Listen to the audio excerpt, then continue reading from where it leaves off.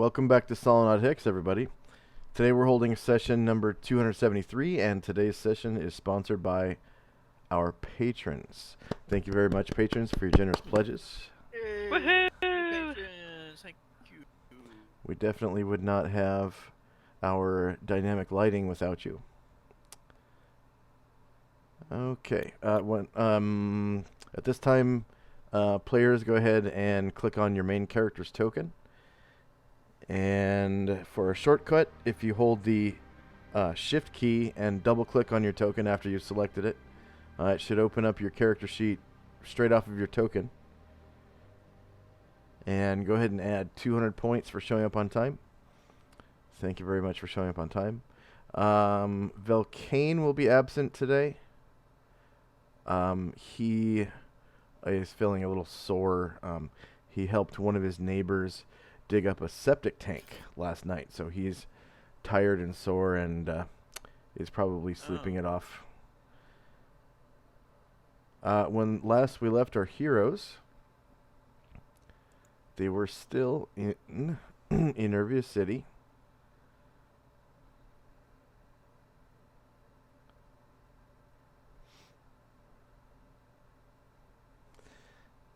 And some of them were performing a heist at the Red Carpet Inn.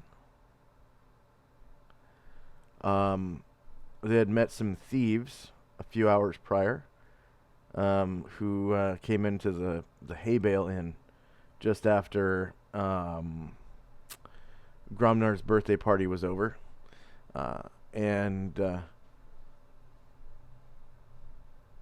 The thieves bribed the bartender to allow them to stay in the bar for a few hours and drink at the with the permission of the player characters and whatnot.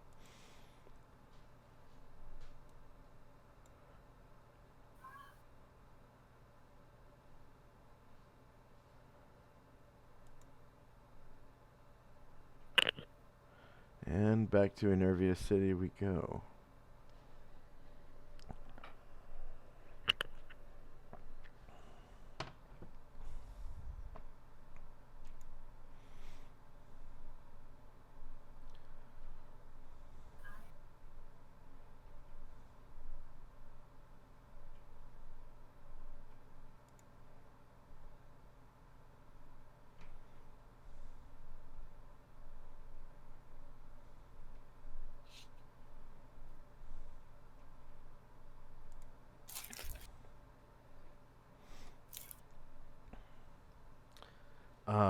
I believe the time is like early in the morning. Yeah, it's 12:02 a.m. on 30 December 10AE5.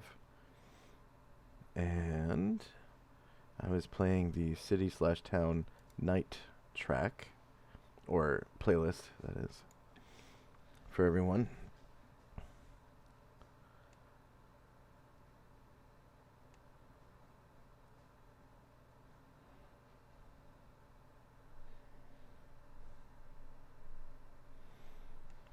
And we'll see if the zoom tool is working the way it used to. Roll20 was talking about changing the zoom tool for a couple of weeks.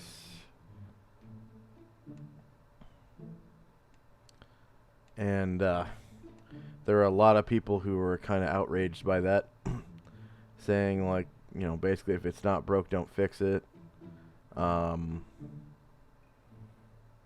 Everyone's used to having it this way, myself included. If it's not broken, don't fix it. Yeah. I was pretty upset that they were using their time to, fix something that's not broken. Or, rather than introduce new features. I felt a little betrayed by that, throwing so much money at them for a yearly pro subscription, and then come to find out they're changing the zoom tool because The internet says when designing a map program, the mouse zoom wheel should be used for zoom only. Just sort of a, I don't know, like a brain fart someone had. Reading up on internet maps. Okay, so I'm going to shift ping everybody to the red carpet inn. Hopefully that won't disrupt anyone's day. And then, Varen, I'm going to place your tokens on the token layer.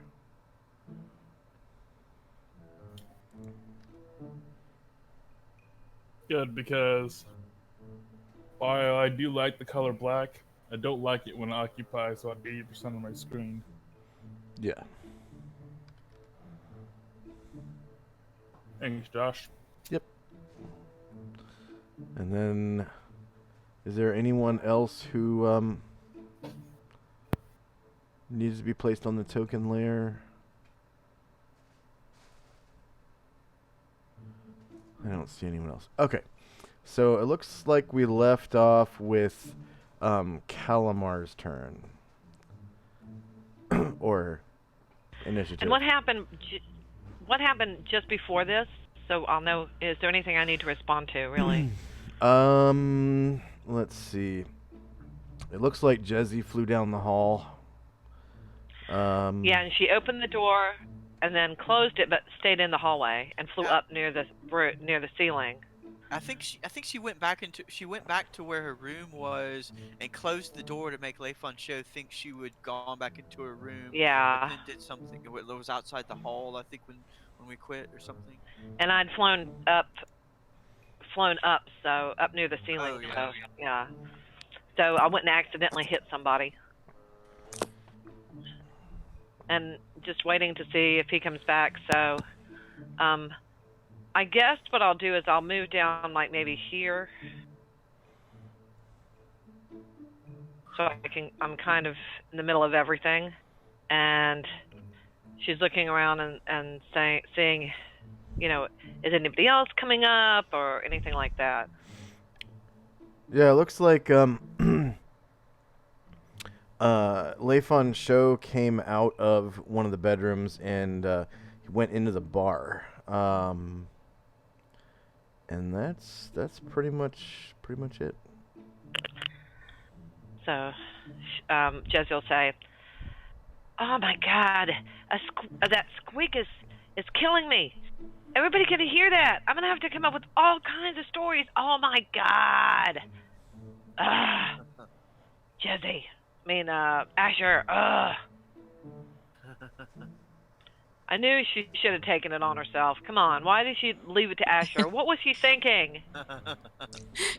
Jesse can't see, but Asher rolls her eyes. I don't even see Asher's token.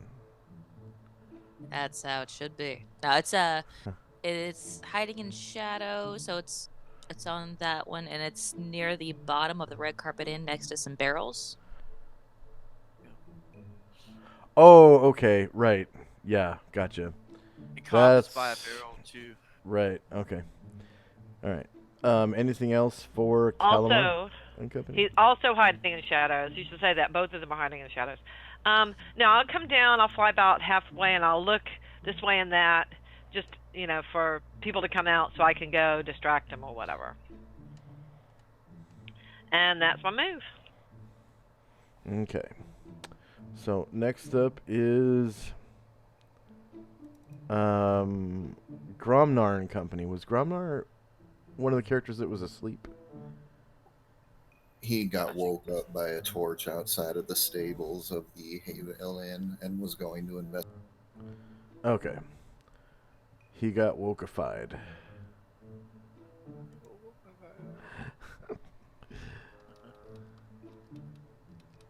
That's a term I just got from Jeremy a couple weeks ago on YouTube. I don't know if you guys are familiar with Jeremy, but he's I don't know. He's funny. He's kind of a jerk about telling the truth. That's best way I can describe him. And that's it for Gromnar. That's his full move. He's not jogging. He wants to kind of sort of try to be sneaky. As sneaky as an ogre can be anyway. Yeah. Asher's been teaching him.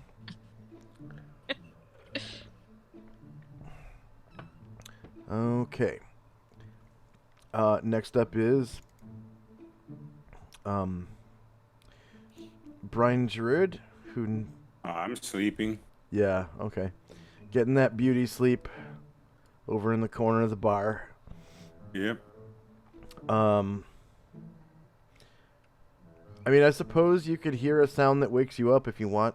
Gromnar did just reason. stomp through. It's better for most people's enjoyment of the situation if I don't. Yeah. I think Mad Moen is he's gonna follow Gromnar.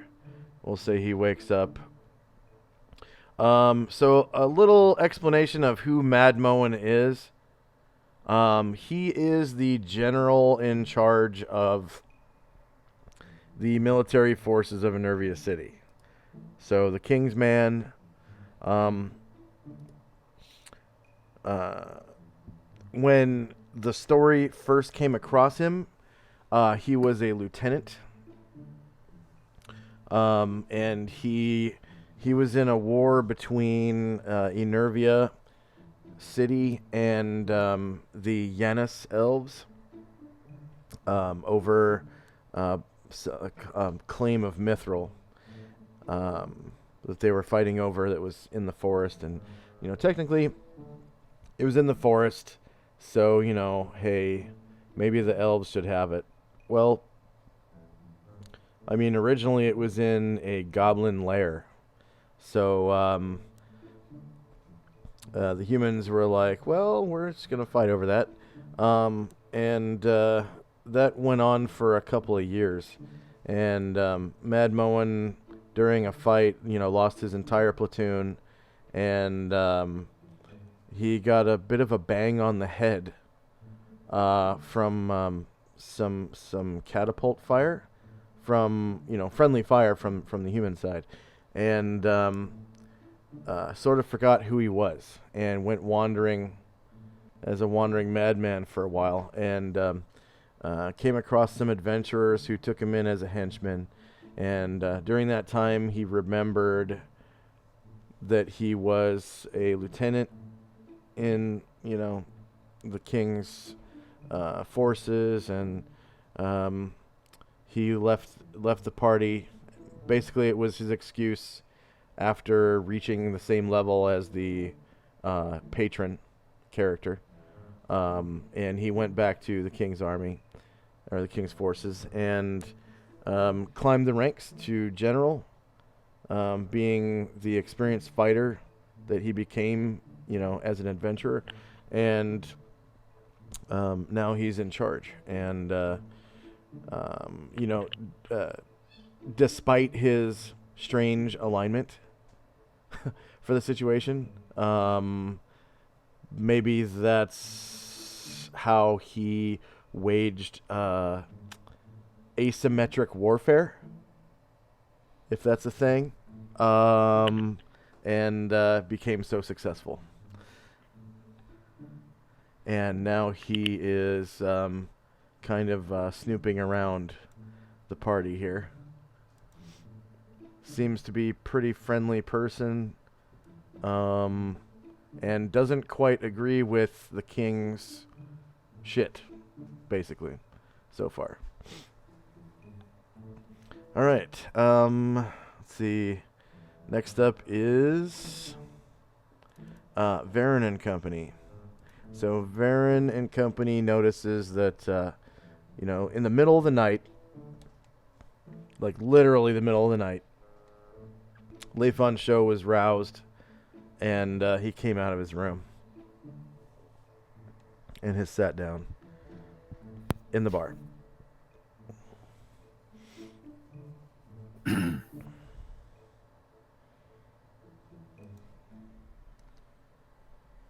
Burning the midnight oil.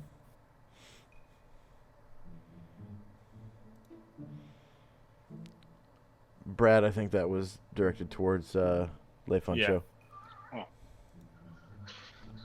Yes, kind of. What brings you around this time of hour?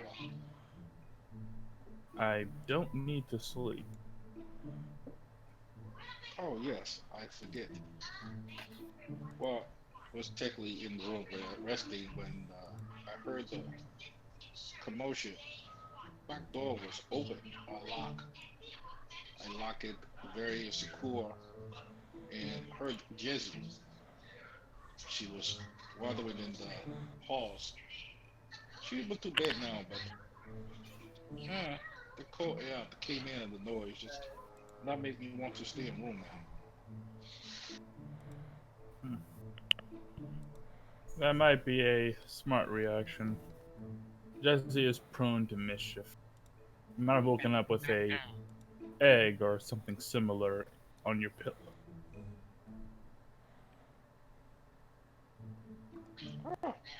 I thought she was very sweet though.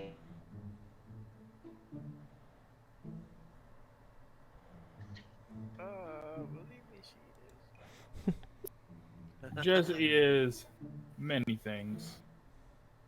Sweet is not one of the adjectives I would use. Hey! I would use the term frustrating, personally. Sweet and sour? Sweet and sour. I do have a question. Since you are familiar with town, do you know of many people who travel this time of hour in torch? I mean, to move around city, most probably sleep. I mean, where I'm from, you know, nobody wakes up early this hours except for farmers. It could be the night guards. I joined their patrol yesterday. It's not unusual. Okay. Well, I think I'll just sit over here for a moment, wait for them to start breakfast. You've been waiting for quite some time now. I have nothing else to do. I'm still on like guard duty, you know, like chef. Makes it easy to keep you paid.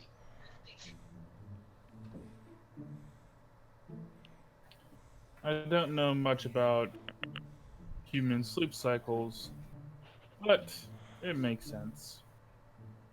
If you like, I can inform you more of Kung Fu too.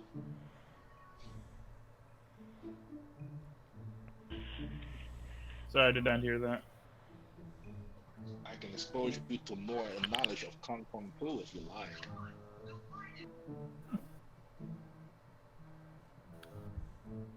Okay, sure. Since you did not object, I will continue. Okay. By all means, continue. Next up is Asher and Company. Alright, so Asher is going to attempt to move silently again. Now, when she got instructions, they said the door on the right, but I'm not sure. Would she have understood whether they meant the right coming from the back door or the right coming from the front door? Basically, am I trying to go north or south? She said follow the red carpet, and it's the Yeah. first bedroom door on the right. Like once Okay. you get through the room with the like the supply room. Okay, I see now that there's only one door. Okay. So she's moving silently.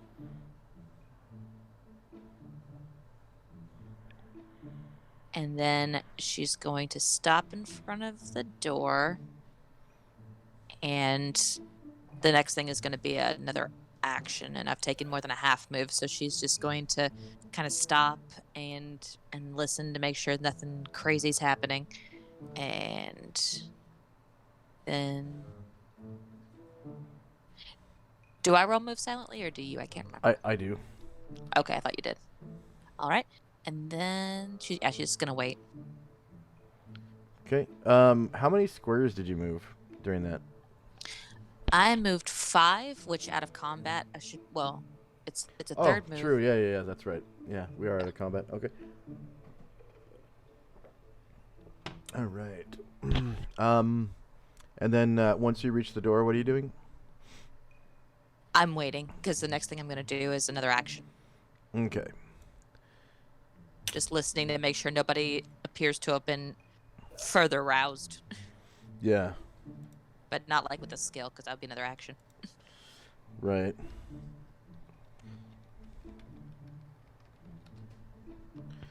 Okay. Well, Josh, wouldn't and she since she didn't move a half move, could she do the listening?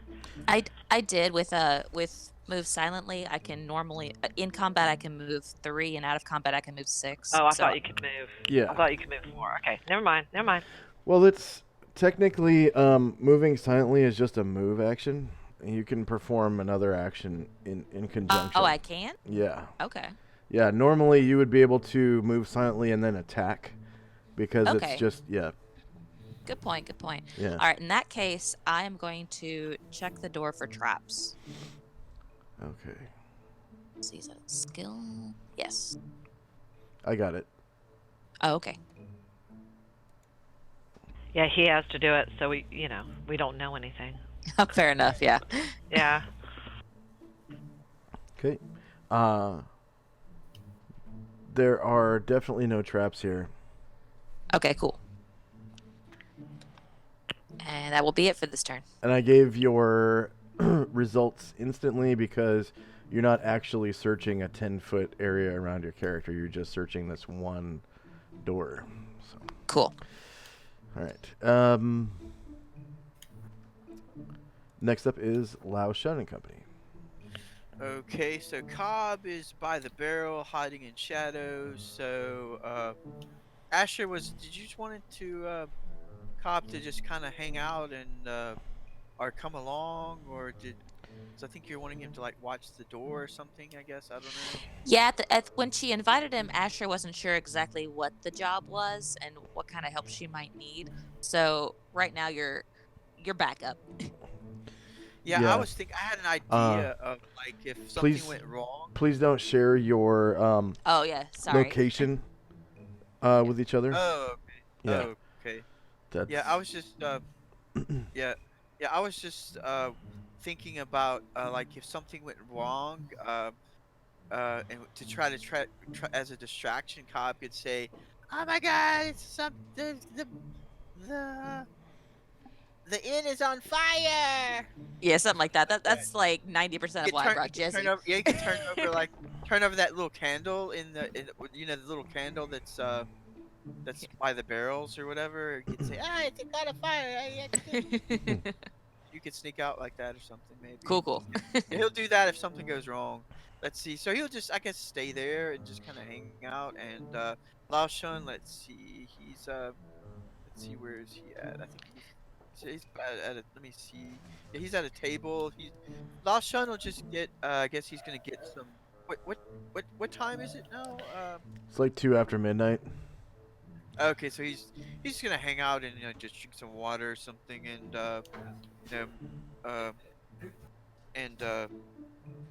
see, where is Hatterai too? They'll just sit there and say let's say Lao Shun will say to Hatterai, so Hatterai, I wonder where I guess Cobb is still asleep, I guess. Yeah, he didn't take the nap, so I guess he's still asleep. Yeah. Yeah, I suppose, Lao Shun, he's asleep. I don't know. Yeah, he's probably getting some shut eye.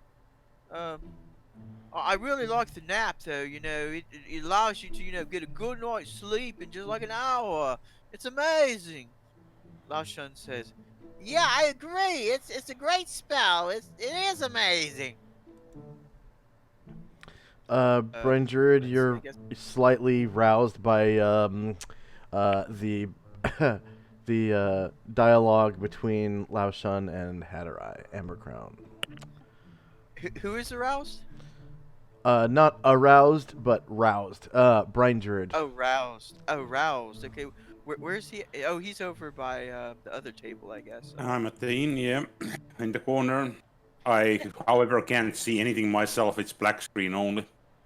But that fits because I'm sleeping. You're like Lao Shun will see Brian Drew. Oh, he's sleeping. He's sleeping in the corner. Okay. Mm-hmm.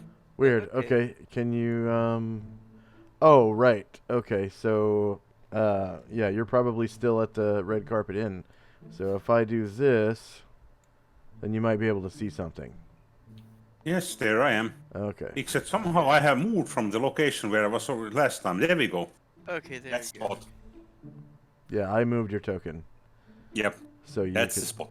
surely see if Yep. I were to shift ping you. Except can't at the moment since my eyelids are closed. Okay. Yeah, I guess that'll Um, be it. You For can. Lao Shan and company. Go ahead. Okay. Next up is Le Fan Show and Company.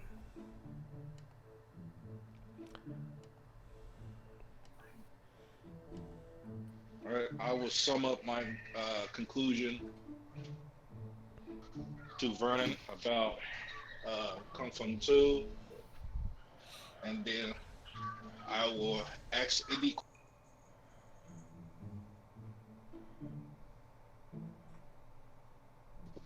So basically, based off Confucius got inspired. So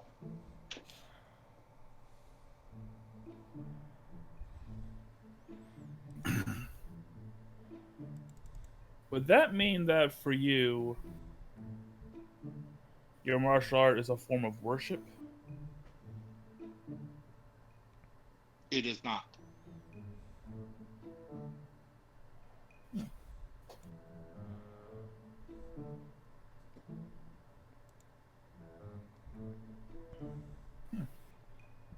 So you're explaining the Kung Fu Tzu Yes. religion? Okay. Baron Blazeborn. Save. The body is not always capable, but the mind is.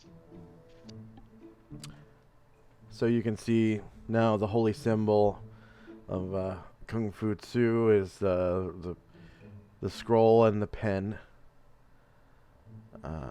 It's educated man's religion, pretty much. The avatar appears as a well-dressed sage of venerable age, who carries a staff. And followers of Kung Fu Tzu honor the spirit of the great teacher through ceremonies performed in his temple. Yada yada.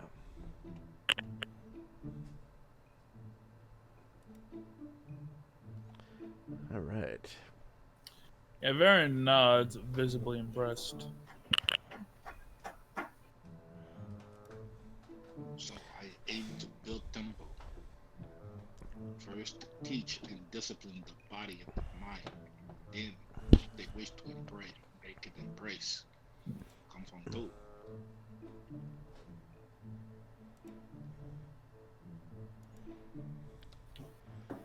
I imagine it'll be quite the temple.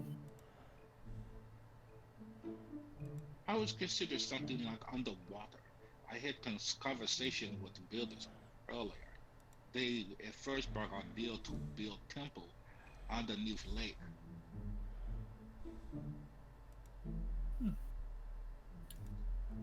That will Sounds very be difficult. But I thought of maybe if they make tunnel underneath lake and then build a temple underneath inside tunnel.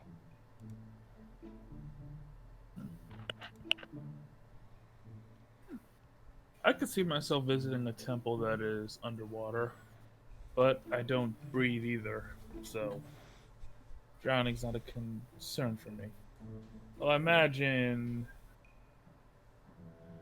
those more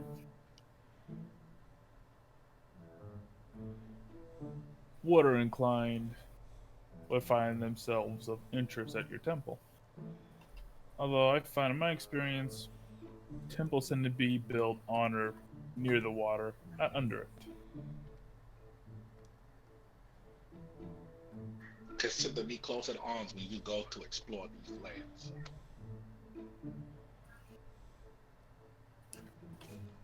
If you intend to go forward with this, I would suggest having perhaps potions or a magic item that gives people the ability to breathe underwater for a time somewhere nearby.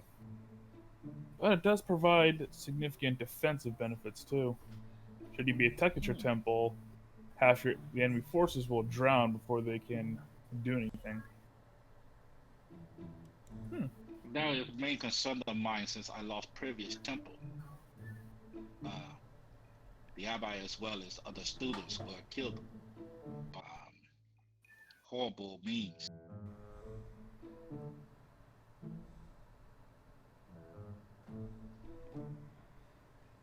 Okay.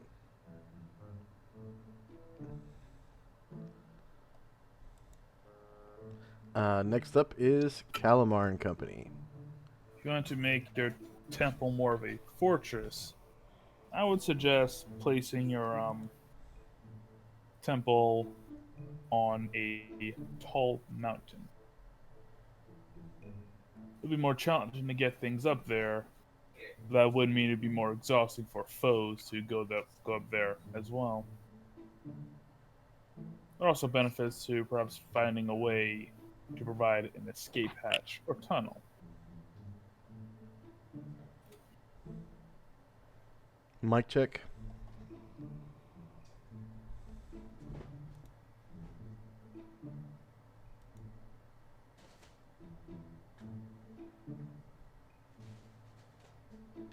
Check, mic check.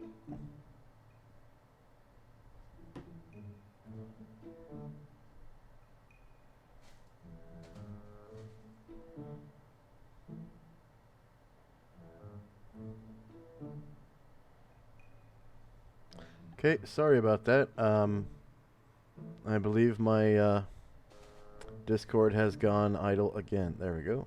So, rejoin.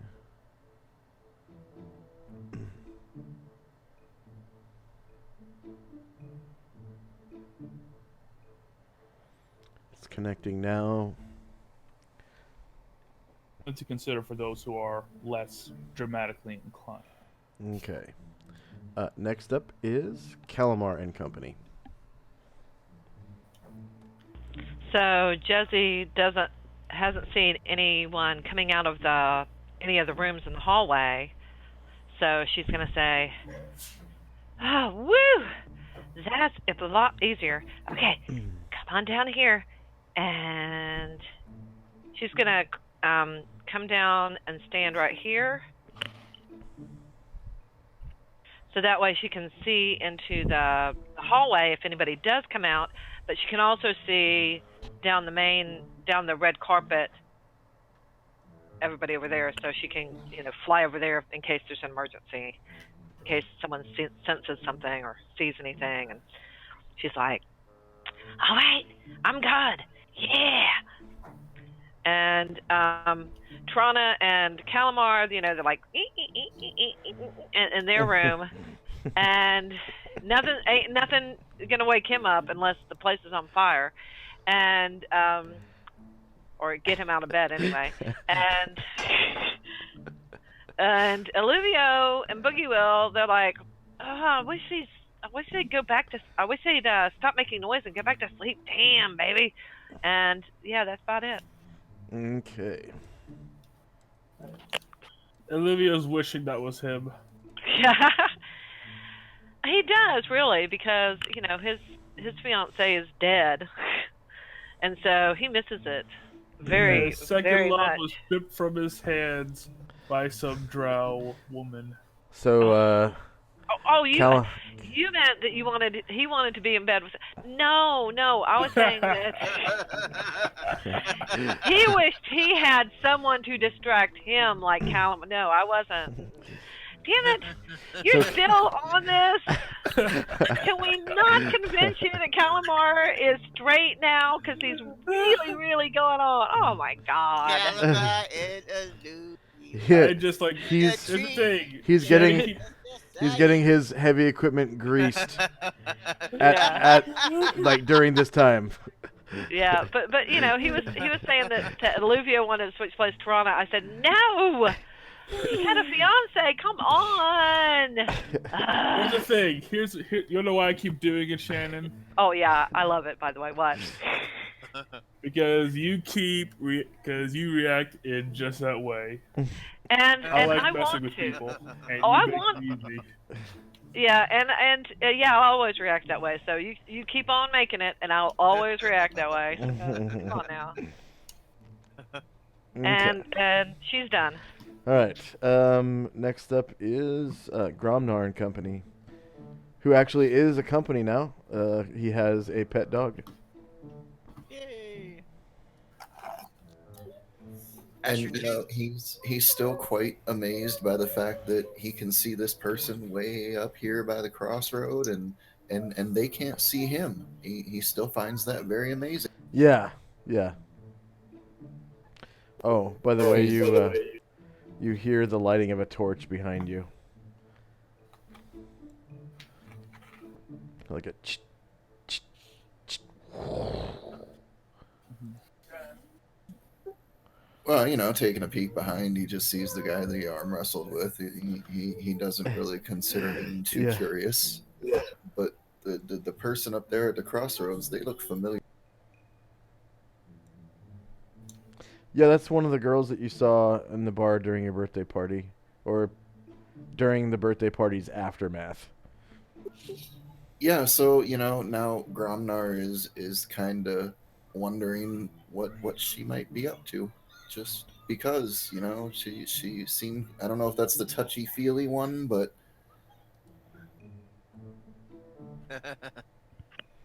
Maybe she permit him to sample her. Let me check. You know, her friend might say no, but maybe she'll say yes. Right outside in the snow. So, Yeah, that is the touchy feely one. Faye Ellis was her name. yeah, Gromnar don't want her getting any close to him, so and he don't want to be close to her at this point. So he's just gonna kind of hang out here by the fountain, tell also Asher to guard, and Okay. I can't quite see the radius of her torch anymore because she's in mine, but I think I'm outside. Yeah. Let's see. How's that seeing in the dark, Gromnar? Yeah. He's very amazed by it. Yeah, so you can see, you know, the snowfall around you appears as like black snowflakes because they don't give off heat. And then the girl's torch is like bright blood red. And then her body is like sort of like an orange color because she's kind of cold. Let's see.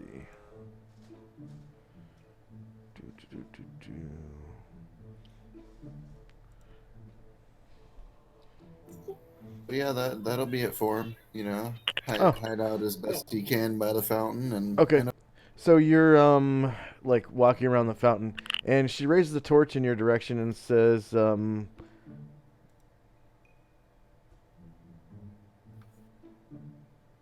she says,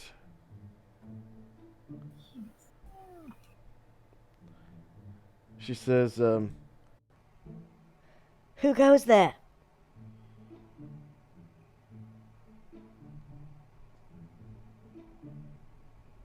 Mic check? I hear you. One more. Okay. I can hear you.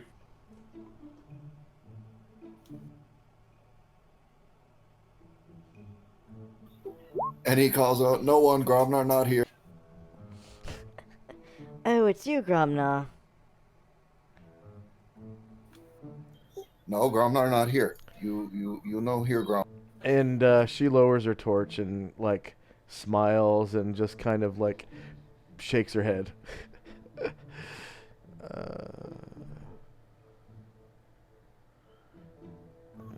Fucking failed wisdom checks. I hate them. That was perfect, though. That was perfect. Okay. Appropriate reaction, really. Now, if she had any sense, then she'll say, "Oh, well, if Gromnar's not here, then Gromnar obviously can't see me." and Gromnar would cease to see her anymore. So Moen seems to come up from behind you, not really seeing you. In the light of his torch, light radius of his torch, and gets to about here, and the girl says, "Who goes there?" And he says, "It's, Moen," and she goes, "Nothing to see here. Keep going." And he's like, "What?" Next up is Brian Jared. Sleeping. You were roused by the loud conversation last round of No, then I'll start listening to conversation. Lao Shun and Hatterai. Yeah, that you woke up last round, like optionally, if you wanted to. Nah, I don't want to take off from this side adventure that's going on, so Okay. I'll just run a little bit, but still continue sleeping. A beautiful dream of diamonds and sapphires and rubies on a birthday cake somehow weirdly. A birthday cake made of gems. Yes. All right. Next up is Varen and Company. Yeah, Varen touches his chin for a moment, and then he says, "What do you think about gates and moats?"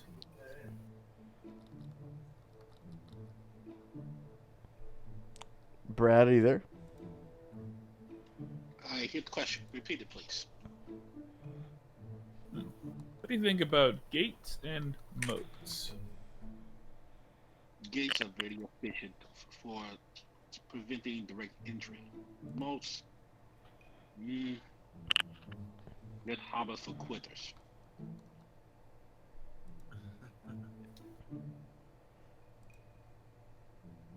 It seems standard, but even the simplest of measures do help when it comes to, well, temple security. The point of such fortifications are to make it more and more inconvenient for whatever outside foes you may deal with. Most can be filled with, well, animals should you so desire, but keeping it dirty and stinking will work more to your advantage. As in longer term sieges that can lead to the spread of, well, diseases. My kind tend to think lowly of gates and moats because, well, when you can fly, such things don't matter. But for those more for those who can't fly, even the simplest of things can hold them back. I'd also just suggest hiring just regular guards, or have them be your acolytes if your order is especially martially skilled. And don't underestimate the power of simply having a position where you can shoot the enemy, but they can't shoot back. A siege is a war of attrition. Arrow slits. The trick is to, well, make them run out of resources before you do. How would they in turn work with religion but causes certain restrictions? Do Oh not use yeah. such weapons. Therefore, those tactics are not useful. I would disagree. You see, if you look at it this way, your devoted, your acolytes, are not allowed to use such things. Are the rules against hiring, well, men at arms to hold these things for you also against the rules? No. So hiring non-affiliated guards may be useful. Or even if they are of your faithful, if they are not priests, they can use such things to defend themselves, and by extension, you and your students.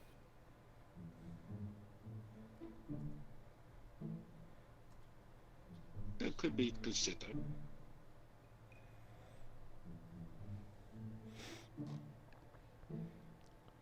Then again, I must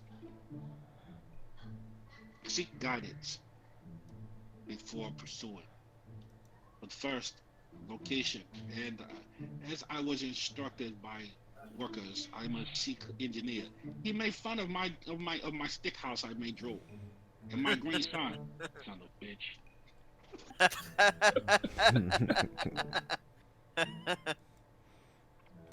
I'm Uh, not much for an Right, artist either. I understand. And next up is Asher and Company.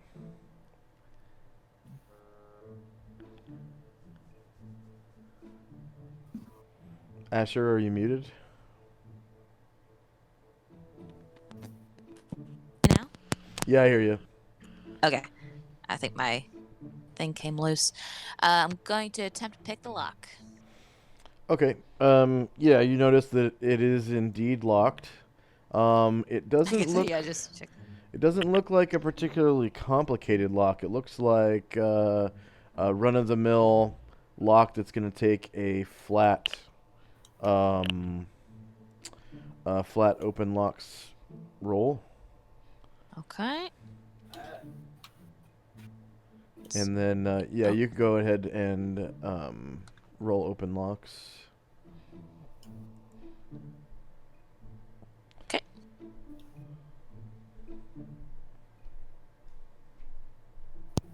Oh, do you have lockpicks? Yeah, I do. Okay. So is that a modifier? I hadn't thought about that. It's a flat roll if you have lockpicks. Oh, you were just gonna make. Yeah. If you Have don't what I ha- need. if you Yeah. don't have lockpicks, it's minus 50%. Oh Lord. Yeah, no, I got him. Okay. So it's gonna take a while to pick that.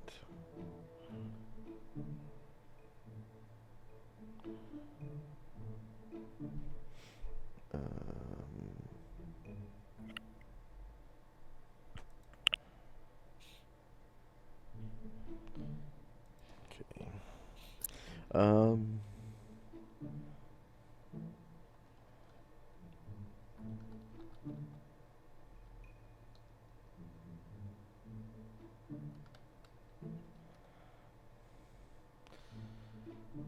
And we're gonna give it +1 per round. Add.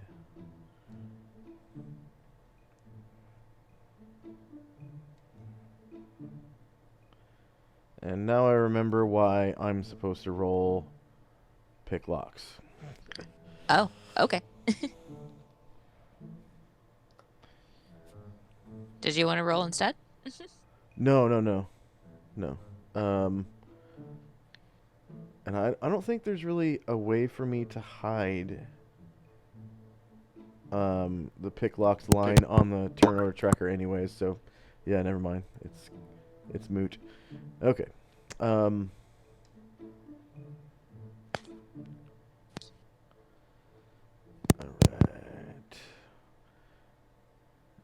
So next up is Lao Shun and Company. Okay, let's see. Cobb is just gonna, I guess, in case he has to do something later, he's just gonna hold his action and just stay there and. Go ahead and roll detect noise with Cobb. Okay. Let's see.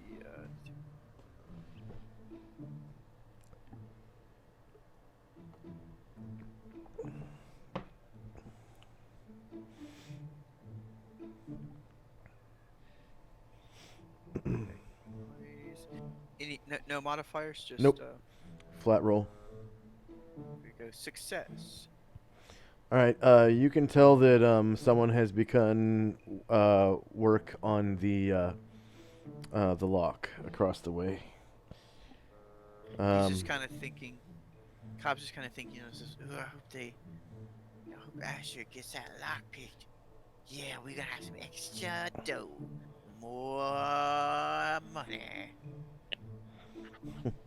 And let's see. Dollar bill show, yeah. Dollar bills, flying dollar bill. Let's see. Lao Shun and Hatterai are just gonna continue to I talk. dubbed this episode the day the circus forgot they were heroes. Yeah. Asher's fine with it because they were mean to her here. Cobb ain't no hero. He a gangster. Yeah, Jesse's fine with it because when was the last time she had this much fun? She doesn't know. Yeah. Probably the So- time that guy got murdered. Yeah. Let's see. Last one's gonna say, So Hatterai, did you like that birthday cake? Yeah, that stuff was good. I like the chocolate, that mocha. That tasted so good. Hatterai say, well, I like the vanilla the best, but the mocha was nice too. It was all so amazing and just really tasty and really sweet. But the icing wasn't too sweet. It was nice. Yes, top shelf that is. I wish you could have had some of that wine, Lao Shan. That was really good wine. Lao Shan says, yeah, I wish I could have had some too. It's just, if it would have been my birthday, we're really gonna live it up on my birthday. I'm gonna drink wine and smoke pipe and smoke. I'm just gonna go crazy. It's gonna be amazing. Let's see. Yeah, I guess. And Hatterai says, wow, yes. I can't wait till your birthday, Lao Shun. It's gonna be a biggest bash ever. Yeah, boy. I guess that'll be it for Lao Shun and Company. Okay, next up is Lei Fun Show and Company.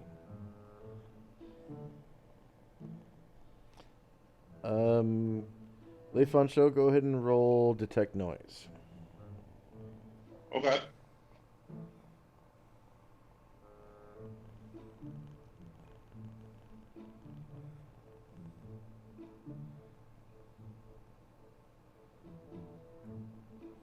You're pretty much at the outer limits of where this can be heard. Okay. Yeah, you don't notice any weird noises. Yeah. So, do you know we have not shared inventory of capabilities? Here, let me show you. I have medallion and brooch.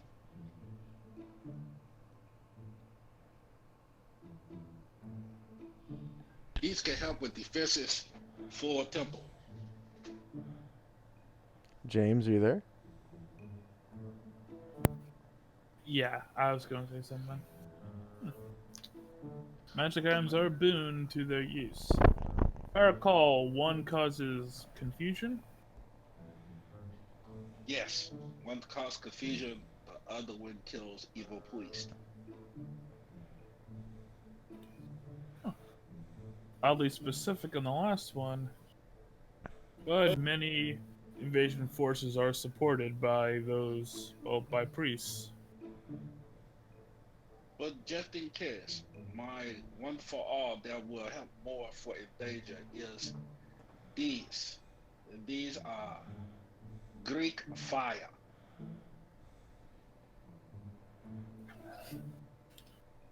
Great fire is allowed to be used by your religion. Yes. Hmm. Fire is Dra- purification. That's what I was thinking. I knew you were gonna say that. It just purifies them a little bit. It burns, but it's they're better for it. Yeah, they're more pure. I do Yeah. find it Fire and humorous. light incense. Drawing Fire. blood is not allowed, but lighting someone on fire?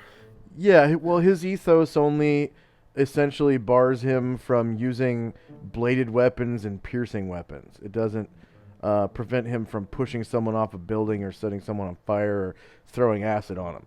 Like, Or that's punching their brains out their skull. yeah. It's his ethos only prevents him from using certain weapons, not doing special damage to creatures. I know, Baron just finds it humorous. He's Glad. like, Yeah, wait a minute. You can rip the leg off the chicken, but you can't cut it?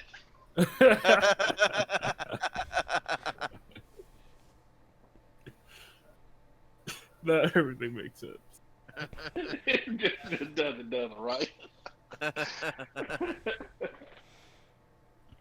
Oh, one more thing. I acquire couple business. I acquire a weapon shop, a weaponsmith, very good. He made this high quality chain, and I take it off and hand it to Vern so he can inspect it. Yeah, Varen will move over, pick it up, stretch it taut, give it a look.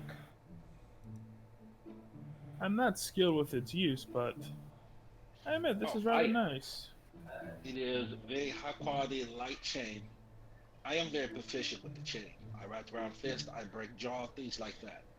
And I acquire another shop, make these nice clothes. You see the fabric I wear, the nice fur boots.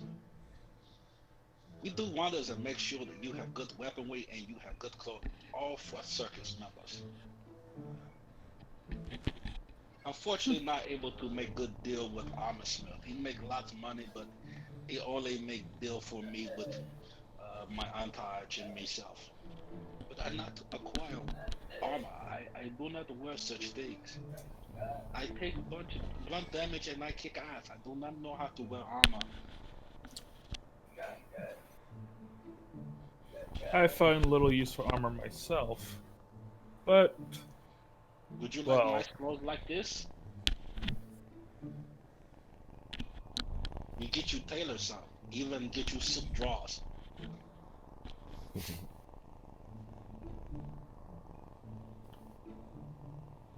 I'll have to see this tailor at some point.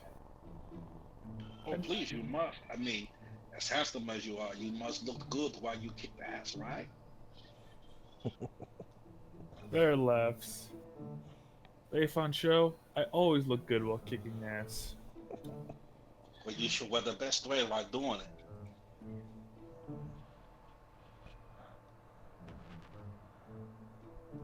Okay, next up is Calamar and Company.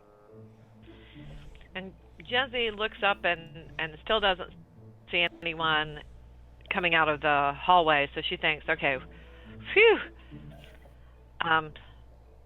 Okay, we got it made there. I should sneak over here. And she sneaks over to right about here and kind of peeks in to see what's going on. And she sees all the people and the chat. And what she's going to do is that she's going to hold her action until someone... Now, actually, she might move there. She's going to hold her action until someone comes to move past her. And then she's going to go behind them, touch him on the shoulder like, hey, tap, tap, tap. And then fly up high. But if nobody does anything, she doesn't do anything. But if anyone crosses her way back on the red carpet, then she's gonna tap him on the shoulder. Okay. And then fly up to the top and maybe fly over. We'll see. But at least fly up high. Yeah. So right now your altitude is about 10 feet? About 10 feet, yeah. Okay. But as soon as anybody comes by, then she's going to zoom down and pop them on the back and try to have some fun with them, so to speak. Mm-hmm. But really, her plan is distraction. Yeah. Okay. Let go of my hand, kitten. Let go of my hand. Let go. Aww. Let go. Okay, there we go. See, what we did is we installed a box on the corner of my desk. That's a cat trap. A cat trap. Yeah, you only need one. The box is like 2 inches tall. It's like they get the canned goods in, and the cat can crawl in there, and then the cat won't move. It's a cat trap. Yeah.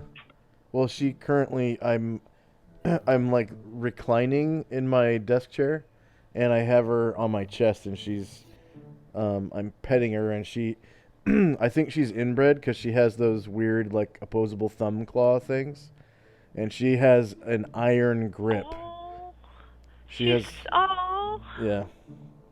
an iron grip, like you can't get away from her. Okay. She's gonna be a hunter someday. I tell you what. Yeah, she's an excellent climber already. Other than the fact that she gets her thumb claws stuck in things, but that's because she climbs things made of fabric. But anyway, excuse me. Anyways, next up is Gromnar and Company. You come for D&D, you stay for the cats. Yeah. What's the name of this week's cat anyway? I So think what did this we is- have before cat videos in internet? Radio cat. I think this is Peggy. The internet is made of cats. The internet is made of cats. Cats, cats, cats, cats, cats. I have heard a different version of that. But next up is Gromnar and Company.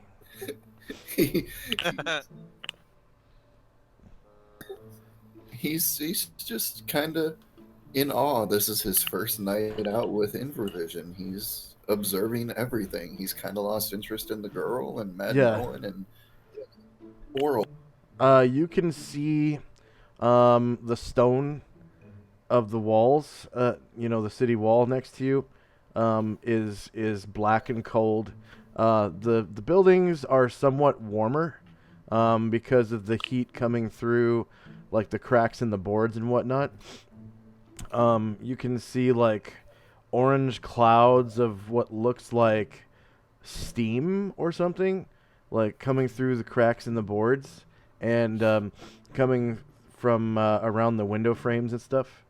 And the building is definitely giving off heat as a body would, especially the Red Carpet Inn, which is this building here. This building, not so much. It's a stable right here. This is a stable. So it's just black, but this building is definitely giving off heat. And in his mind, he's thinking, wait till Asher know that building alive like people.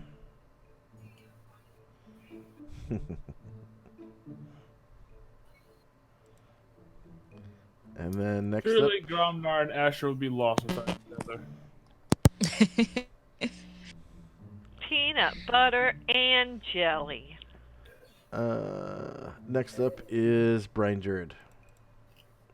Still, now the cake is full half eaten in the dream, and all the friends are around, and it's Brainerd's first birthday. Yay. Very interesting. All the friends are there. Gromnar is there, and then there's gifts, and gifts have their chest with gems and gold. Some mention about forgetting that there was this gold all around. That rouses him a little bit. And wait a minute, what do you mean forgetting? And that's the dream, and when he starts waking up. Okay.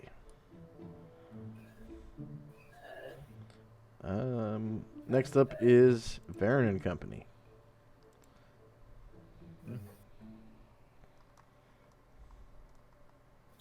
If Aaron touches his hat, looks down at it, puts it back on his head. I'm not giving that much thought to what I wear. But in my country, you are what you are. Farmers dress like farmers and smell. Noblemen do not. The greater the audience, or the more important the audience, the more important your appearance must be. Fashion is king.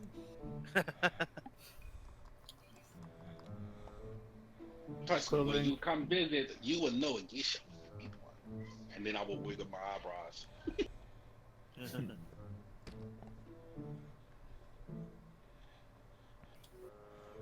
Then I'll have to see if I can find, or purchase rather, something that will make me look like the dashing warrior that I am.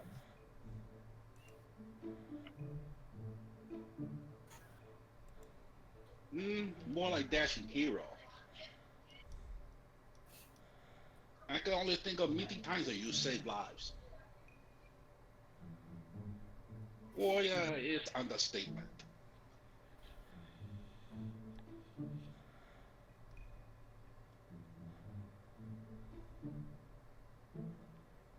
Okay, next up is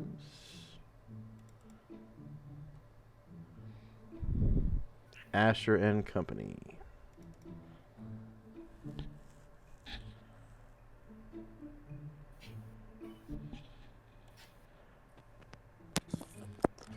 All right. I need to invest in a new mic. It keeps causing me trouble.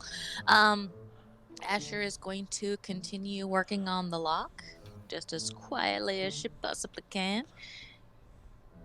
And looks like still nobody has come over where Jim and Karen Glore are, so they're continuing to just stake out the place and be ready to intervene if need be. That's pretty much it. Okay. Allow Shonen Company. Cobb is just gonna continue to kind of like listen to see if anybody's coming or make sure everything goes smoothly and just kind of hold any Low. action. Everyone What? say hi. Everyone say hi to Low 505. Hello. Hello, 505. Hello. Sup? Cobb still hears somebody working on the lock. And that's pretty much it for strenuous hearing. Yeah, he's just gonna think about how if something goes wrong, he may go get that. You see that candle that's by the window. He may be thinking about setting the carpet on fire or something to kind of cause a distraction or something. But he's just thinking of ideas of what he could do to say and maybe cause some kind of you know misdirection. But We're like yeah. one bad check away from setting this in on fire. Yeah. Come help. Hmm. Let's see, and let me see. Go and Lao Shun and Lao Shun kind of looks over and sees Brain Druid, and he sees him. He says, "Wow, Brain Druid must be having a good dream. He looks like he's munching on something. He's got his mouth is moving." Hatterai says, "Yeah, boy, he must be dreaming. He's eating some more of that fancy cake that we had for Gromnald's birthday. Ah, that was amazing." Yeah. Lao Shun says, "Yeah, we gotta get that wonder, that magical, that big bell. We gotta get that and we gotta go to that and ring that thing and put the temple back in Mingdao. Yeah, that'd be amazing. The circus would be like extra famous. Yeah." And Hatterai says, "Yeah, boy, wow, the name of the circus would really be, a great thing. It'll be like, like superstars or something." And Lao Shun says, "But we gotta go to the desert. Oh God, it's gonna be, really hot in there. It's gonna be, and we gotta better bring a lot of water." Hatterai says, "Yeah, it's just desolate. Yeah. And I guess we'll need some of those what do you call them? Camels? With the hump? Oh yeah, those things they look weird. I mean, they got this hump and how do you even ride something like that? It's gotta be uncomfortable. I've never ridden one of those. Have you? Oh no, I don't think I've actually seen one in person before, but I'm sure they're mighty interesting creatures." Lawson says, "Yeah, I don't think I've seen one either, but yeah, Camels are evil. They bite and yeah, yeah." He says, "Yeah, I think they're like kind of like they spit and stuff or something. I don't know. They're just kind of not as well temperamented as horses." Hatterai says, "Yeah, I don't know, but they seem interesting, so hopefully they won't spit on us." Let's see. I guess that'll be it for Lao Shun and Company. Okay. Next up is Leifon Show and Company. Okay. So, I was thinking, what are your ideas of hand-to-hand combat? Do you approve or not?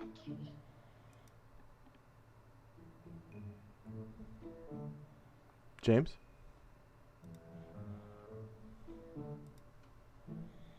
Mic was off. My apologies.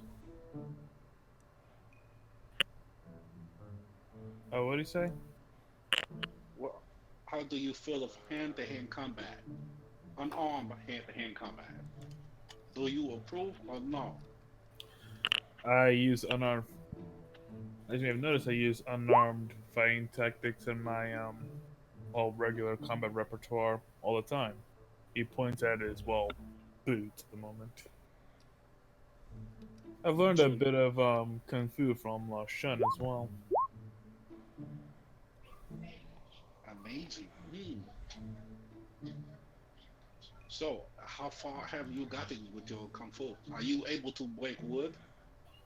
I mean, if that's the situation, you must be able to break face within 3 inches.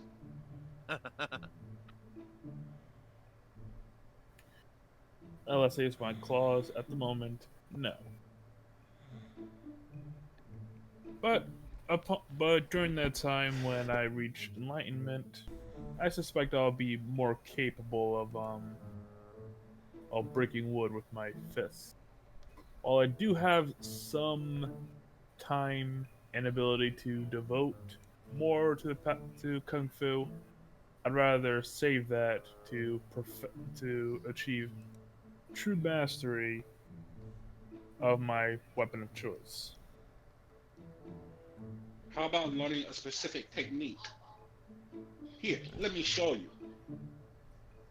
And Leifo Show will stand up, take his chair, and place it on the table. And then he will smallly try to do the 3-inch punch and shatter it. The 3-inch punch? You mean the dim mock? Yeah.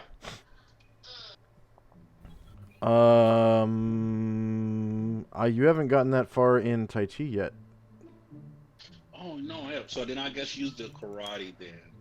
Okay. I guess there will be I think you've crushing got blow. Iron Fist, Crushing Blow. Yeah. Yeah, crushing blow. Yeah. Okay. Because Eagle Claw is for metal, I believe. So crushing blow is for wood. Oh, is that how it breaks down? Okay. Yeah.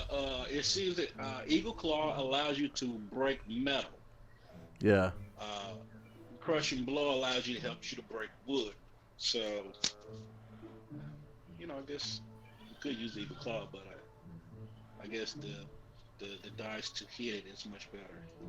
Choose a target on the screen, so I just have to just target myself. Sure, yeah. Okay.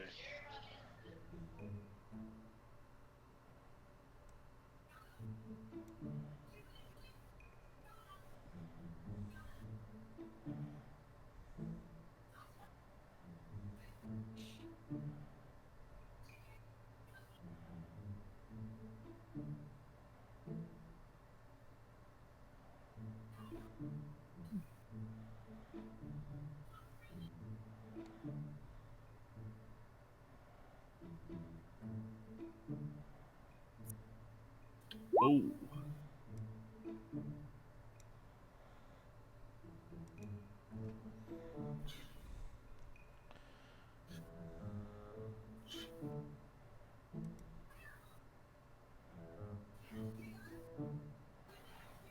Okay.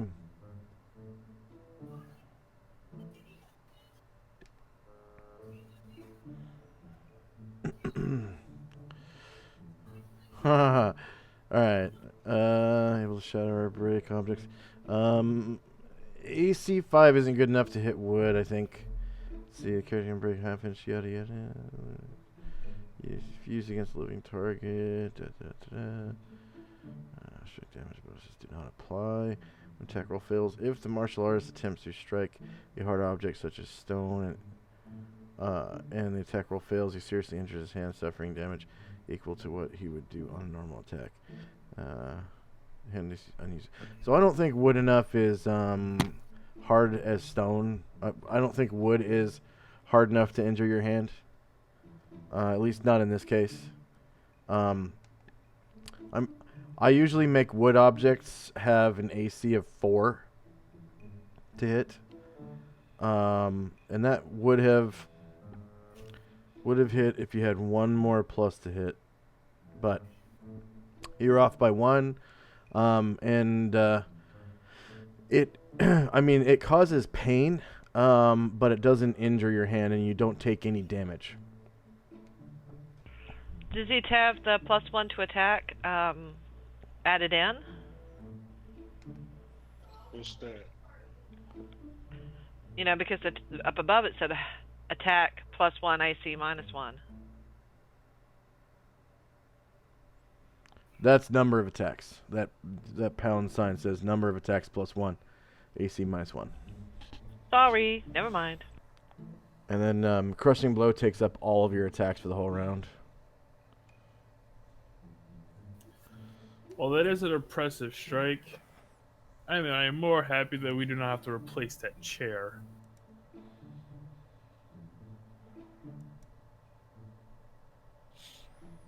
Okay. So I've made a new handout for the player character party. Lao Shun came up with a neat name for the party, Superstars, and I've made a handout. I mean, that's how the circus was named. This guy inadvertently was like, so what's the party? What's the party made of? And you know, they were like, well, we have a bunch of wolves and like giant owls and giant eagles, and you know, a swan may and like a couple dwarves. And then he goes, oh, so kind of like circus, because Thrasham was like riding a bear. He was like the ringmaster, and the name just kind of stuck.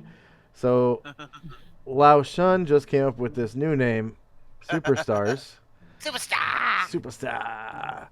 And I thought that was kind of cool. Yeah. I approve. Hell yeah. I mean, in character, Varen's going to sigh, roll his eyes, just throw up his hands like, I give up, whatever. Ash just gonna be glad that someone finally recognized her genius. Jay Rook, the player, is like, that's hilarious. We should keep it. Yeah. So I put in a picture that kind of represents slightly how the party is built. There's like an elf with a bow, which could be maybe a Luvio. You know, there's like a dwarf that could be what's his name?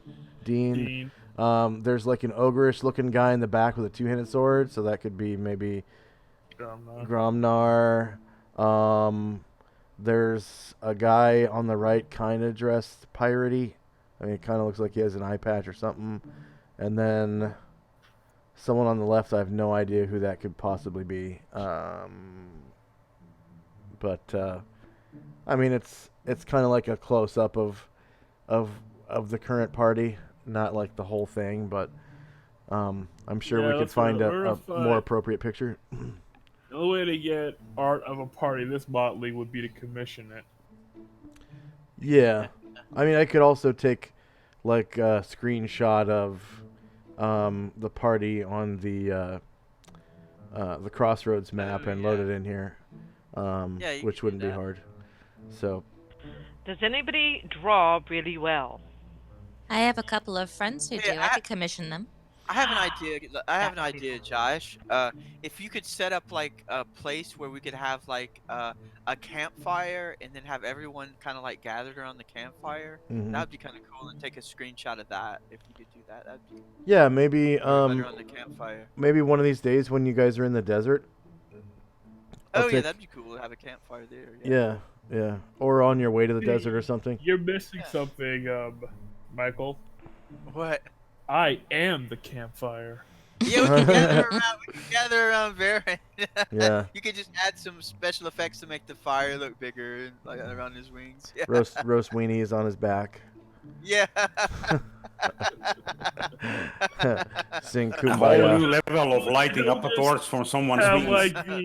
like the meanest expression on his face. Roasting chestnuts, open, Varen. So at this time, if you guys could open your journals, and then if any place where it says like, other than like the actual story part of your journal,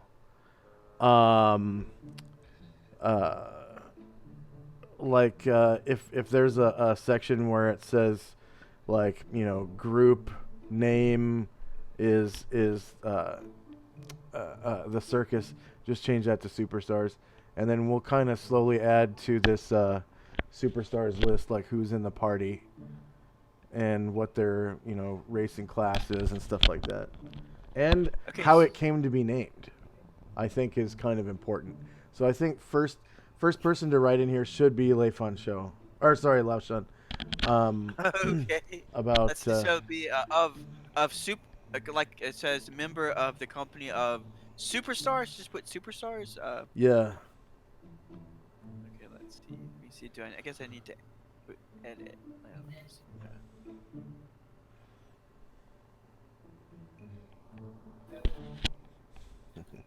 Remember where you were, folks.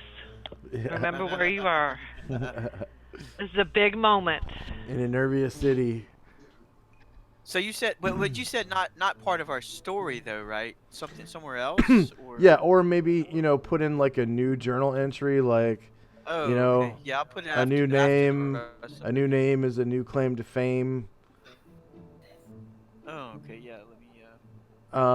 And we've rebranded as the superstars, and we kind of close that chapter of the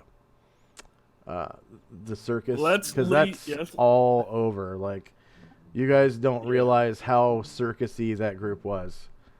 Because Thrasham's priestly powers were a cross between cleric and druid, and then also there was a ranger in the party that had she was high enough level to cast spells. And so there were so many animals. Like, animal friendship was the name of the game. They had constantly growing numbers of animal friends in that party. And there was also Thrasham's wife or fiance or whatever was also a priestess of Baranar Truesilver, and so had animal friendship. So there were 3 characters that were using it. And it really was like a circus. And then the group itself was so diverse too. You know, there was like combat took an eternity with circus. Yeah. That is true. That was true. Because, oh my god, all those birds. Yeah. Death from above, death from below. Yeah. Hooter. Yeah. Oh, did they all have turns? They all had like 3 attacks. I'm just like, yeah. ugh. Yeah. So there was I was able to straight up start and finish homework before Thrasham's turn would be done. Yeah. There was giant eagles, giant owls, there were wolves, there were bears, there were horses. An elephant. Yeah, there was an elephant.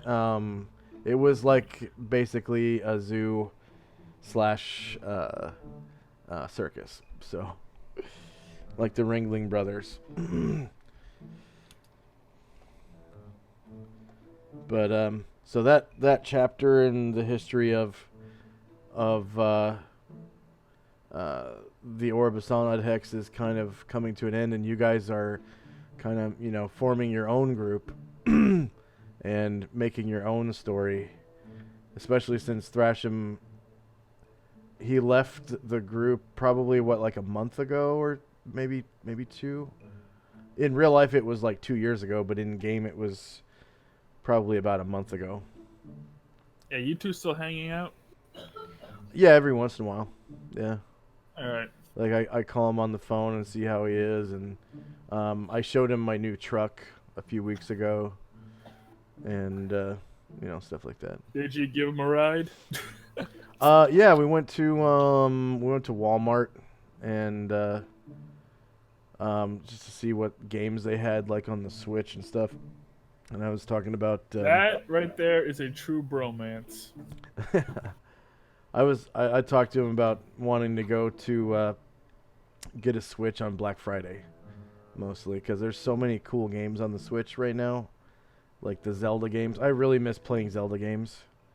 So, but anyways, Breath of the Wild will be pretty good. Also, yeah, since you go again on it should be fine. After all, Josh, Black Friday wouldn't be the first war zone you went into. yeah.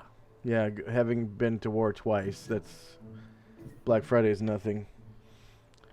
But I don't know if you go to Walmart. I've been to a Target on a Black Friday, and that gets pretty bad. Yeah, you're wishing you were back in Afghanistan or wherever. Yeah. There were Like, people. oh, God. At least 3 to 5 people die every year during Black Friday because they get trampled by insane crowds. Yeah, I got briefly robbed last Black Friday at a Wow. Walmart. They caught the guy. Wow. Damn. But people rented. Collective mind on Black Friday. Mic check. It's where common sense and good decency go to die. I'm a bigger fan of Cyber Monday myself. Mic check. Uh-oh. Hopefully I can get him to take a 5-minute break. Hey Josh, I was gonna see if. Let me finish edit. Let's see.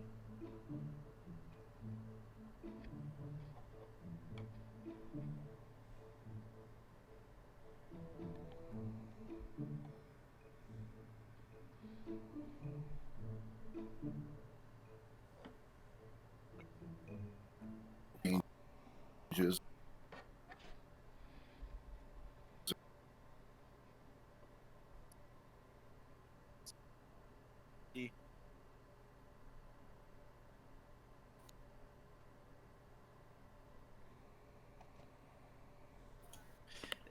Are you still there, Josh? Mic check. Hey, I can hear you. Okay. Yeah, I was just wondering if you could look. I was gonna see if you wanted me to put what I put in mine on the sheet that you were talking about, with the superstars. I was gonna see if you thought that was cool, or and if you wanted me to put that, just copy and paste that, maybe. Oh, you didn't put it in the actual handout? No, I was just writing in my thing, and I just as I was writing it, I realized it would be good to put on the handout. I Just put it on the handout. Yeah, I'll put it on the handout. I also put, let's see, there, let's see. Yeah, you can copy and paste it and leave it in your journal if you want to. Yeah, I'm gonna leave it in the journal, and I'll also put it on the, let's see, edit. Let me see, there we go. Hey, did Leifon Show move any because he stood up and he was trying to break his chair? Did he move from his position there? I didn't see his token move. Okay. No. I'd say not significantly. Yeah. Okay. What the hell? In this case, it's a good thing we broke with the old name because we're about to stain the new one. Yeah. As long as y'all don't get caught, that is. I have. They don't get caught. Cobb also has another great idea. If we do get caught by the chance, Cobb is wanting to say that we were doing this as a test to the security system to see if it was, not good enough, and we're gonna help, make it better. So it was a test. So if we get caught, we'll have a reason that we did it. We'll be like, well, we were just, testing the security, and we're gonna offer you better protection and see if you needed more security. Yeah. Be sure to say that when Varen's not in the room. Why? Oh, Well, 'cause you here's the do- thing. One of my you do, superpowers is literally detecting bullshit. Yeah, and like if you're in the room, Cobb will like look at you and say, but you're not saying anything. He'll look at you and say, "Shut up, Farron." He's like, he wouldn't want you to say anything. He's like, he's like, he feels guilty because he's lying. He's like, "Shut up, Farron." Hey, it seems to me that if we're gonna get caught, we're gonna get caught by our own party. We're not gonna get caught by somebody else. So that's at least that's hopeful. Hopeful, maybe. Well, we'll see. So it looks like there's a couple links to other things in there. So when you guys add your line in here, or your paragraph or whatever, be sure to mention your characters' names and any proper nouns. Just put brackets around it, like this. So proper noun is a person, place, or thing.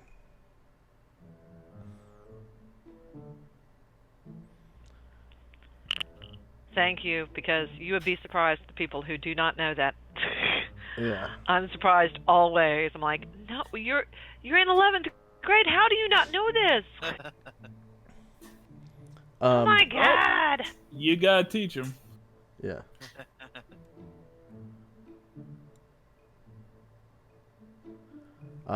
Although proper nouns are persons, places, or things which are usually capitalized. So Yeah. the name of a person, the name of a place, the name of a thing. Specific person. Yeah, it's as opposed to a generalized thing. Yeah. So like Calamar versus thieves. Calamar is a person. Thieves are that's a Yeah. what we call a general noun. Yeah. Usually in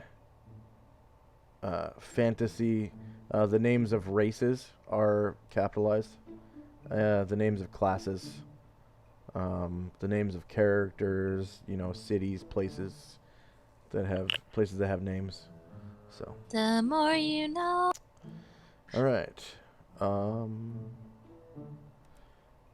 So, anything else for Leaf on Show? Yeah. I will also tell Vernon that I am trying the profession of being a detective. So when we enter my homeland, please refer to me as Detective D for security purposes. Jezzy kind of laughs to herself. Detective, what now? D. D. He's nuts. Is it she laughing because there's a heist going on like 10 feet from him? Yes, that's why. I imagine like the camera just turns to Dean. He looks up for a second. Was I called? Yeah. Then he rolls back over into bed. Hey Josh, what do you think? What I put was okay? Is that cool? Yeah. Just be sure to put in a list of your characters, where you were when you dubbed it. The place, okay, yeah, let me place and time. It was the. It's 12:02. Yeah, 12. 12:02. On the 30. Yeah, 30th of December. 10:85. Because it's a part of history in the campaign. Okay. I know what you're gonna entitle this one, because nothing else that we do is ever gonna match the Superstar. So yeah. Let's see. Last one on the 30th of December. The year is 10:85. And next up is Calamar and Company. So Jezzy is still flying up near the top. She got really nervous when she saw Leif on Show get up But then he didn't do anything, and then she laughs to herself when he calls himself a detective, and there's literally like a heist going on, like how many feet? Let me see. 5, 10, 15, 20, 25 feet away, and he's like clueless. But, you know, she's going to keep an eye on him in particular. Mm-hmm. You know, generally watching everybody, but keeping an eye on him in particular for the distraction, the tap on the back. But other than that, no, that's her. She's in preparing an action so that when she can do it when it happens. Yeah. Can she do that? Yeah. Okay. Yep. And she's going hee hee hee hee hee. It's essentially guarding. Yeah. A guarding action. She laughing her ass off silently to herself, like going hee hee hee ha ha ha hoo hoo hoo. He's so funny.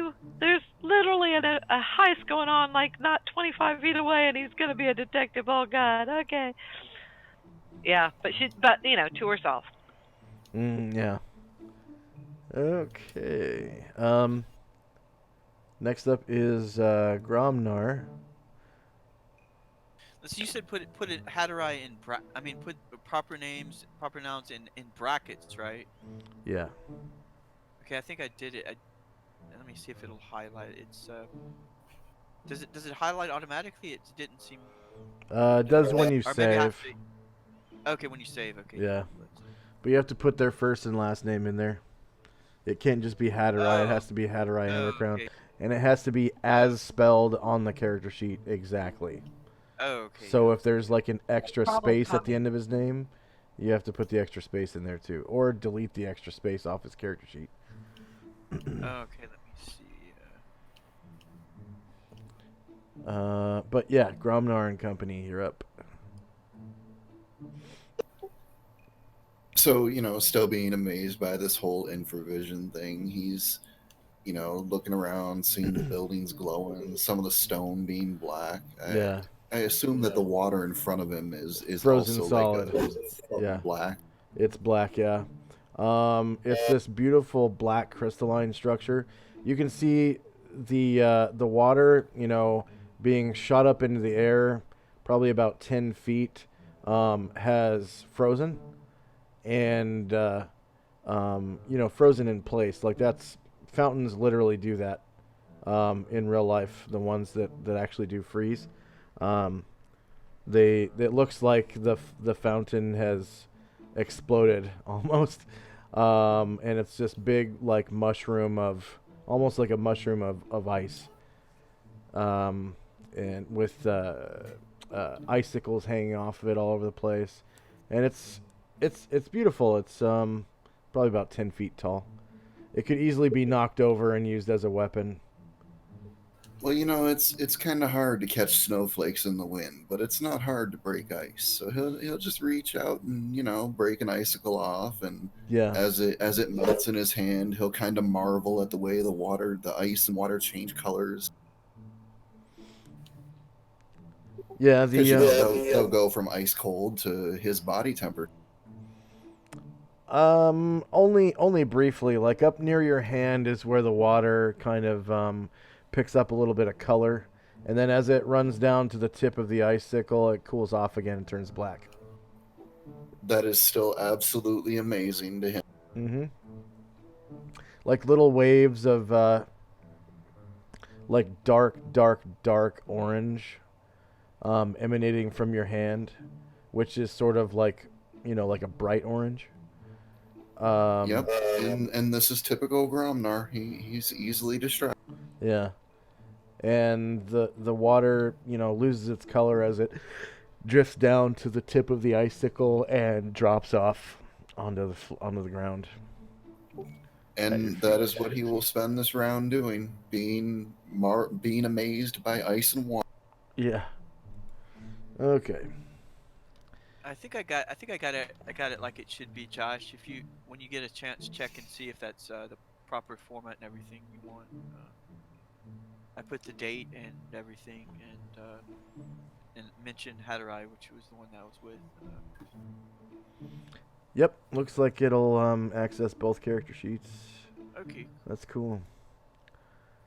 Okay, and then the rest of you can add your own paragraph in as well, and that'll be sort of an explanation of the party to new characters or new players if they are to come in. Uh, it will be after they complete their own character.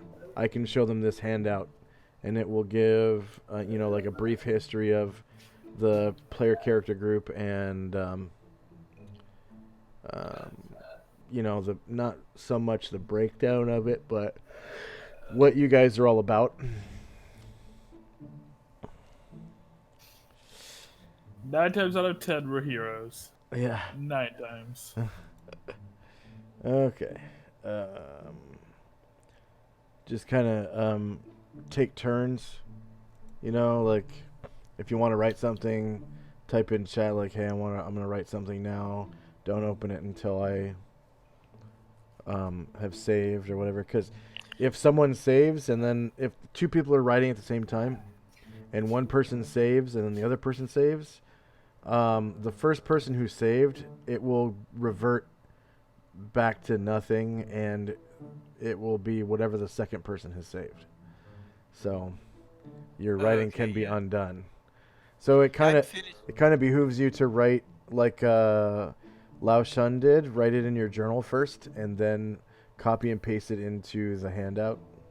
Yeah, I'm finished. If someone wants to go ahead and do theirs, I'm finished with mine.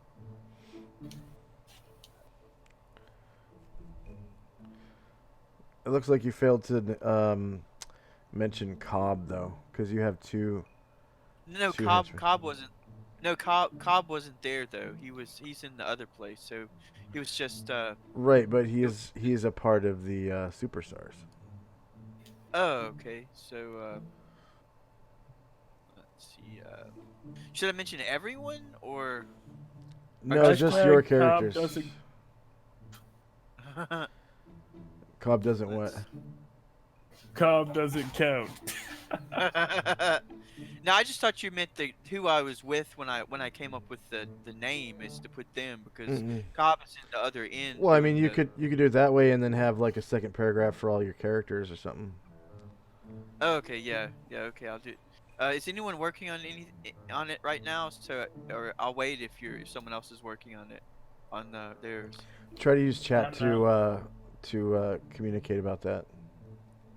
In Discord or in the virtual tabletop text chat. Oh, okay. Because I'm trying to run a game here. Okay, next up is Brian Druid. I didn't mention something about the waking up. So. Yeah, you've been awake for like 2 rounds already. Stretching out a little bit.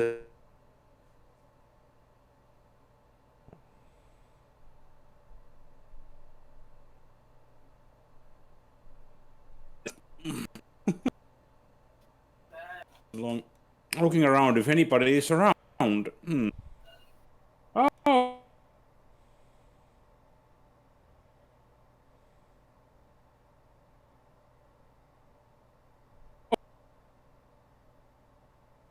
Wait, what did you say, Brian Drew? Is Lawson up? Awake? Yeah, Lawson's. Okay. Brian Drew, I just came up with a great name for our group, called the Superstars. We're gonna get that one.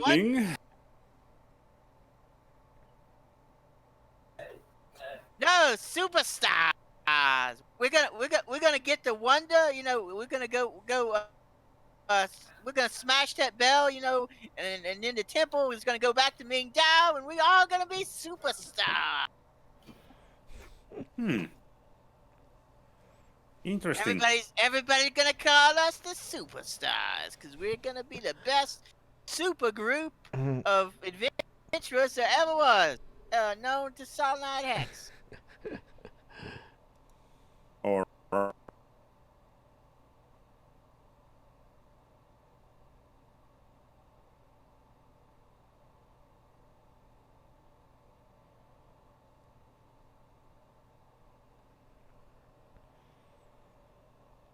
Come on, man.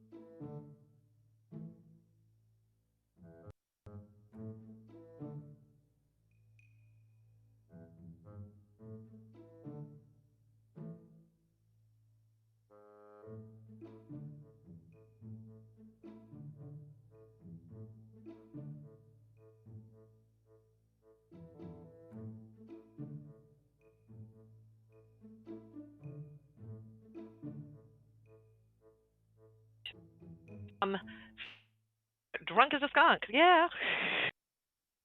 But you know, I haven't taught, and so I don't do it that much. Ah.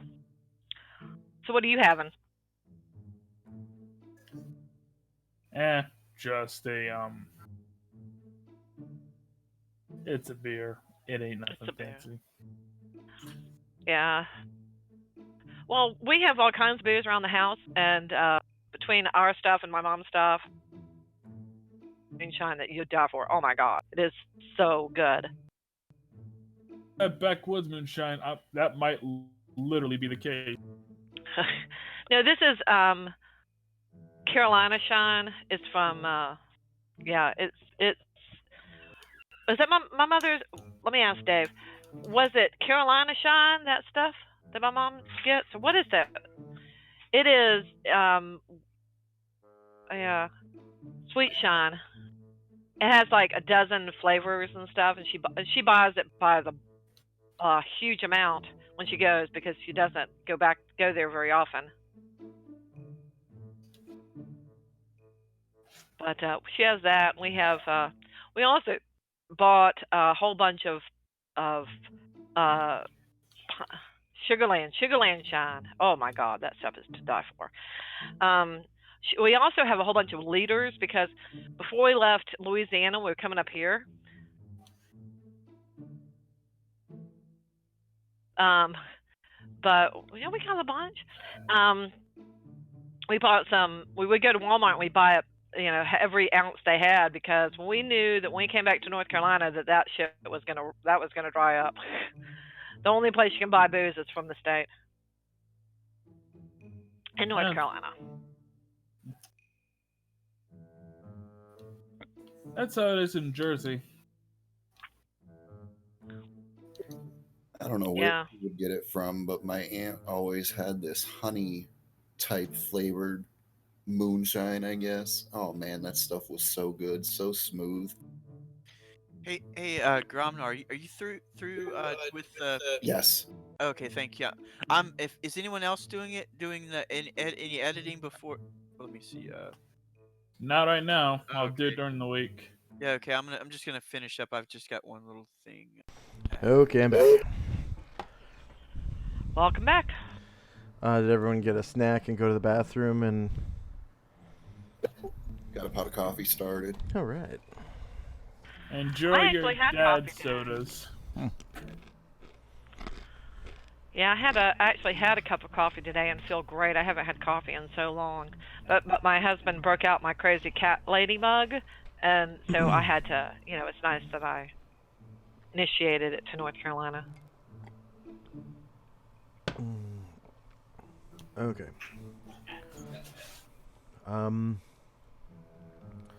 Let's see, we had next up was Brian Druid. That's right. Sorry about that. Technical difficulties. So, we had a discussion with Lau regarding name of superstars, and last thing I remember I did say was, but why do we need the mega superstar? Because if somebody is a level of a mega superstar, doesn't that just mean that the other ones are not superstars anymore? No, that's just a term we say sometimes, like you're really a mega superstar. So it's not like our official name, but we'll be like when people talk about us, they'll be like, yeah, they're superstars. They're even mega superstars. It's just like a term of endearment. It's like a term of endearment. So if I understand this correctly, mega is better than super, right? It's just kind of like kind of like Yes or no? exaggerating. Yeah, it's better. Yeah, it's kind of like it's like a superstar. So would it be better to then call the mega superstar a megastar? I suppose, yeah, the megastar. Abbreviation, so to speak. Yeah, that could be abbreviation. It's like Rush, they're superstars, like, Spaghetti Lee and Neil Peart. Yep. And then there's Michael Jackson, that's a mega superstar. You know what I'm saying? Yeah. He be known around the world. Yeah, at the height of his power, yes.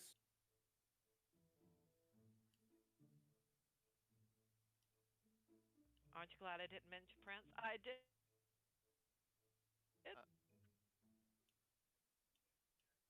But that's from Brainderit debating the mega and.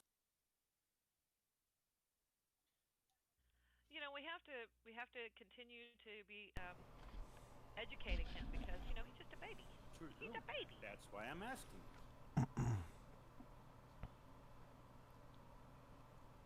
That's how Calamar sees him anyway. He's just a baby. He doesn't know. Yeah, but as you have noticed, you can't just feed everything to him. He can figure things out.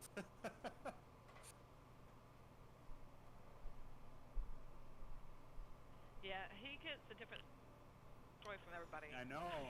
So. That's fun. That is fun. Yeah.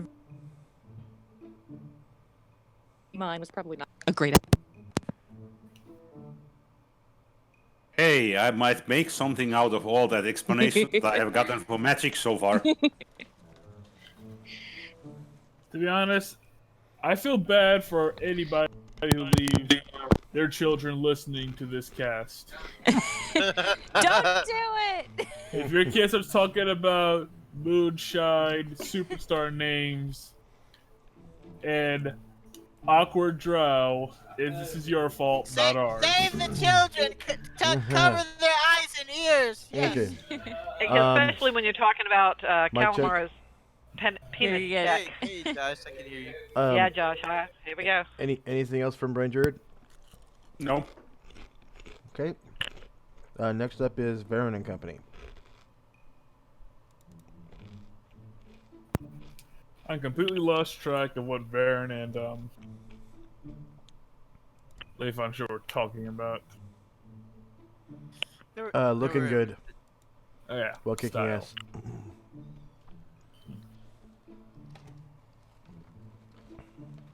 So it's not just the weapons, but the clothes have to look good too. Bear just holds up this Captain America shield. Hell yeah. That's the secret, huh?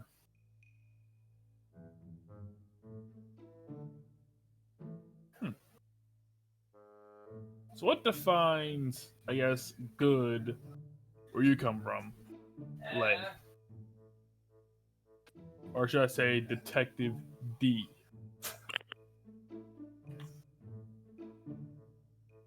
To find good is obeying the essence of one's soul, the common good of the people.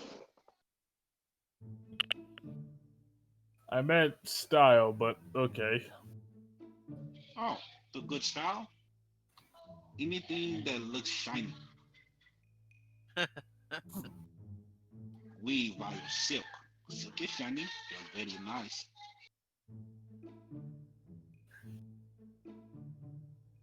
So, just shiny. Bright, shiny, smooth. I dress in white. Varen thinks about his normally marble-colored skin.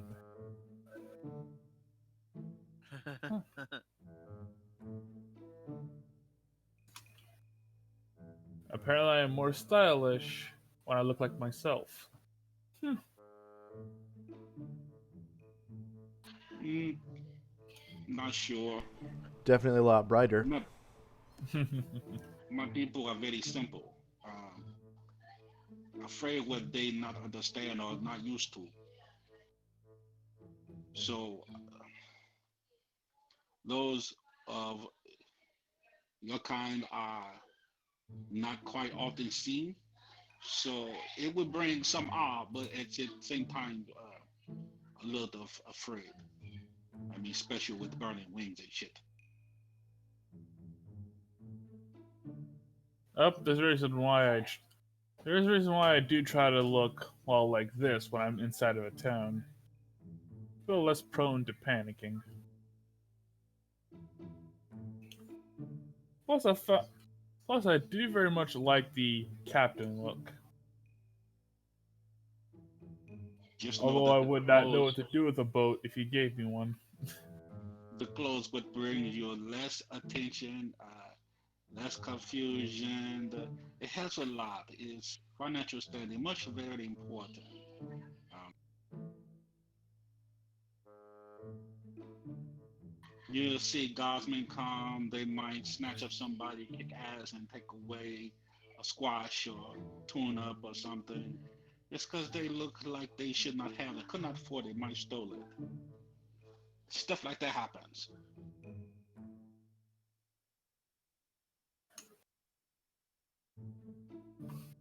Yeah, And very nice. next up is Asher and Company. Asher is continuing to try and pick the lock just as quietly as she can. Um, Jim and Karen Glore are continuing to stay in guard, and it's just starting to get, you know, a little bit more bored than Nancy. And Jim looks over at Karen Glore and says, "So, do you think Asher likes me?" And Karen Glore just looks at him and doesn't say anything, and that's it. Next up is Lao Shun and Company. Okay, let's see. Cobb is gonna just continue to he's gonna be like thinking to himself, yeah, come on, Asher, hurry up with that lock picking. We gotta get going. We gotta get out of here before Leifon Show sniffs around too much. Let's see, he's gonna stay there, hold his action, and let's see, I'll go to Lao Shun, and Lao Shun is gonna say hey, Brain Jared, come on over to the table and have a drink or something with us, buddy. We're all Well, superstars I am here. right next to you, so why not? Okay, I am. We're all superstars here. So, how you enjoying being a superstar, Brand? Well, I have friends. Where are all the friends? Yeah, that's right. We're all buddies here and friends and compadre. Yes, Gromra go to amazing bed super already? group. I he did go. I think he bed with Ah. Druid. Dark. Yeah, dark outside, Brain Druid. Yeah, so, yeah, I'm up because, we had the nap, and you only have to sleep an hour with the nap, so we're all refreshed and everything, and we've already, memorized our spells, and we're just sitting here. Since it's about to come morning, it would be nice to see the sun rising up, and maybe I'll take a refreshing flight in the Sure, we could. open air. Yeah, Since I really sure. haven't had much of a chance to do Yeah, that yeah, sure. earlier. Yeah, sure. I'll join. I guess I'll join you when it becomes when it starts to come around sunrise. We can go outside the inn and watch the sun come up, and you can fly. We can watch you fly. Nah, I was thinking about flying because I believe if I go high enough, I can see it rise up much earlier. Yeah, that's a good idea. Yeah, we can go out there and you can fly, and we can watch you and fly around in the sun, and your scales all sparkly. What? And Hatterai says, "Wow, yeah, those sparkly scales you have there, Brian Druid, they Looks a look bit like a amazing. star. Yeah, like a superstar. Amazing." I smirk a bit. Yeah. So, yeah, they'll just kind of shoot the breeze and revel and wait for the sun to come up, and then they'll go outside with Brand Druid and it's windy, so Yeah, is that it's today there's a snowstorm outside, so it's literally oh, a a storm. snowstorm. Oh, not very Yeah. good weather So for flying then. so if I Yeah. know it's a snowstorm, I'll say to Brain Druid, well, I don't know, Brain Druid, if you might go outside right now, because I think I see out the window. It looks like it's snowing, so it looks windy. So it maybe if it calms down a bit. And Hatterai I'm says, sure it would be fine for me, but that just means that I can't really sun. "Oh yeah, that's true. You wouldn't be able to see it probably. Yeah, that's definitely Hmm. true." This outer world is a bit different. The weather never changed in the down below. Oh yeah, it was more, the same stuff. It was just the same all the time. Instead of rain when you had when the ground shook. Instead of rain, you had a rain of stalactites.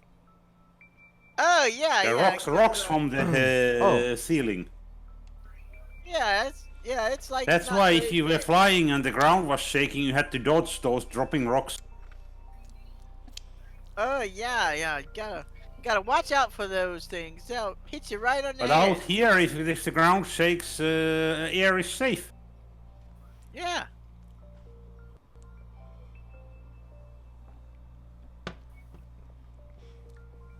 I actually need to roll weather for today because it is 2 minutes after midnight, which means it's a new day. There is still a storm outside though, which is left over from 29 December. And then during the first encounter, it will probably switch over to whatever the new weather is. So let's find out.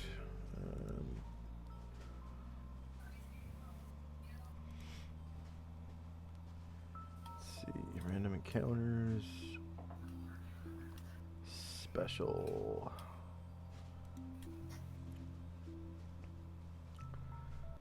City, town, day. Oh, city town. Yeah. Let's see, December 30. 1085. Winter.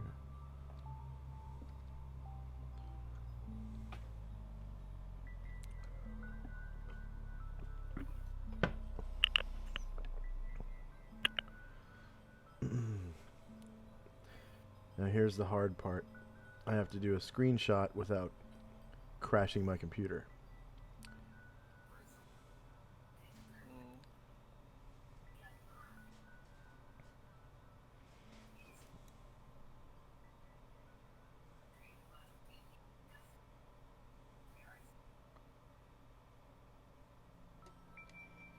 Wow, this is taking for a while. Okay.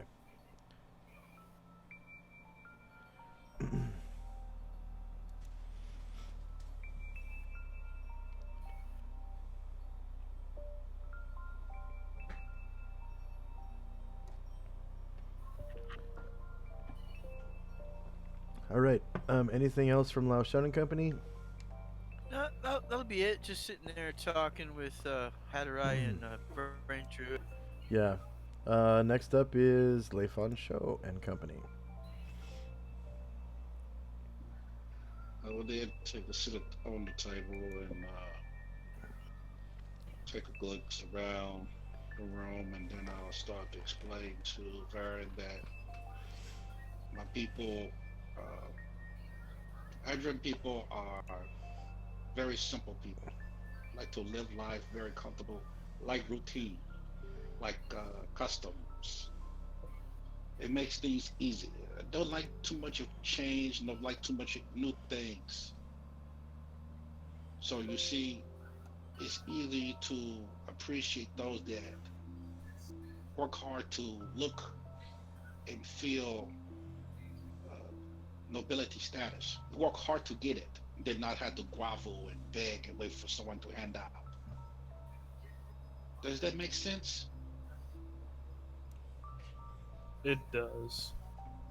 Although, that sounds, well, dull. I know, and very primitive compared to adventuring and see different things of other worlds and countries. Despite that, and I have not resolved issue with father. A detective in my country is very as respected. It is not a position that one carries who is like a super soldier, but one who takes the time to absorb and solve a mystery. So if a crime occurs and there is perhaps some type of work to be investigated to find clues, a detective will be one to handle the task. But most of them that are like in the pockets of my father will not actually help the people. And so children that come up missing, women that come up murdered, those crimes are not solved. A detective will not be issued because they are not nobility status. They have no money, they barely pay taxes, they're very poor. I will get back to the people.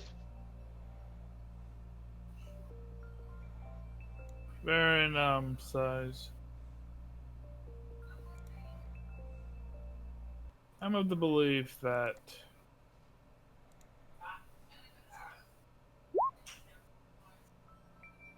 justice is something that one must often take for themselves. But what But if they I do am. not have the strength to get their own justice? Perhaps one such as myself could at least give them answers so they may find closure.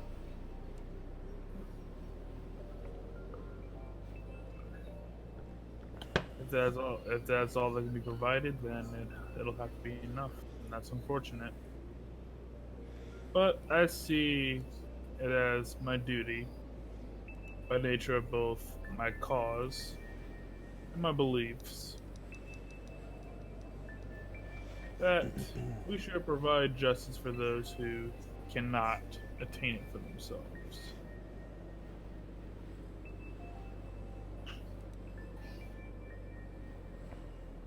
then I guess we both will provide a service to the people in our own unique way, according to our skills. That will may come from two very wild.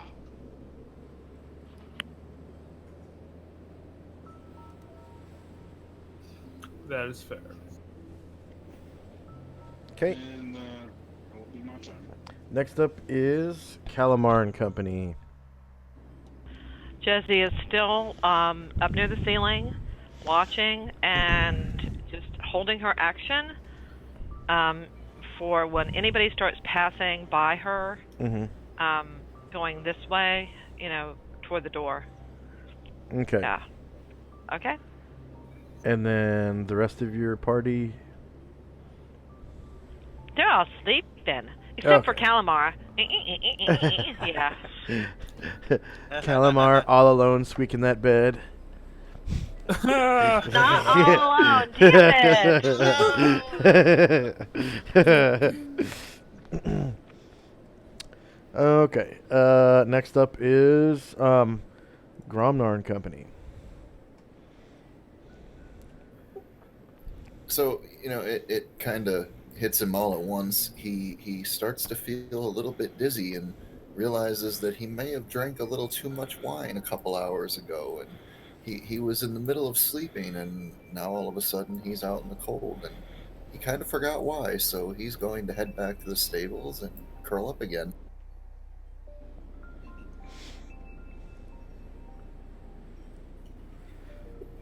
And that will be it for his turn. Okay.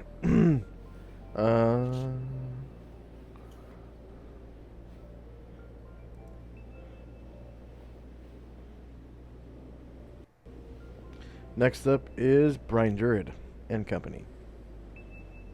Alright, so no. We're a little bit closer to get to the table. Proper coil around my tail around it a bit, the table. since it's deceptively because if you really look, if I extend my neck and tail, I'll probably cover up one square was 6 feet, right? 5 feet. 5. 5. Then I cover up like 3, between 3 and 4. So, all right. So, what are your plans when you get to visit the new place where we are going, the desert? And Oh yeah. anything you're looking forward to? I kind of am interested in seeing those camels. That's, I think that's what we're gonna have to ride. And What is a camel? I hear some kind of, it's kind of like a horse, but it's got like a longer neck, and they spit sometimes, I think, and like bite. And I'm just worried that they're gonna be rambunctious, and maybe we can find some good-natured ones. Oh no, they're just kind of like, they eat, like, I guess, leaves and stuff like okay. So they just have a mean temper. Yeah, they just can be feisty there a little bit, I hear, but they're normally, I guess, okay. They just sometimes act up and stuff. I heard somebody muttering on the other inn that feisty is just an excuse for bad behavior. Yeah, it is. It's just, that's a term for like when people act bad. It's kind of like a euphemism, which is kind of like making something that that's bad sound not as bad. So it's kind of like trying to be nice. I like animals. Okay. So it's very similar to how ass is kind of bad, but badass is good. Yeah. That's it. Yeah, it's kind of like that. Well, I don't know. Ass would be like, calling someone an ass would be bad, but like calling them a badass wouldn't be a nicer way of putting it as being an ass. It would just be like a good thing, because badass. Okay. We are again on this interesting discussion on so the ass. if you are half-ass, then you are not just concentrating, right? Yeah, it's like you're doing But something half-assed, like you're not doing a good job, you're not really paying attention or something. another reversal is that if you are a piece of ass, then you are just beautiful. Yeah, like it's like a hot chick, like looking good and stuff, and you can say, well, I like that piece of ass, or I like that piece of tail. Piece of tail. That's another thing. You could say that to your lady dragon friends. She's a good piece of tail. See that because you've actually got a tail, so that would be cool. All right. I think this Laoshan discussion is over. Laoshan is setting Brian Drew to get smacked if you ever met another dragon. Yes, that would be awesome. She'd be like, smack. And she like hit him with his tail, and I was like, I'd be like, yeah, Brian Drew, and she's showing you her tail. So I think she likes you. It may shock you, but don't take a man who's taking a vow of chastity, except for his birthday, for relationship advice. Yeah. My relationships only last one day a year, so yeah, it's not great. Not great at can't have much experience because it's only one day a year. But I live it up when I can on my birthday. Oh, when is your birthday? It's August 10th, so it's quite a bit away, but it's gonna be amazing. We'll all have a great time, and I'm just gonna go buck wild. It's gonna be amazing. Next up is Varen and Company.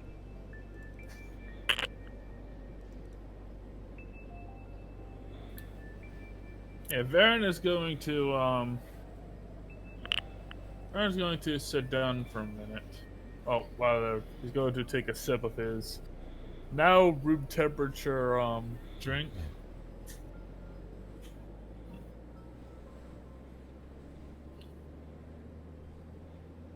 Do you need your father's approval to be a detective?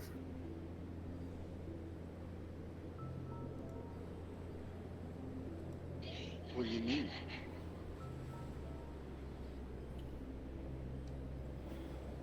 Oh, detectives are an official position, right? If they declare to a certain established by rule or so forth, but I am only providing answers to the people, so I do not need to answer to an official. If someone wish for me to get answers, I will only be the one brave enough to ask the questions. If I am refused, then I am refused. But I'm willing to take the time to investigate, but they do not have the time to do so.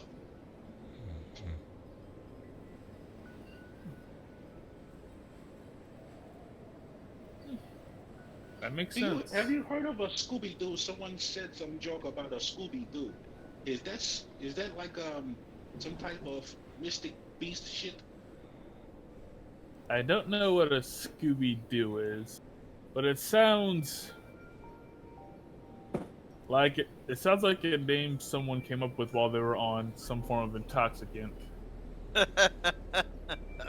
Scooby-Doo! I'm gonna have to investigate what that is. Maybe it's a type of dog. Oh? Maybe it's a type of dog. Some bitch called me dog. Shit.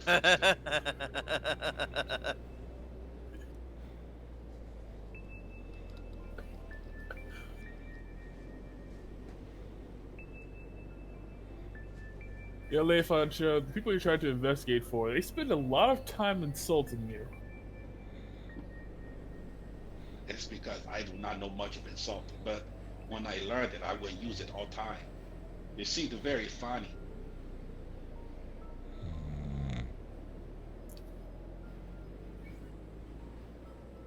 I think the very first I learned was piece of shit.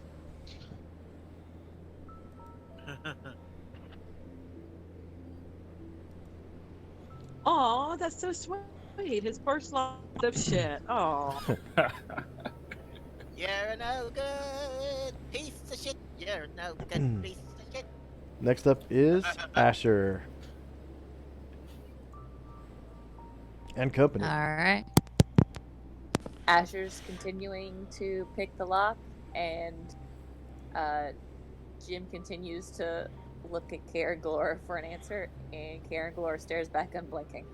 And that's it. Creepy. Lao Sun and company. Okay, let's see. Does Cobb hear any changes or anything, or hear anybody coming, or any kind of thing he should be aware of to do anything, or? No, nothing has changed. Well, I guess he'll continue to wait for Asher to finish, picking the lock and everything, and just be ready for anything. Hold his action just in case he needs to run over and start a fire quickly in the carpet. Yeah. And Okay. let's see, Lao Shun. Let's see. Let me go back over to him. He's gonna say. Let's see. So, what are you looking forward to most in going to the desert, Brain Druid? Oh, I believe if the ground is hot, just like in down below lava wall, you can fly better above it. Okay, that's neat. I believe it's the hot air that rises up will give you extra lift. That's neat. Yeah, that sounds good. So you'll have an advantage when we go to the desert then. Yes. Yeah, Brain Druid, you'll have an advantage, and you can fly faster, higher, better, more, more agilely. It's sounds good. I don't know about it's humans. We are as elves and humans. Humanoid creatures. The hot weather can be kind of tough for us, but I assume for you it wouldn't really bother you that much, would it, Brain Druid? Not really. It wouldn't bother me much at all. Wow, Brain Druid, yeah. It's kind of in the desert, it's tough on us. It gets so hot. We can pass out, and we can dehydrate and stuff. It must be amazing to have like such strong fortitude and endurance and everything. And immunity, from heat and cold and everything. That that sounds like it'd be nice, it has certain perks to being, a I dragon. don't. I'm not an immune. I just tolerate Well, greater. tolerate, not so much immune, but just tolerate heat and cold better, and better than humanoids and everything. So I have to think about what you said about the water. Yeah, we have to drink a lot of water when we're in the desert, because we sweat a lot. Humans and elves and stuff, we sweat a lot, and we have to put the water back in. And if you run out, you get dehydrated, and you start having visions and going crazy and stuff. It's just it's not fun. And so we got to make sure we have a lot of water. Uh, but we can put some water on, like have water bags on the camels. They hold the water. That's why we need the camels, and to carry the water. And you gotta give water to the camels too. They gotta drink. You gotta make sure they have enough, because if the camels die, you don't have anything to carry the water, because you have to have a lot of water.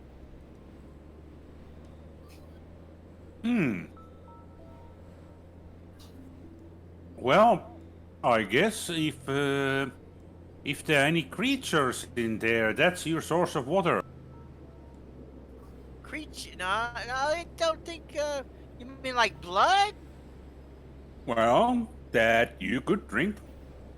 I don't think for humans it would well, and myself I can't do that because I can't have any kind of living creature as my food. I can't drink anything, any blood or eat any Plants meat. in that So case. yeah, maybe like yeah, I think there's certain cactuses and stuff, like kind of plants you can get water from. You can kind of Any plant that is existing on a dry and hot area has to somehow retain the water. yeah, it's the certain ones I think you can do that with. That's good to drink. You know, uh, you just got to make sure it's not a poisonous plant or something.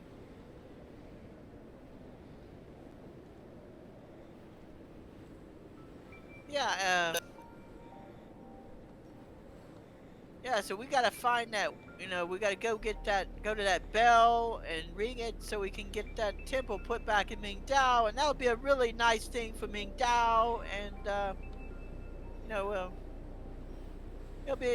know, bring the prestige level of Mingdao up some, and it'll make and it'll be good for the superstars because it'll boost our ratings a bit.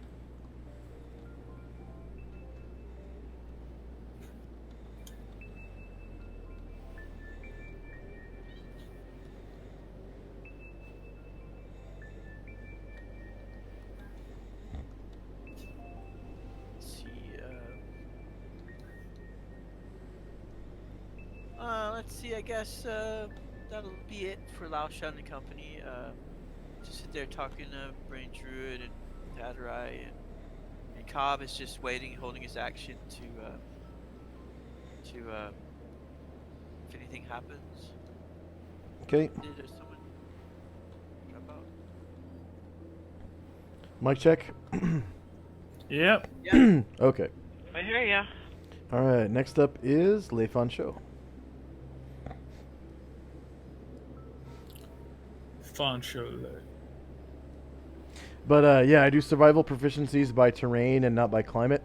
So saltwater Oh, survival counts Arctic, saltwater, tropical saltwater, and then also surface tropical, surface Arctic, depths tropical, depths Arctic. Right? And then like mountains, that includes all mountains, whether it's tropical, subarctic, temperate, or whatever. Desert, that includes all climates. So subtropical, tropical, subarctic, temperate, deserts, all the above. You just have proficiency with the terrains. Oh, okay. Because that's, pretty sure that's how it's broken down in the player's handbook. It's by terrain and not by climate. Okay. So if someone wanted to pick up, survival desert, I think it says that you can produce enough food and water to feed and hydrate yourself and one other person in the player's handbook, something like that. But of course, magical means is pretty easy too. Yeah, create food and water. Yeah. The only caveat is, like you said, in the desert, you consume twice as much water as normal. Oh, yeah. So, yeah. And then if you fail to do it, it is literally -1 constitution per day. Oh. That you fail to stay hydrated and fed. So it's very important to balance hydration and food in the desert so that your electrolytes are at their proper levels. Otherwise, it can make you sick and eventually die. Okay, next up is Leifan Show. His Discord says he crashed. Oh, okay. So maybe he's need to do a whenever he comes back. Yeah, restarting. his computer or something. Well, that's a shame. You guys are getting really, really good XP right now. I think a couple characters are up somewhere around like 3,000 to 4,000 points already for this session. Yeah. I got, let's see how many. Yeah, 4,000 exactly, Mike. Every point counts, boys and girls.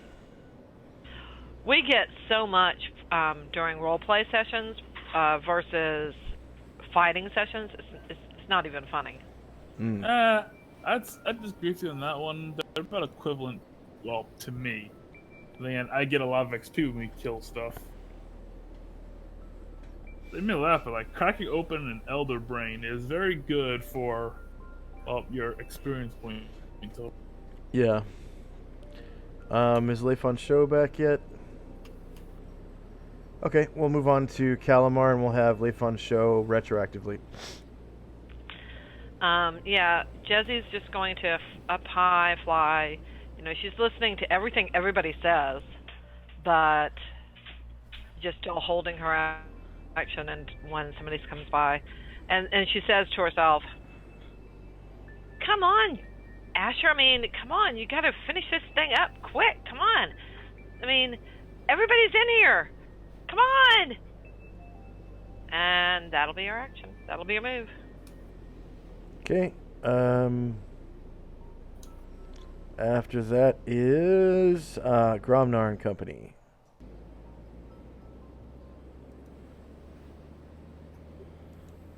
Well, he was going to go back to bed, but he sees that Brian Druid and possibly others are up and awake, so he'll go and join them instead. Okay. And he cannot resist. He sees Lao Shan there, and before Lao Shan sees him, he's going to kneel down, point at Lao Shan, and whisper to also Asher, "Fizzle." Oh god. Yeah. And Oh, so, okay. So he pees on Hatterai's leg. Lao Shan. Hell yeah! Well, Hatterai happens to be between them, so yeah, I guess it could be interpreted that he would have pointed at Hatterai instead of Lao Shan. Yeah, Hatterai's gonna see Asher 2 come and say, Asher 2, such a beautiful dog. Oh my god, what are you doing? Stop that! Control your animal, Gromnar. She's peeing all over my leg. Oh my god, the smell. Oh god. Jesse has created a monster. Hell yeah! She's over here going tee hee hee. Lao Shan says, "Oh my god, that dog just pissed all over you, Hatterai. It must like you." Lao Shan, that's not funny. It's not funny. I mean, are these pants?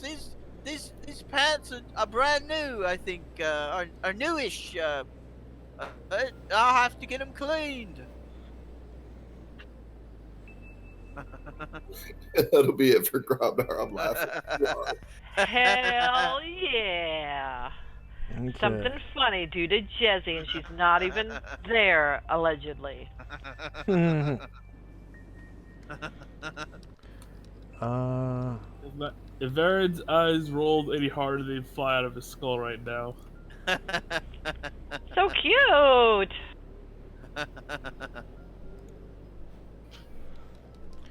Good one, Gromnar. Good one. Let's see.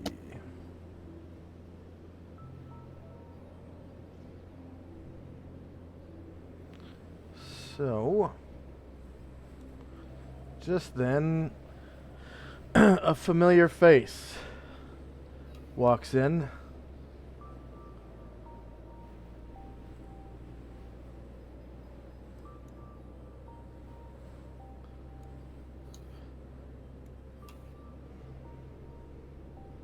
To the bar right behind Gromnar. A familiar man who puts out a torch And Is that Adolf? Or I can't remember. no, much younger than Adolf. Oh, okay.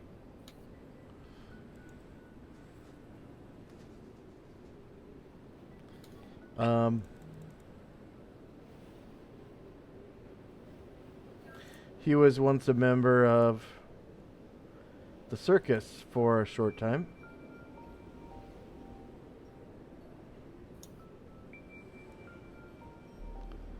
And his name was Dion. Oh, yeah. Yeah, hey, Dion. How you doing, buddy? Hi, Dion. Whoa, how you doing? Where you been? I've been trying to come back here. Oh, okay. It's been a long journey. Where were you at, Dion? On my way back here to Enervia City. Oh, okay. Well, From- glad you're back. From the Great Below. Oh, okay. Does Jesse remember this? I don't remember it, so I'm just wondering. It's Hatterai, Laoshan, Brian Jurid, and Gromnar. Yeah, I have. Brain Druid has never met Jan.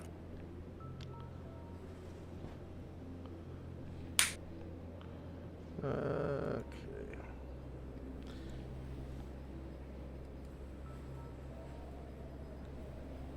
I think we might have heard of him. I think Yeah, I know probably mentioned, yeah. Lao Shun has, and I think Hatterai may have been around when Dion. I think he was. Only those characters are around right now. Okay. So, Gromnar, also Asher. Whoops. Gromnar will just look him up and down. He has no clue who this person is. Good. You do remember? Yeah. He was a buddy of yours, remember? Dion? No. Nope. Game time. Gromnar has been a member of the circus for about 2. Yeah, but Grubnar met him when Pretty Grubnar sure came. that. He left the same night that Grubnar came. Yeah. Oh, yeah. Yeah. Because Gromnar and Brian Jurid were introduced in the same session, right? Yes. Oh, yeah, it's just the other character that I remember. Sorry. But anyways, Brain Druid hasn't met Jan before. So, Lao Shun will be like, "Yeah, guys, this is Dion. He's a friend of ours. He was a member of the circus. He was with us in the circus, and he's back from the Great Below. Welcome back. We have to buy you a drink, Dion. What you want? I'll buy you a drink." Oh, an ale will be fine. Is there? Let's see. I'll call to the good wife, I guess. Is it, or is there? It looks like the other. There's a guy there. So, what's that guy's name? That's at the bar. Or is the good wife? Is that the good wife that's in the blue dress? Merchant Seeger is tending I think bar, they're likely and his asleep. good wife Marjorie is waiting tables. Okay, I'll beckon to the good wife and, "Hey, Marjorie, how about you bring over a pitcher of ale if you don't mind for my friend here that just came from the Great Below, Dion Anoplian." Oh, thank you. See how much was the ale? Was the pitcher of ale was it 2 silver? Yeah. Yeah, 2 silver. And Dion comes over and he sits down at the table here.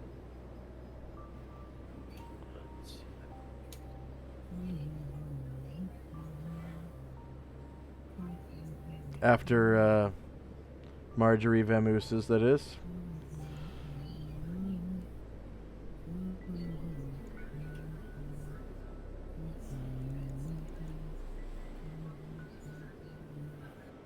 Thank you, Marjorie. Thank you.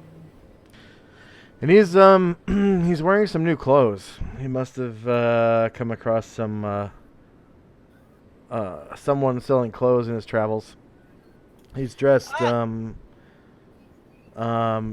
like embroidered robe and fine fur cloak. Nice, Dion. You look like you're doing well for yourself. A nice Dutch you got there. Oh, thank you. Oh, you're welcome. You're looking snazzy. Yes, I came across a traveling merchant and I purchased some fine clothes from him with some of the money that I made while I was in the circus with you. Ah, that's cool. Yeah, I came across some traveling merchants before too. I got a spyglass off one of them, and I gave it to Gromnar here for his birthday. It kind of like shocked him at first to look into the spyglass, and he dropped it a bit. I grabbed it though before it fell. Yeah, and but it's a birthday the day.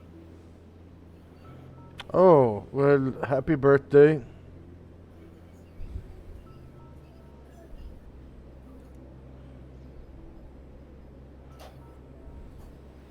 Happy birthday, Gromnar. He just kind of looks at him and grunts. Hmm. Did you get anything good for your birthday?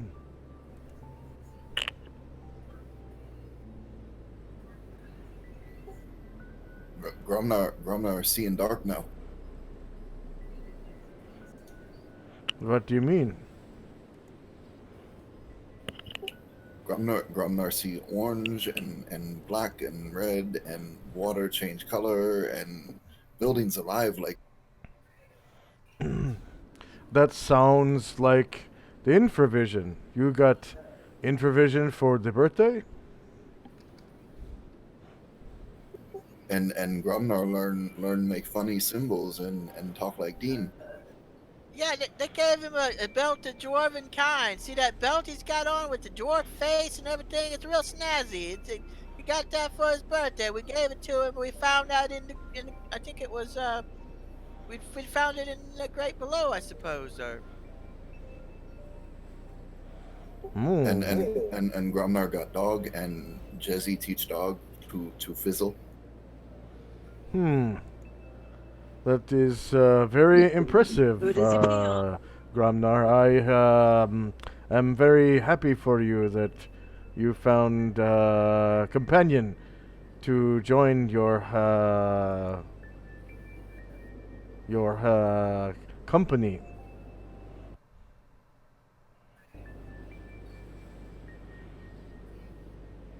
Yeah, yes, this also Asher. Oh, I get it. yeah, I think it named it after our friend Asher. We'll have to introduce you to her. Or would he have met? Would he have know Asher? I guess. I think maybe he. Yeah, we were in the party at the same time. Yeah, yeah. Okay, so you know Asher. He named after Asher.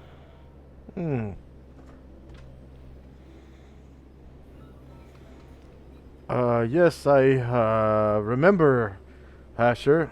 I believe she joined the group, the dungeon before I did. Yeah, yeah.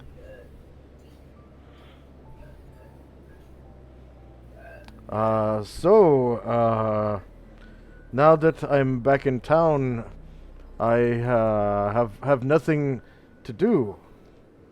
I was wondering if you needed a hand. As you recall, I am able to cast many different kinds of spells. as lowly priest of Isis. Oh, I need to have a discussion with you regarding the nature of magic. Says Brain Druid quickly. Is the Yes, gold recruit dragon a friend of yours, Lao Shun? Yeah, this is Brian Druid. He's a member of. Oh yeah, we decided we're changing our name. We're gonna be called the superstars now. We're on the next level. You know, we gotta step it up a bit. Oh, I would very much like to join this newly branded group you call the Superstars. Sure. You're welcome to join us. Yeah. I'm sure it'll be okay with everybody. So we'll have, we'll just get everybody together once it's daytime, and once it gets light, and we'll tell everybody you're back. Yes. Mr. Brian Jurid, what Yes? was it that you wished to discuss with me? Yes, I have heard multiple different ways to describe magic so far, and I was wondering what is your view on it. If you talk about the wizardry magic, the priestly magic, which seems to be a channeled kind of case, as well as the innate magic, and how Well, these all relate. Well, as a priest or a member of the clergy of the priestess of good magic, Isis, I'm sure you've heard of her.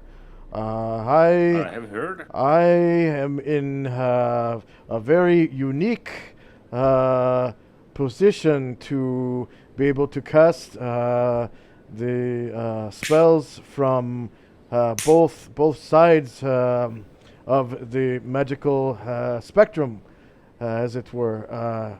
I am able to cast the divine sort, and as well as the arcane sort of spells. I'm sure you've heard of the difference between these two casting types. Yes, my understanding is that one is a gift from your god, so it's really you that's casting it, God, granting it to you.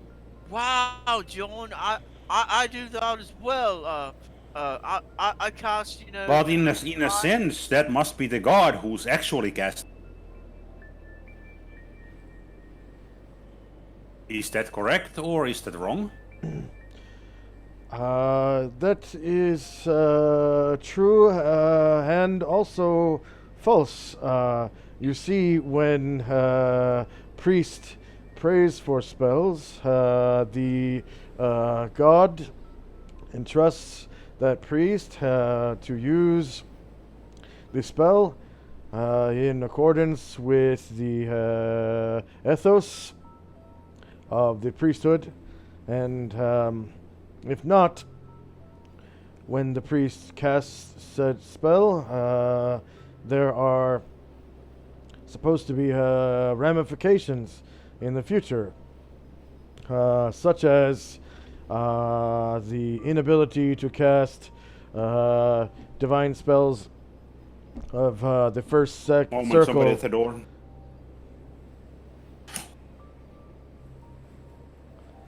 And then of the second circle, and then of the third, and so on and so forth, upon what do you call additional offenses of the ethos of the deity.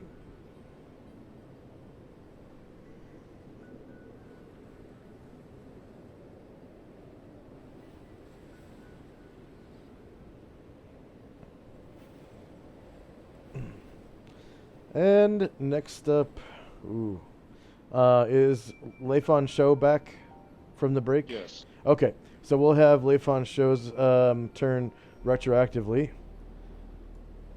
I was kind of stalling with Is the this storm picking character. up outside? Yeah, it's pretty bad. The winds are kind of whipping up, and there's a lot of snowfall. Okay. I'm gonna ask Vernon. Could you make sure that the front door things are locked? The storm is picking up out there, and I'm afraid us frail humans can get quite cold. I'm going to throw a couple more logs on the fire.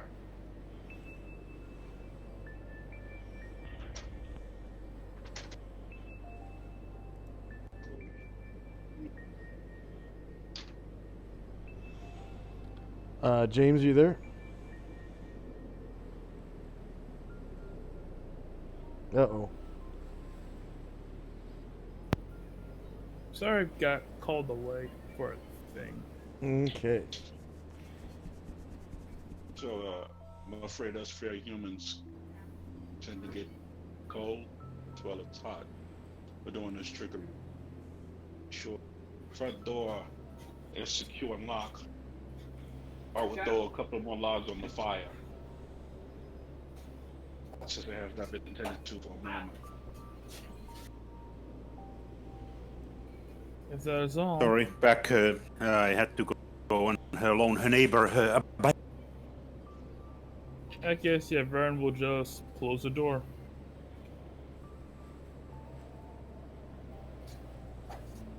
Okay.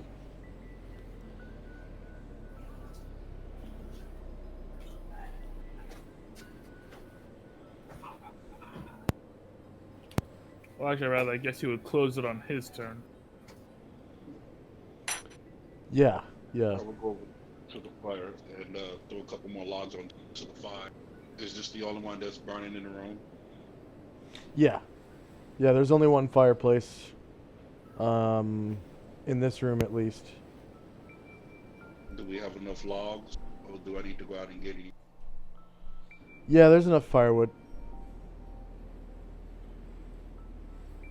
So I'll throw a couple more onto the fire.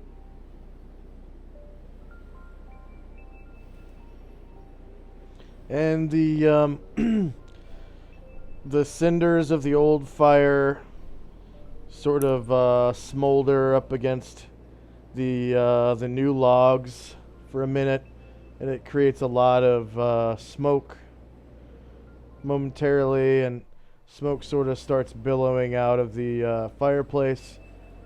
And then all of a sudden, one of the logs goes alight, and there's a flame that flickers, increasing the temperature inside the fireplace, carrying the smoke up into the chimney, and the smoke no longer billows out. And for a moment, the fire grows and grows, giving off more and more light and heat, and it feels very warm once again.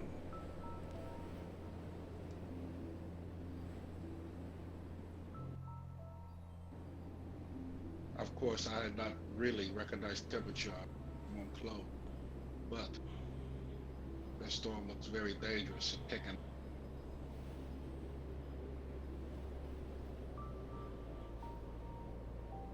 Oculus does not require sleep. Is that also required with food and use of the privy? You do not need to eat, drink, or even breathe. I do so because I enjoy the act, although I can only do it while in this shape. Otherwise, if I tried it, I would just throw it up. Okay.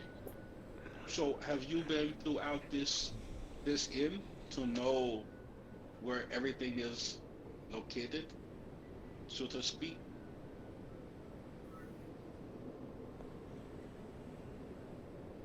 I've mostly hung out in this area.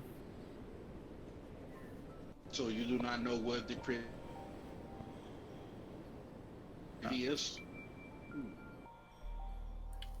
However, I did see a number of our companions heading into the back of the inn. It's likely somewhere there. Where the back door is? Very likely. Oh crap. I locked the door and moved Barrow in front of it.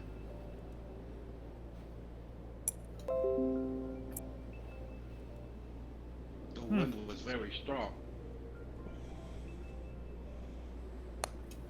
I guess I would keep tended to that area if someone wants to go out. I have to help them move it with go. Might be a good idea. Let's see. And I'll be alert for anyone that's want to go down the hallway to go out the back door.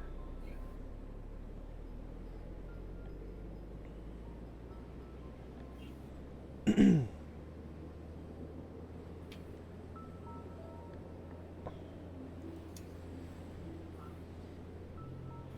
my turn. Okay, 1 second. I'm waiting for this. I finally was able to take that screenshot, and I'm waiting for Imager to load. There we go. Copy image. Close window. Or close tab. Not window. And hopefully it'll take me right back to the virtual tabletop, because I have a white screen right now. There it is. Yes. Right. And I can now edit the daily routine.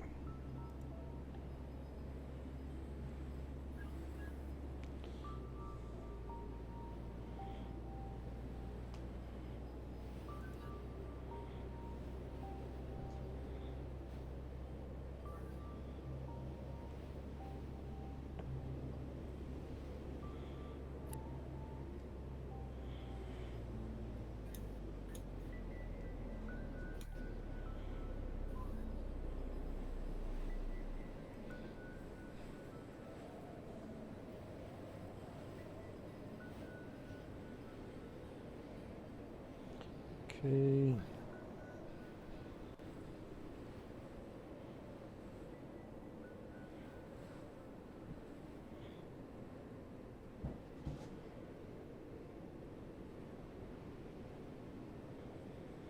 Good. Save changes.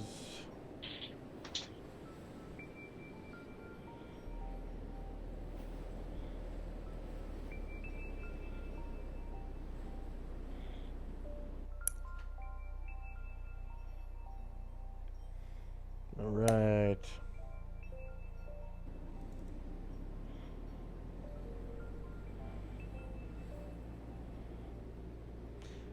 Vesa, are you back yet? Yeah, I'm back. Good. Okay. Because It didn't take long. It was just a neighbor wanting to load a battery for their weed whacker or so. Okay, 1 second.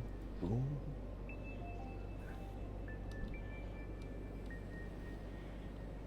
I believe we were discussing the nature of the magic. Yeah. 1 second. Just giving experience awards where they're due.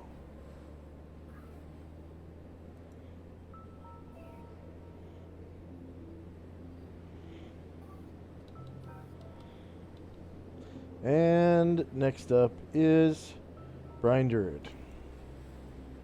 So, when you mentioned the different magics, I assume that if you are kind of receiving these from your god, your strength affects how strong you can channel through. Yes, Or- this is very true. Faith is broken down into circles of magic, similar to arcane magic. However, there are only 7 circles of divine magic rather than 9 or 10, as it were. Actually, I guess there would be 8 instead of 10. Since you have a unique perspective, which one is closer to the truth, the Wizards division or the Priest division? Oh, well, you see, they are both true in their own right. Unless your perspective of the word true is More correct, let's just put that way. more correct. In what way? It depends on your I'm point trying of to view. understand if they are connected, because I believe you do have Oh, some entirely yes. same spells. Yes, yes, of course. They are connected in that only deity is a true caster of divine spells, in the same way that arcane spells originate from the mind of the caster. When a deity casts those spells, they work in the same way that arcane spells work with wizards. Ah, So you see, divine spells are the same as wizard spells from their origin. However, mortals who worship the deities, they must channel this arcane power through their deity, making their spells divine in nature. hmm. But And I assume that some of the some of the gods' personal power drifts through it as well, which makes it divine, or gives maybe a slightly different effect, or something is easier maybe. I would say that it becomes more difficult when channeling this arcane energy through deity, because casting times are somewhat lengthened. Ah, so that is a difference. Yes, you will find someday that this disparity in casting time is caused by the magical energies having to travel through the planes Hmm. from the deity's original position. Ah, so if deity's home place is far away, then they are weaker. Yes, that is true, especially when the priest is also on the outer planes. You see, the prime material plane on which we exist now is very close to all of the outer planes. We are only separated from the outer planes by the astral. But if we were to travel to another outer plane, then we would be separated from our deities by an extra step. And that extra step would have huge consequences on divine casting. Hmm. I see. Well, I'm sure we can discuss more because you are so close. My father tells me that eventually I will develop an ability to cast spells too. Oh, I'm sure you will. You're a gold dragon, no? Yes. Yes, I've heard many stories about the powerful spells of Balasar the Bold, the gold dragon of He's yore. my dad.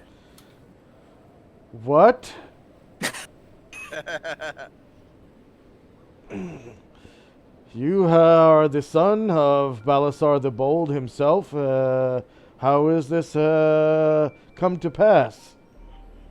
Well, I believe father met my mother, and unfortunately, my mother is now disappeared. I don't know where she is. I'm trying to find her. Oh, your life has much to teach me.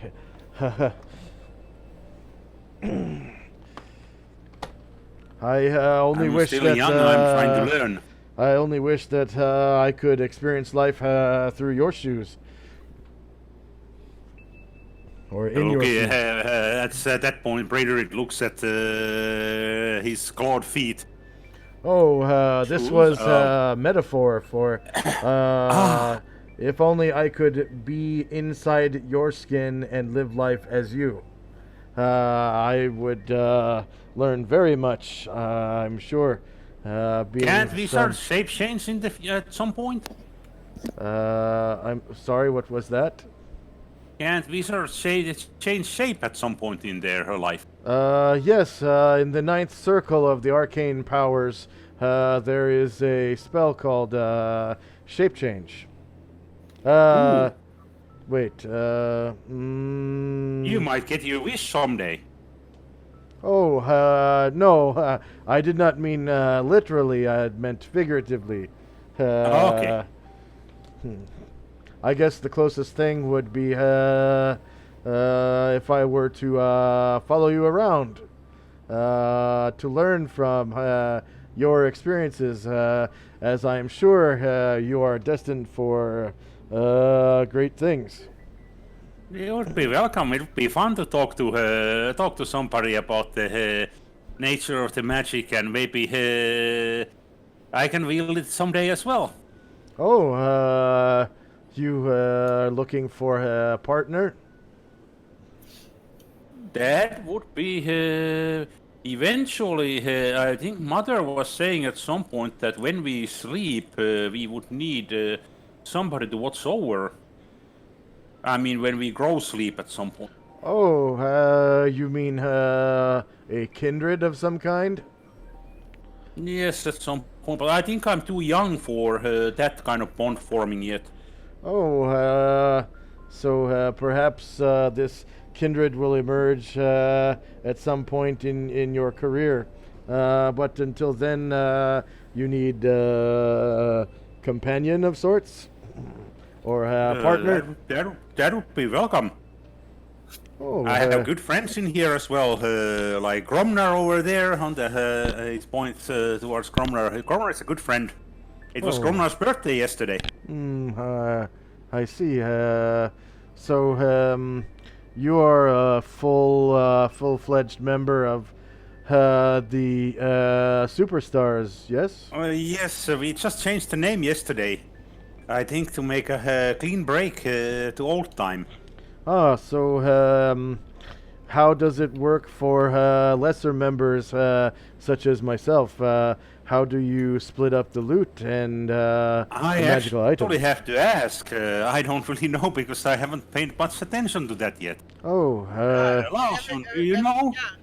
Yeah, we all get an equal share. So you have your companion, will get an equal share of the loot with whatever other companions and themselves, the main guys. So you all get equal shares. So you get a equal share of if you became Brian Druid's companion, you'd get an equal share with him. Since I don't think he has any other companions. You get a split fit. I suppose 50-50. Oh, so the full members split all of the loot equally amongst themselves, and then whatever companions each full member has, then those groups divide it equally again? Yeah. Oh, I see. So you have however many companions you have, you have the total amount, and then you divide it equally with everybody. Once you have the. So it behooves me to join the company of a full member who does not have any companions at this time, because then I would receive a larger share.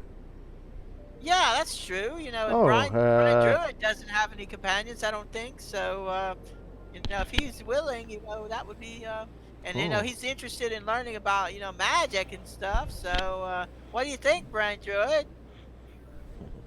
Well, it would make sense. Yeah, that sounds like a good idea. Right, that sounds great. You can learn a lot from Dion, Brian Druid. A day when a player recruits himself. Yeah, it's pretty meta.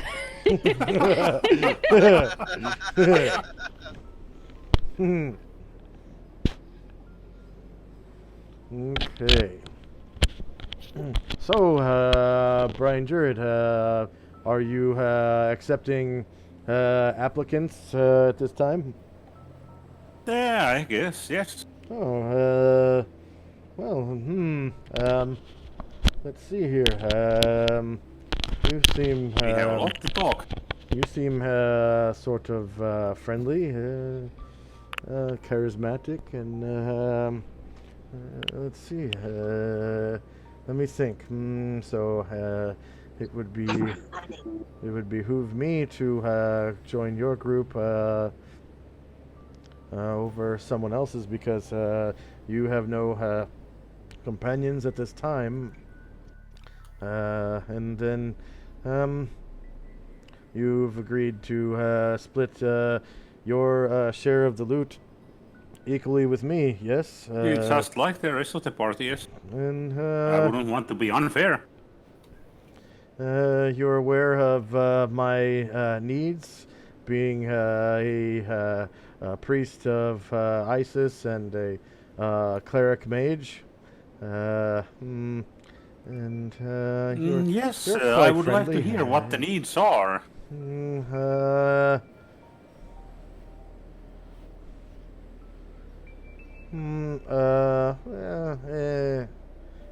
don't know. I'm not sure if I should tell you. I think maybe I'll think about it. Maybe some other time. But my needs as a cleric are as a priest of Isis. I am. Let's see. In actuality, multi-class wizard priest characters. In the case of human worshippers, the normal prohibition against multi-class characters is waived. Let's see. Ability standard plus must meet requirements for wizards. Alignment any non-evil. Weapon any. So they're a cleric that can use bladed weapons and piercing weapons. So not really a cleric. It's a specialty priest of Isis. Yep. They can wear any armor. But of course, if they're wearing armor, they can't cast what's it called? Arcane spells. Yeah. And then they have major access to all astral, charm, combat, creation, divination, elemental, guardian, healing, necromantic, protection, and sun. At level 1, they get magic resistance of 5% per level. At level 10, they never fail saving throws caused by magical attacks, which is awesome. Yeah, they never. That's really good. They never fail. So that means eventually they're immune to a metric fuck ton of magic, because there's so many spells that negate on a pass saving throw. But how does that? How many levels does he have? I mean, this is really questionable. Of course, not that many. Yeah. Yeah. Yeah, he's kind of low level, but he seems a little indifferent about it. He's kind of having second thoughts, and he just sort of says, when you get rejected by yourself, I think, yeah, if you had offered him any kind of bribe whatsoever, you would have made it. I know, whereas I'm not the bribing type of dragon. Yeah. Well, you gotta remember something, Brian Druid. I can Yeah. dodge bribes because I'm sexy. You sure you can do this? You sure you don't want to toss him some gold? Well, Syria. Hey, If, can I Fine. do something that would help? Can I help Brian Druid out to try to kind of convince Dion? Is that possible? not on his behalf. Oh, okay. I was just wondering if I could. Yeah. Okay. Yeah, if we still had those bards. Well, if you change your mind later on when we'll be back from our big adventure. Well, I will probably take up. We are going to go to the desert and we are going to be returning a lost temple to its origin. Yes. Well, I will probably live in this inn while I work for the priestesses in the temple. Eventually, hopefully, I will figure out how to create my own stone golem and be a full-fledged priest of Isis. But You have to create a stone golem to become a full-fledged priest.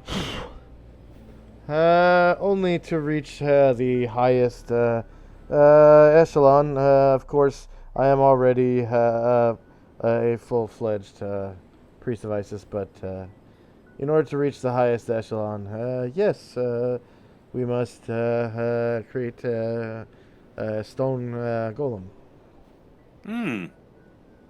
What kind of stone?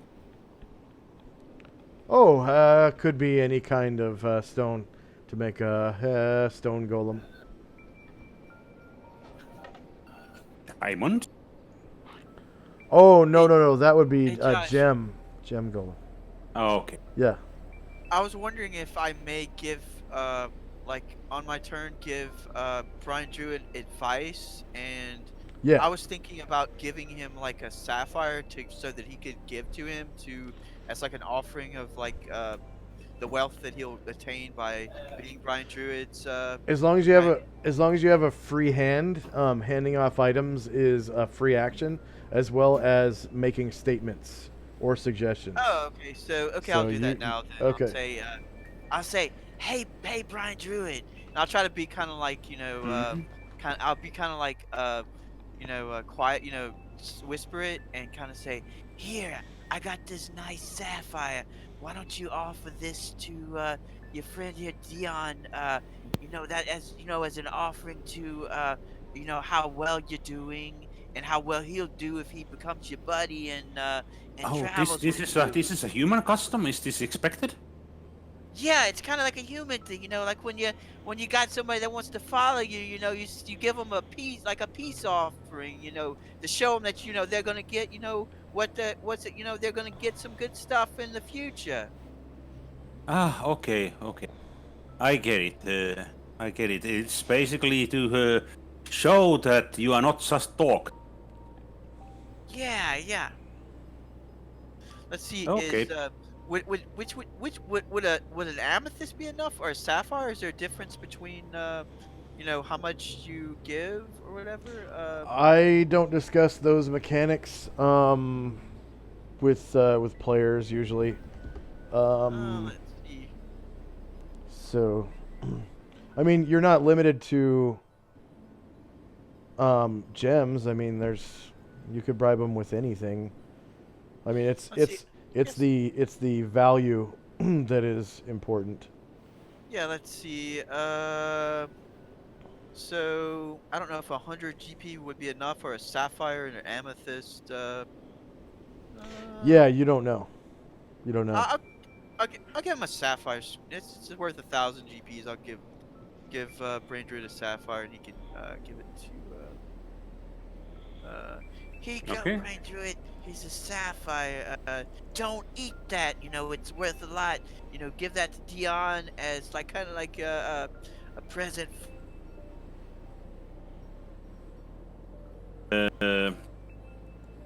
recently met, and there will be, of course, costs involved before anything happens. Like, for example, getting loot from our or treasure from our trips. So I'm sure you would have to cover up some of that one. Would if you were to join me, would this sapphire cover up all of that cost? Oh my goddess. And when I grow up, you can probably be on my back. We can fly around, so you can see a little bit what it is to be in the shoes of a dragon.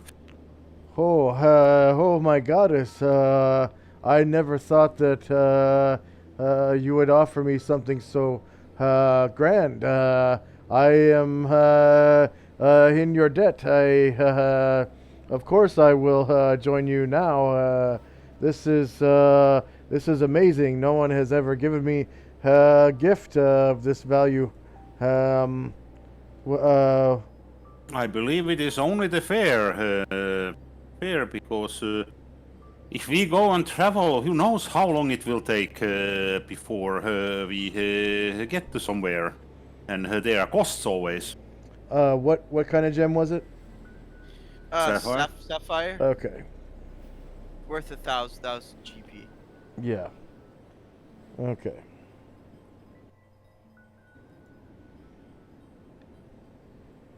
Okay.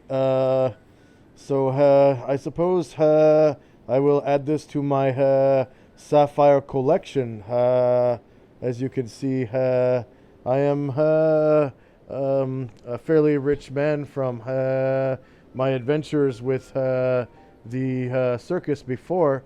But yes, this gift is You have a like good taste. no other. Taste the gemstones, Yes, says Braindred.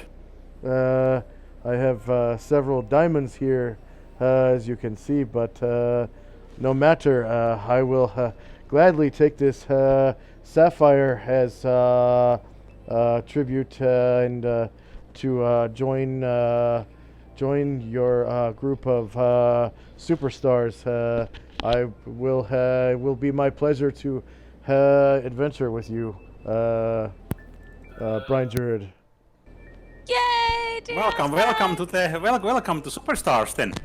Hell Welcome yeah. back. Welcome back. Welcome And back. that was the Braindred's turn. I need to Okay. visit toilet quickly. And Okay. hey, Lashan, nice job, man. 1,000. You just Good save. I'm- Good I'm- save. Yeah, serious. I wanted him to have himself as a henchman. That's just right. If you want the loyalty of a person in Josh's world forever, all it costs is 1,000 gold. Yeah. Yeah, seriously. Well, you know, that's one of the Yeah, it was Braindred's nature not to understand that from the beginning. That something like that was required. But yeah, Calamar learned this early on because you know, if you remember, oh no, nobody remembers Goblin Jack. He said I was too needy for Goblin Jack. But then he offered Boogie Will his weapon, and he's like, "Oh God, yes, I want to follow you forever." And I put that in my thing. I said, offer them something else besides just your friendship that will always get them. That always seems to win. You know, it's like, oh God. Here's the thing. People say that in life you can't buy happiness or friends. That may be true, but in Josh's game, it's false. You can't. Josh. Oh yeah. In fact, we encourage it. Yes, You're not gonna please. spend that money on much else anyway. Yeah. Okay, so yeah, pardon the Vesa impression.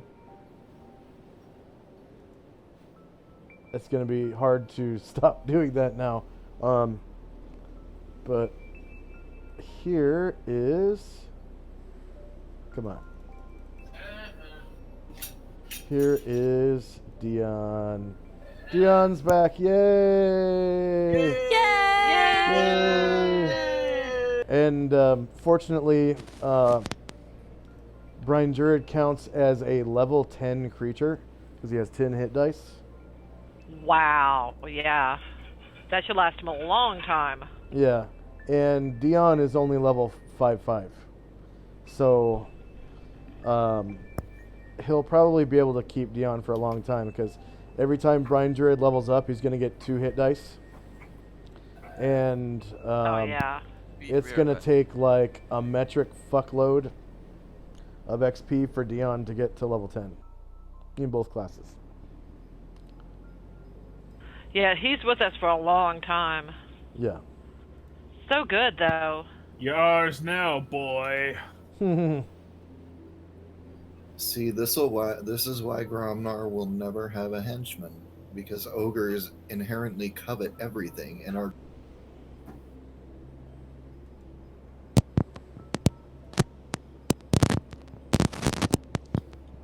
Yay. Well, I guess it's good you have a dog then.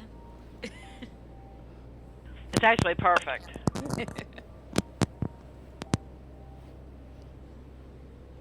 It seems like your Asher. It seems like your microphone or something is yeah. It sounds like you Flaky. stuck your microphone in a deep fryer. Crackles and pops. Is that any better? Yeah, that's it. But oh my god, yeah. Sorry. I'm gonna You're probably try gonna have to get a new one. I'm sorry. No, I am sorry. Is it better when I'm muted? Can you hear it then? No. We can't tell it. We can't tell because It's gone. you know, it doesn't show. Yeah, but it's not in the background when I'm muted, right? Yeah. Okay. Well. Yeah, I'm gonna get a new one. I'm also gonna try it on the computer now instead of on my phone in case that's the problem. Let's see.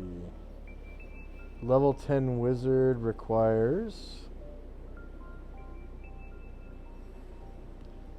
250,000 experience points, and a level 10 priest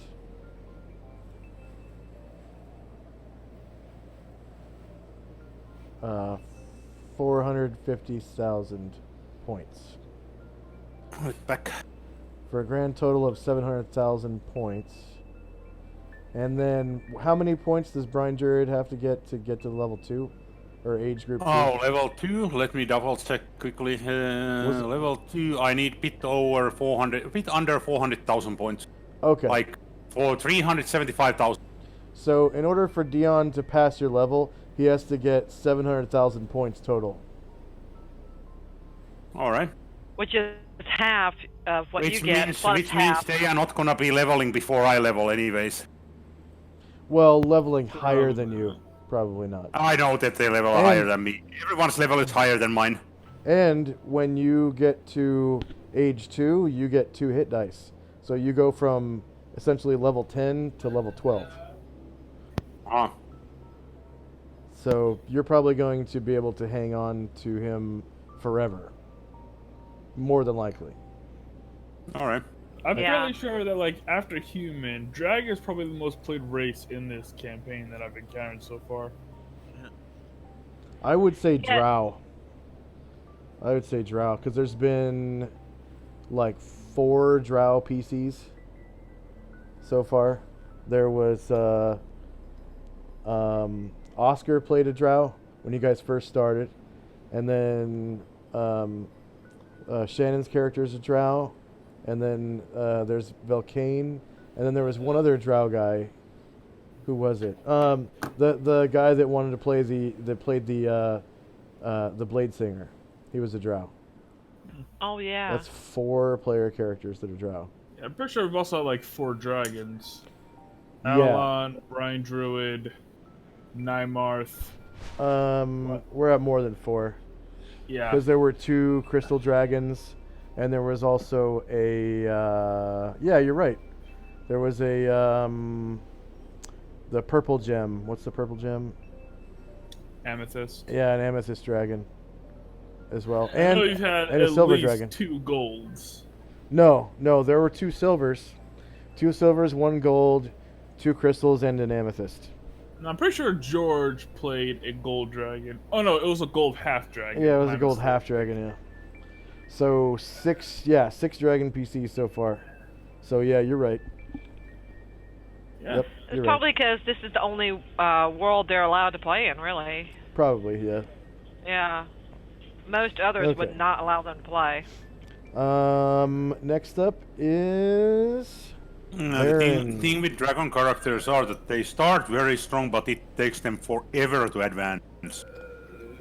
Yeah, but Coming through. they start on par with where they will be when they start advancing. So True. it's kind of Like, to put this in perspective, Brian Druid is technically more powerful than Varen right now. yeah. And I've been playing Varen for about 2 years. Yeah, I think it's 2 years. Two and a Almost half, 3. really. About 3. About 3 years. Because it was in 2016, like November of 2016, that your previous character perished. Yeah. So yeah, he starts off at a power level similar to what I've had to spend 2 years to get to. 3. So yeah, 3 years to get to. So yeah, like, Yeah. dragons are powerful. Yeah, the challenge is not really the hit, really the experience. The challenge is gonna be the gold amount. Especially since now you're splitting half of it with a henchman. Yeah, now it looks like I am only 2% or 3% towards the needed gold amount. So now I'm gonna be way over my experience cap before I can actually level up. Way over. You can never tell. You don't know what we're going to find. How am I going to Sound get any 1 better now? million gold? We can find it. You don't know. No, we won't.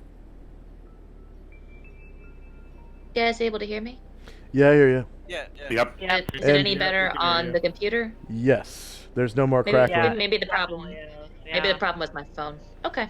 Okay. But next up is Varen and Company.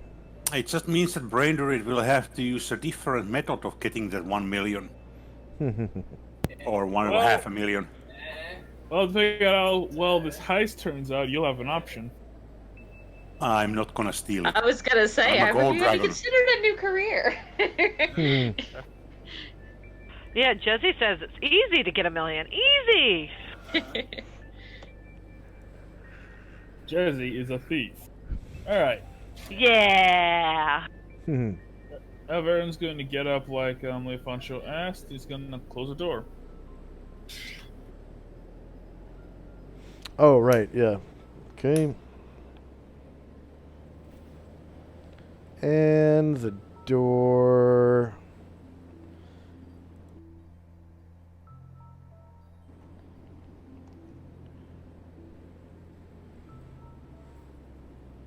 And the door closes.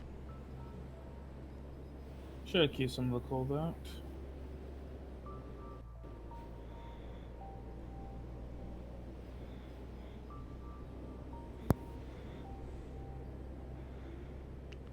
Okay.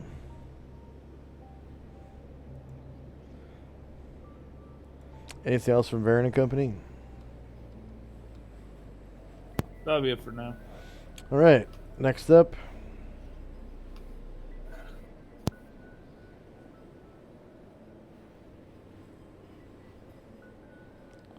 is Asher and Company, who has 2 rounds left at the end of this round for that lockpick. She's continuing to work on that lock, and she's beginning to get a little exasperated, so she's kind of like inwardly sighing, but diligently plying away at this lock. And that'll be it. Okay, and then the rest of your party? They're just hanging out. Jim kind of slumps his shoulders and looks at the ground, and then turns back to listen for the signal whistle and watch the door. Okay. Next up is Lao Shun and Company. Hey, Josh, I have a question for you Shoot. about my Cobb's alignment. Mhm. I think I've got this right. As lawful. You're not gonna announce his alignment to everybody, are you? Crap. Sorry. I should have did this. You might want to PM him on Discord. Yeah, sorry. Anyway, let me. Use Whisper DM. Yeah, Whisper DM. Yeah.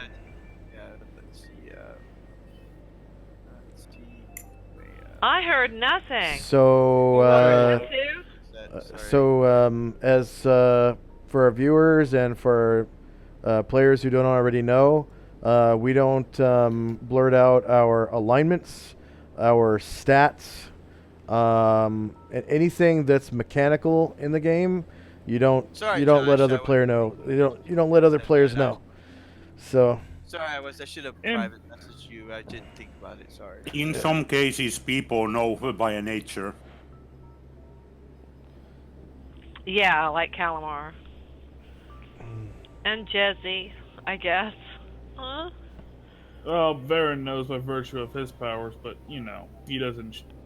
I don't bring it up as like a thing. So it's slash Yeah. whisper. Is it a space DM or is it? It's click on your token, and then up at the top of the screen, click on Whisper DM. Oh, okay. Type the message, hit enter. Yeah, it'll show it as a paranoia note. Okay. And it's a little bit more, so it'll get his attention, maybe, than a regular whisper, which would be nice. Oh, okay. Yeah, let me. Let's see.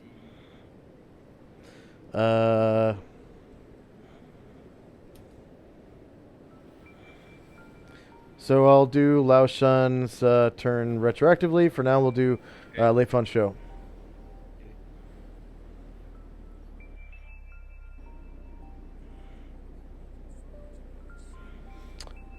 Brad, are you there? Sounds like he's whispering or something. I barely hear him. Oh, Brad, I think your mic is muted on the button. No, I could hear him a little bit. Very faintly. Better. Okay. I think it's probably AFK me.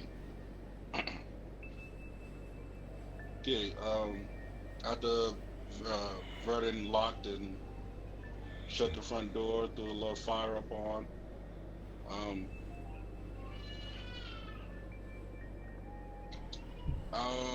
I'll take my turn like I said and go check the back door. Okay.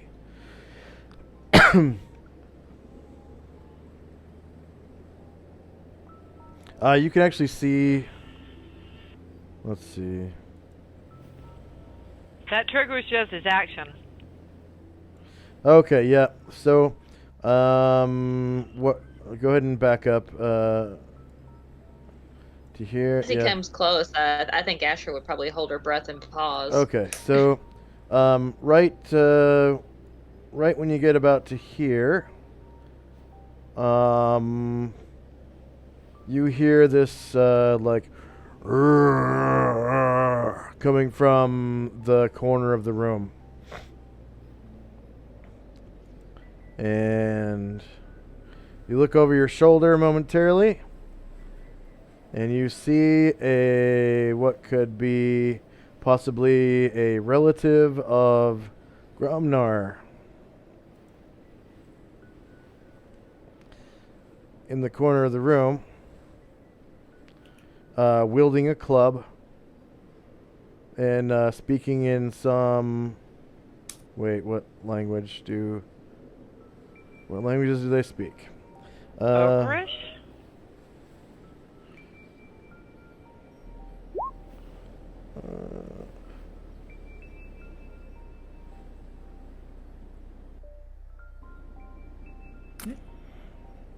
Let's see. She didn't even get to tap him on the shoulder. Orc, Noltro. I was wondering if this was your spell or something. Jazzy casting spells? No. I couldn't remember if she could or not.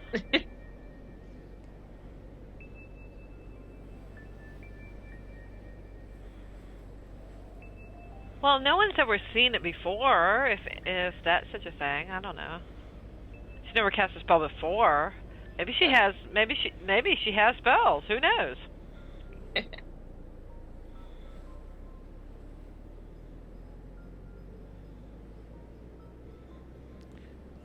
let's see here.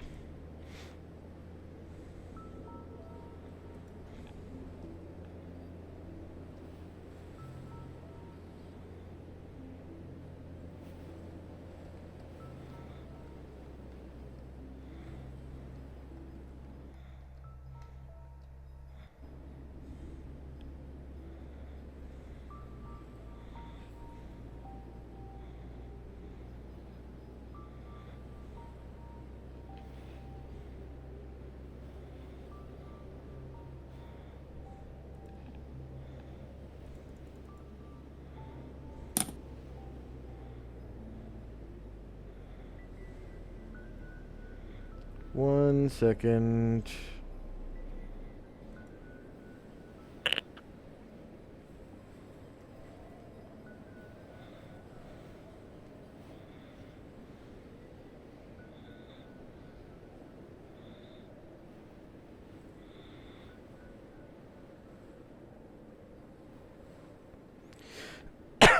Come on.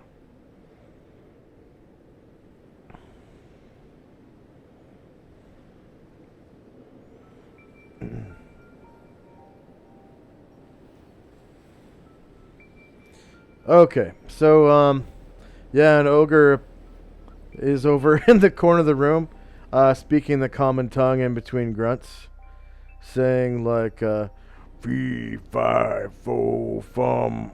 I'm gonna eat you starting with your thumb." I would then look at my fist, look at his face, look at my fist, look at his face. Would you like a circle kick to the mouth?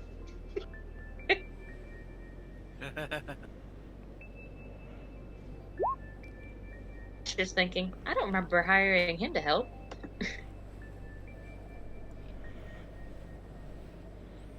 Then, Vernon, are you playing trick on me?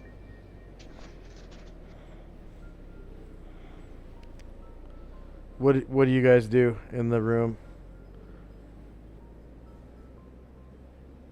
Well, I asked Vernon, is that him? Vernon, is you perhaps playing trick? Not funny.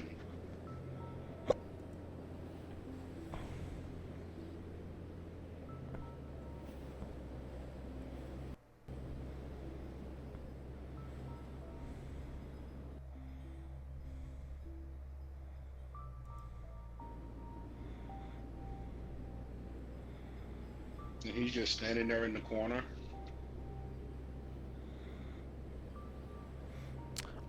He's approaching Lao Shun across the room. Okay.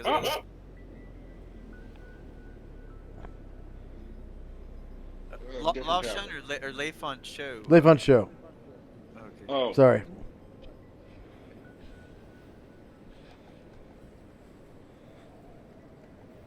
Okay.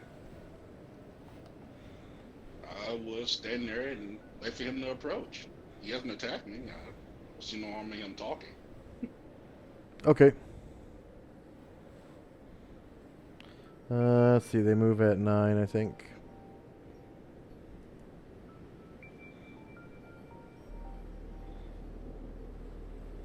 Yes, they do.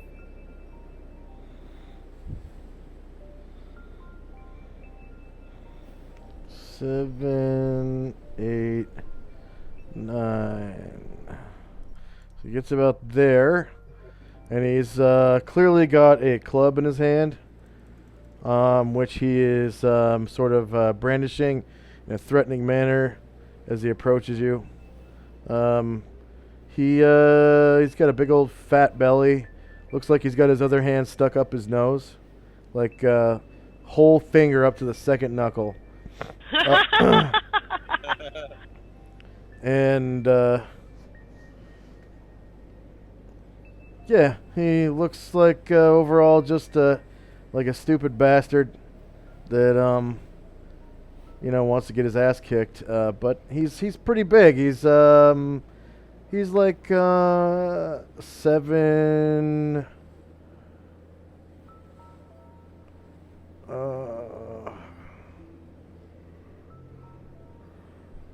9 feet tall, and his club looks like it could do quite a bit of damage. It's like a great club. Okay. Okay. All right. So back to, let's see.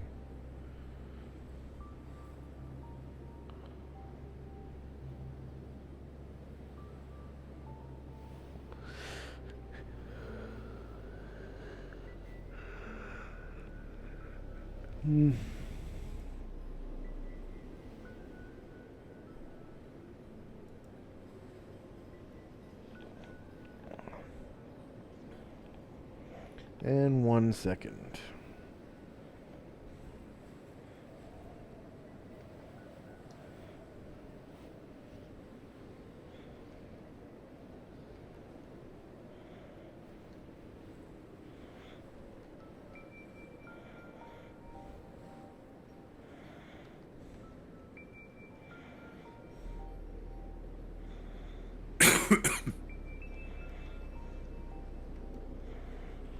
Grumnar, are you about ready to kill your cousin, or, you know?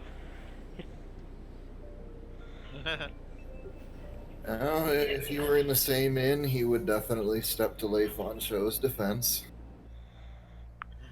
Okay. No need, because I really not to kill family.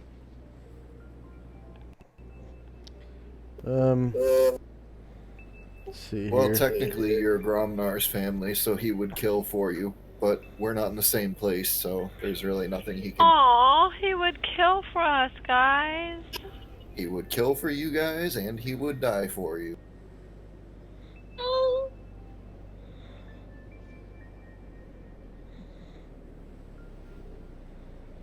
Okay.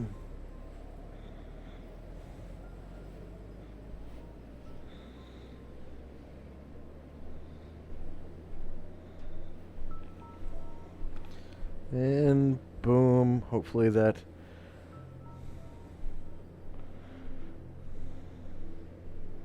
Oh. And one more.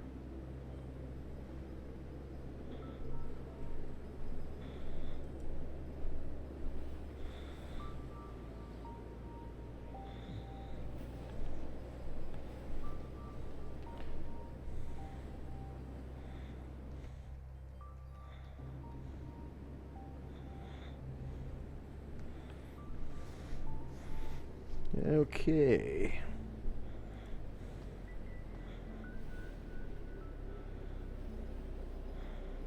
Oh.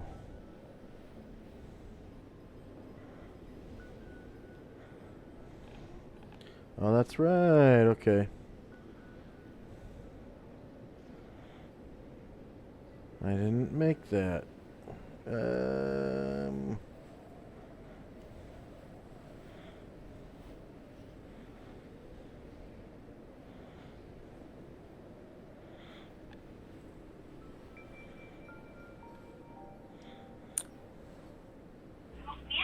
Meow, meow, meow. This is the time that we feed the animals in my house. And they may want to make sure you didn't forget. Yeah, that's a signal for everybody to come to eat, and they are all around my mother, and they're like, "Yes, we love you, we love you, we love you."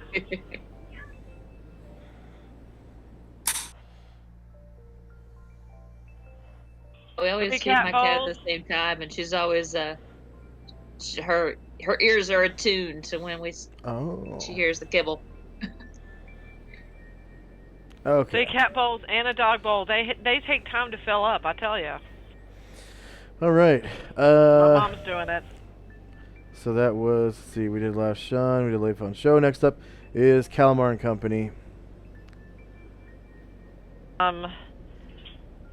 Okay, Josie's up near the roof, and she's like, okay, and preparing. She's gonna fly over a little bit to about here, maybe, and preparing to take her, preparing to take a shot, but she's not going to because he hasn't been officially.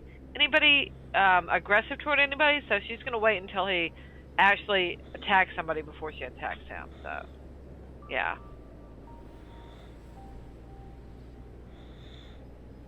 But as soon as he attacks Leif on show or whoever, then she'll try to fire a crossbow or an arrow bolt at him. Yeah.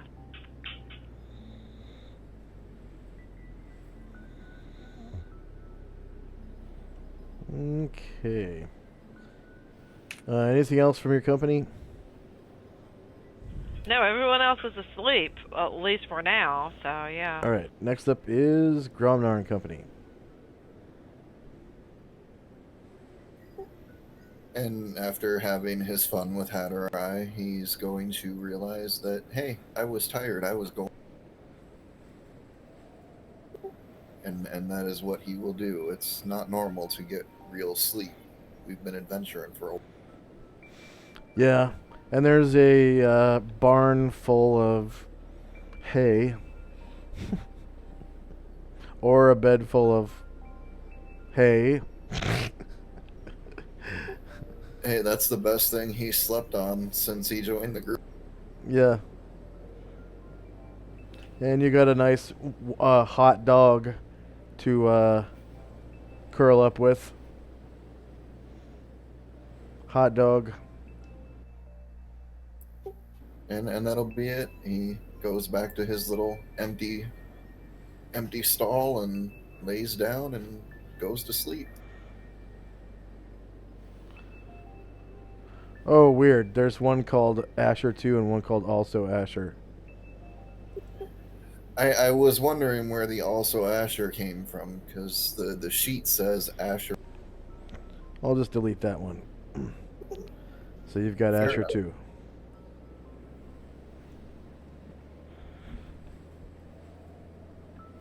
There you go. And next up is Brian Druid. All right. Well, I'm gonna be still in middle of the discussion with Dian, asking Dian, hey, how were your adventures with circus before? Since I haven't heard of those that well. And well, John answers and explains. Of course, Brainerd is interested on hearing up how he ended up going away or so, but Jan doesn't want to talk about that yet. Later. Okay. And that's it for now.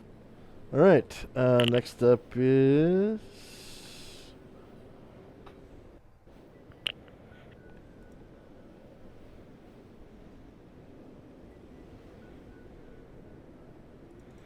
Varen and Company.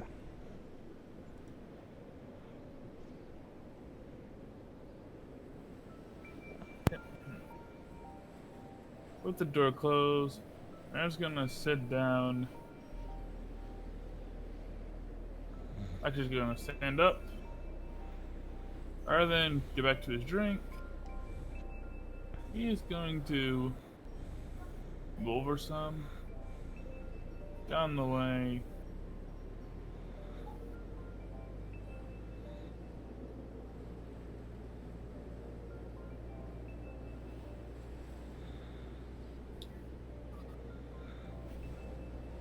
Where you going? Is he your friend? Or are you playing a funny joke? What's funny? That ogre guy. Did you not make him come here? Do you know him? No, the only ogre I know is Gromnar. Like, aside from Gromnar, last walked time from I over encountered where you- an ogre, I tried to kill it. He came from where you was locking the door.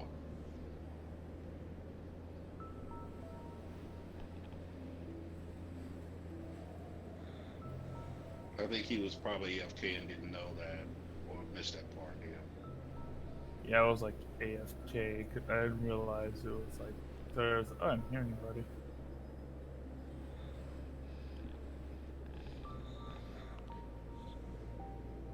Okay. Anything else from Verne and Company? That'll be it for now.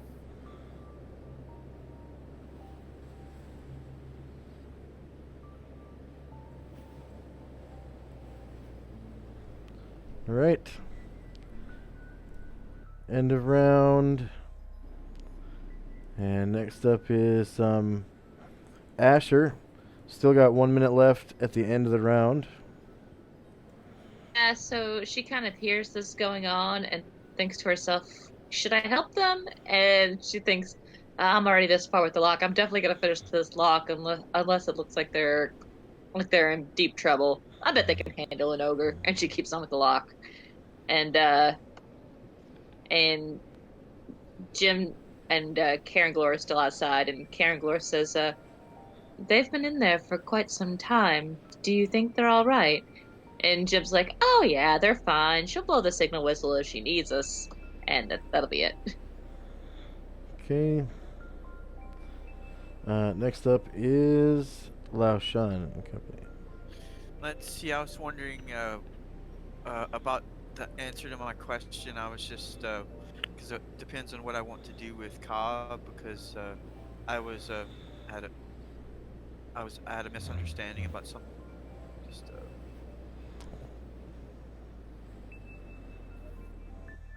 Not snitch on me, Cobb.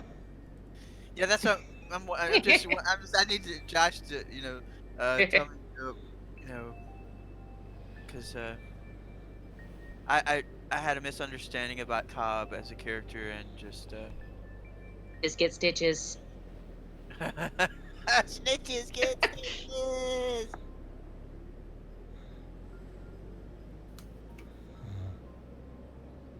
Maybe we laughed it out, but that's very possible in this group now. All these criminals up and about. Yeah.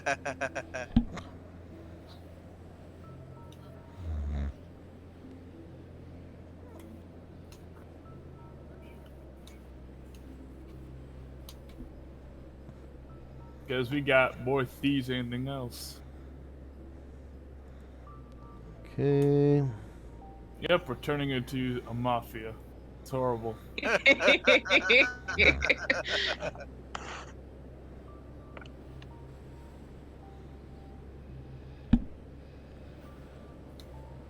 Whoops. Lathan Show won't do any crime with us, but he can form an economic monopoly by buying up everything in the city. Yeah. I might have to pay for significant damage to win. That's true. Looking at the jar of great fire and at this ugly ass troll. You sure you want to do this? Not a troll. Wasn't he an ogre? Not Was a sure troll? right We now. definitely He want to. threatened me. If we want a troll, like we to be definitely have to be prepared to burn him.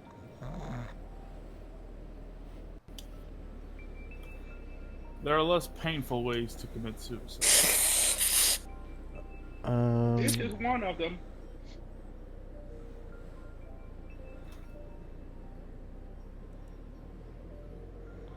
Come on.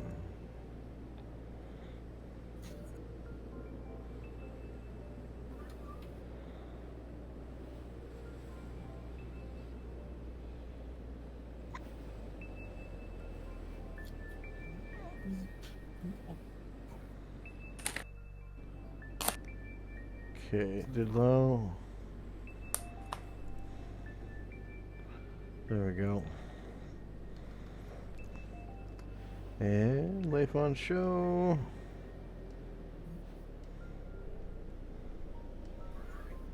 Lao Shan? Yeah, sorry, Lao Shan. Next up is Lao Shan. Yeah, I was just wondering about the question. Like what? Because I was. It just depends on what I want to do with Cobb as to whether the answer to the question that I sent another question. I was just wondering so I can make a decision on how I react with Cobb because.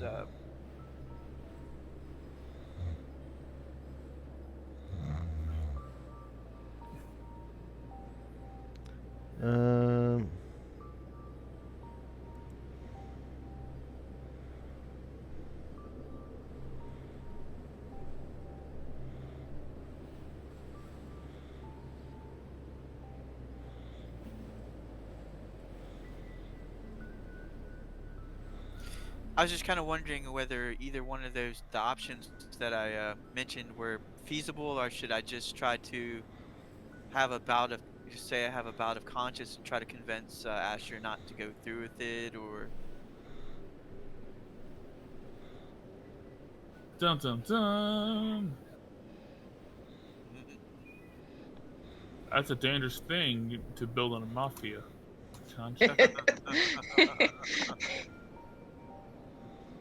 I wake up with a knife in your back someday. He's gonna be like He's he's gonna be like one of those crime crime. family members who like became a priest instead. Yep. Cobbing got the stomach for this hardcore crime life. Yeah. I ain't no so. Okay, next up is Leifon Show.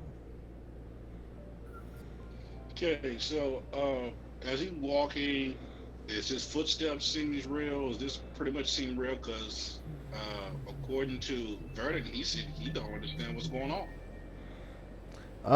You hear its footsteps, and it's like breathing. Okay, and you say you want to hurt me? Are you sure? The ogre nods at you, and he like brandishes his club again, like smacking against the palm of his hand. And he's like, mm-hmm. Okay. I'll throw a jar of great fire at his feet. Ooh, it's time, boys. Initiative.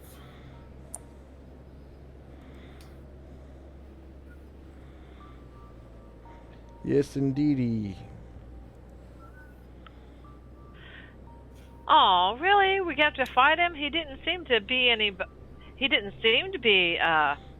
that aggressive, did he? Aw. Leifon Show put the fire under his feet. Ha! Alright, but Red like part of training.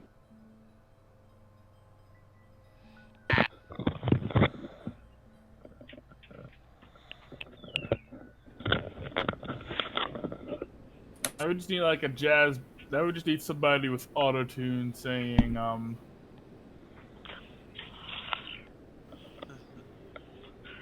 just you don't know what you just started. They're snatching your people up. So. They got no idea what they messing with now. Oh, hell yeah. He's gonna break up the kung fu, and that'll be it. Everybody dies. Everybody dies! Wait. Okay. My part of everybody? I don't want to die. Everybody go ahead and roll individual initiative for all the characters. Do we need to, has it awakened anybody in the, What activity? Just movement? You would roll size base speed for movement. Okay.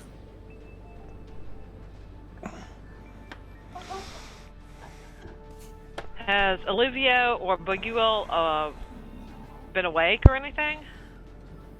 Not counting Calamar, I don't think he's anything. Unless it gets really loud. Anyone who's asleep will wake up after one round of combat. Okay. Karen Glor has Ingweon with him. I shouldn't roll for Ingweon, should I? I think you roll for everybody who's participating in combat, right? Yeah. So it's just initiative for people that Then are the question, of course, is the combat happening on this inn or not? Only the red carpet in.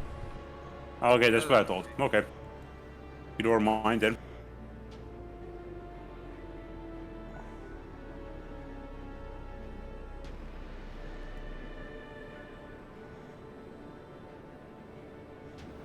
I'll need another initiative for Cobb for the composite short.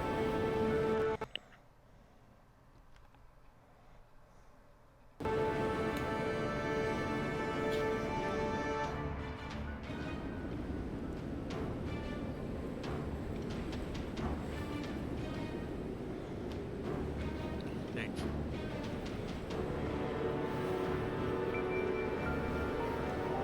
Is there anyone who's still rolling initiative? Just filling in my initiative.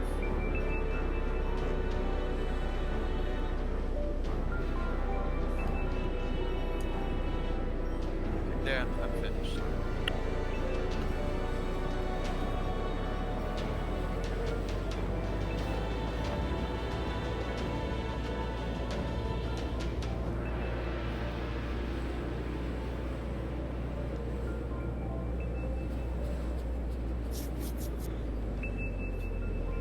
How many people do we have?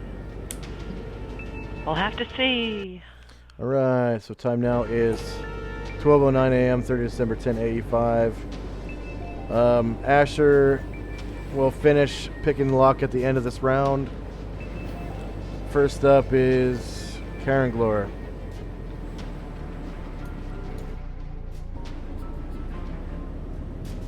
So, does Karen Glor hear any commotion yet? Because they haven't really fought yet. Oh, he's in the other end. Not really. He's in the back of the red carpet inn. Yes. He does hear commotion. Yeah. So he says to Jim, he says, "It sounds as if Our Lady is could be in trouble," and so he's going to jog to the door.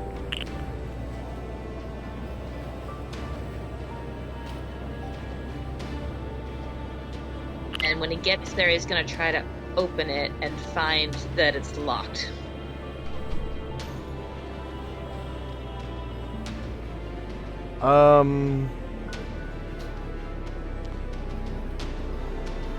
Well, I guess technically,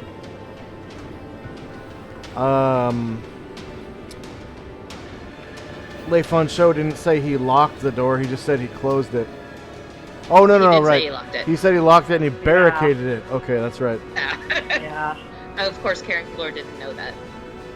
Yeah.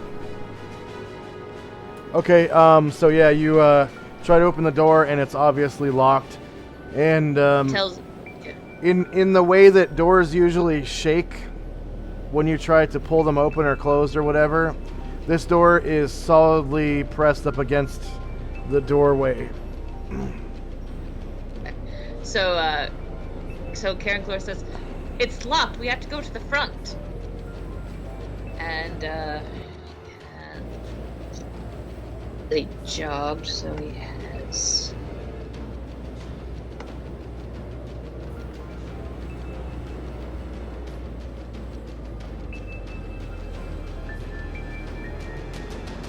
I'll start.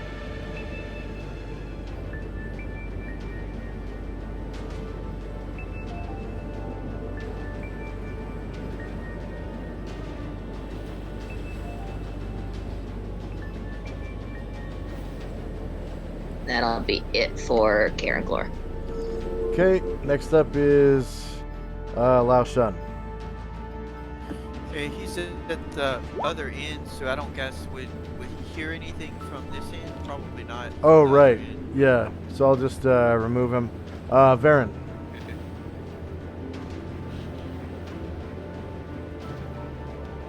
Baron is going to turn towards the source of the serpents. My roll might be a bit on because I can't actually see the ogre at the moment. Is the ogre the one with the two swords? The guy, tall guy with the two There it is. I think there's two guys right there. I mean, I think that's a guy right Oh, there. okay, I can see. Oh, I can see kind of like the corner of him. I can't see the whole thing yet, but I thought it maybe was Alright, I guess Vern's gonna turn and attack.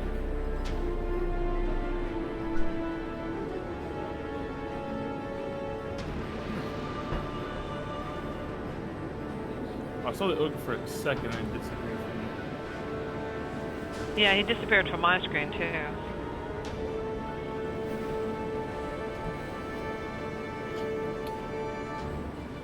The ogre did?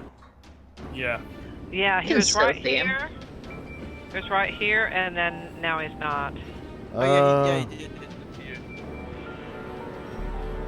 I think he was on the square that Varen was on. I was thinking, is he under Varen? Yeah, might have known. Interesting. Maybe. Drop. I don't know. Pull him back. No. Nah, he disappeared. Yeah, maybe when you got onto the square or something, it disappeared. I thought he was right there. Oh. Because I thought that I thought that I got 2 squares away from him that way. Yeah.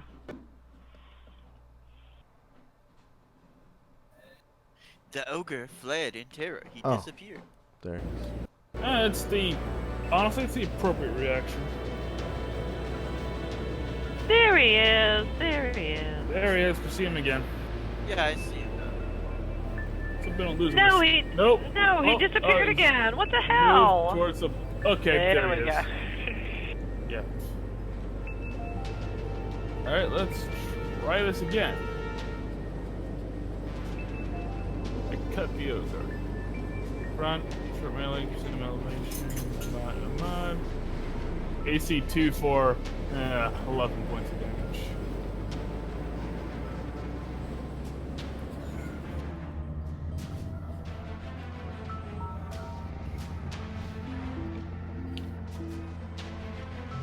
Alright.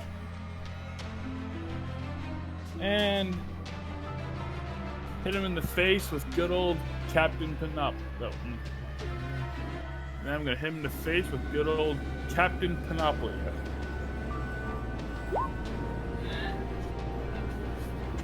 See, what we don't realize is Josh is experimenting with the ogre mage who imbibed a potion of stable blink. Ah. That's why he keeps disappearing and reappearing. Should have known. But yeah, like 19 points of damage. So, Damn, son. fear the might of Captain Panoplia. The shield. Because yes, I did decide to name my weapons because I think I'm funny.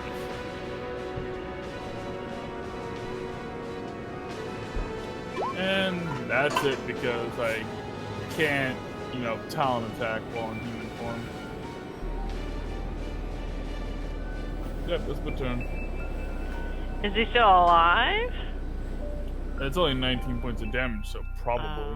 Yeah. Well, I did throw that jar of great fire. Oh, that depends if Josh is still alive.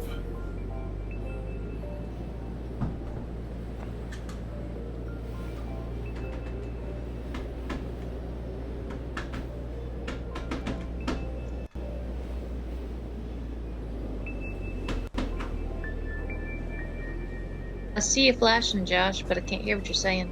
Yeah, I'm here. Okay. Yep, Josh is flashing us. Girls, get your cameras.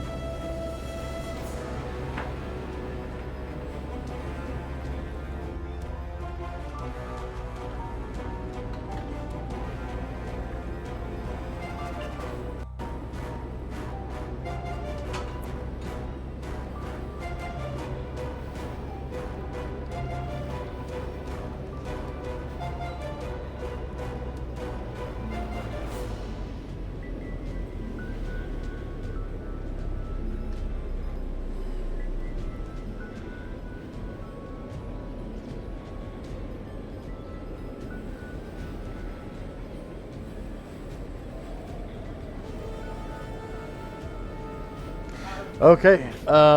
He survives. Next Yep. up is Calamar. Jesse. Hang on a minute. Roll back. Shit. I did not fire. Normally, I always fire every time with a called shot, but I did not fire a called shot this time, so I'm not. Roll the dice. What would be the chance? What would be the chances of firing on him and hitting Varen? I gotta know. It would be 3 pips for the ogre and 2 for Varen. Shit. So almost equal, other than 1 pip. Yeah, I'm gonna hold my action, and then next turn I'll fire a call shot. Damn it. Okay. Well, you gotta look at it this way.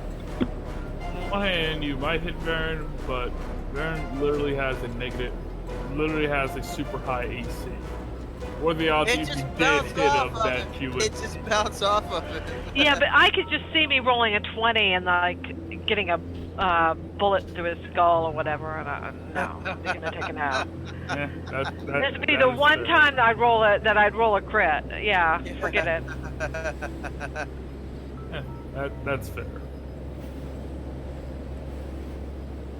Okay. So I hold my action and then I fire next round. That's Calamar, right?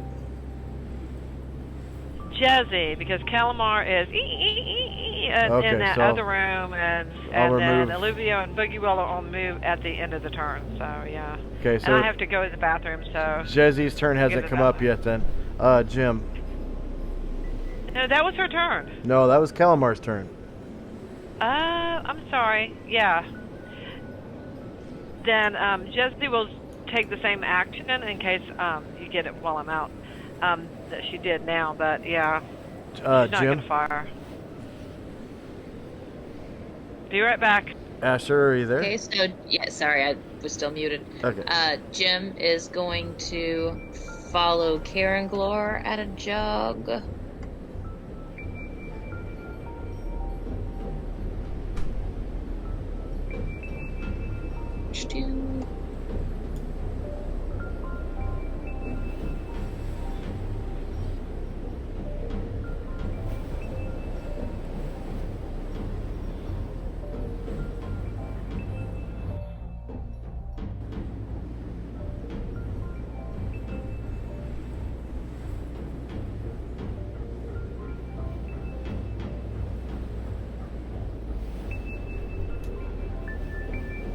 Passes Karen Glory, he's gonna say, "Come on, Elf, faster!"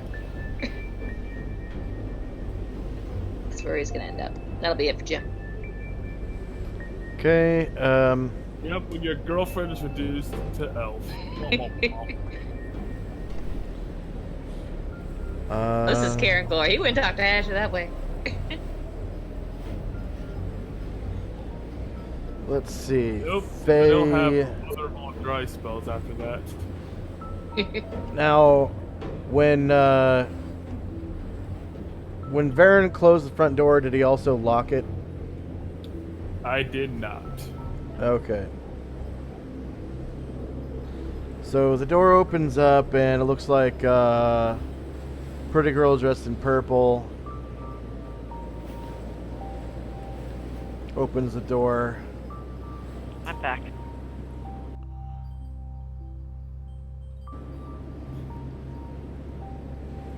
She's holding a torch. And what the fuckles was that? Josh, you have a very unique way of cursing.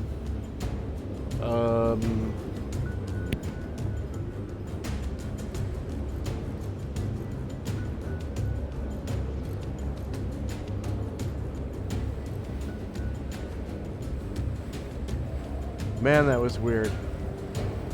There were like 5 guys that appeared there suddenly, and they're gone now.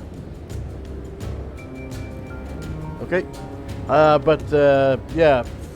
Faye Ellis opens the door and she's like, is everyone all right? Okay, next up is Cobb. Because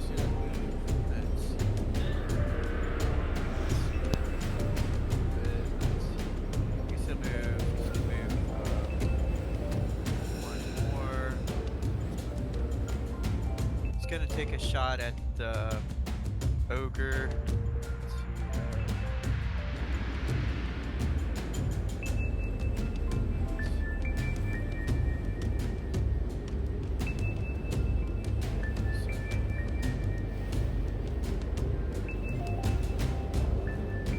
So that would be what, front, I suppose. Front. Yeah. Let's see. Would that be? Let me see. I don't know if that would be short or main. I guess it would be. It's not too far away. I think that would be short. No. Or would that be short or melee? How many squares is short or short? You throwing a javelin? No, it's a composite short bow. Okay, 1, 2, 3, 4, 5, 6, 7, 8, 9, 10. It's exactly maximum for short range. Ah, cool. Okay, okay, it should say elevation. So. Okay, miscellaneous attack modifier. before you do that, go ahead and roll me a d5. 1 through 3 is gonna be you're shooting at the ogre, and 4 and 5 is gonna be you're shooting at. Shot. Oh, it's a called No, shot. It's a called shot. Yeah, Okay. It's a called shot. You get minus 4 to hit. Minus 4. Let's see. Minus 4. Damage roll. No damage roll modifier. Come on. No, I missed wildness. That's just a miss. Yeah, that's a horrible miss. Yeah, at least it wasn't a crit miss. Okay. Next up is Gromnar. Asleep. So through the back of the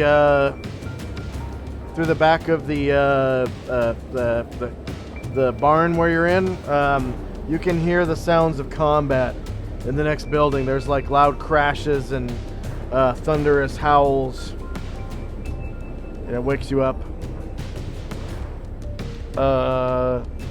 Next up is Asher. So you haven't quite opened the door yet.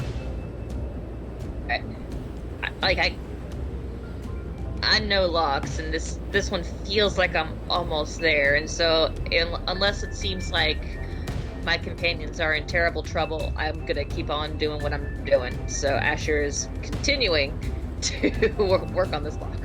Yeah. Just in case you forgot ourselves where we are in the hierarchy.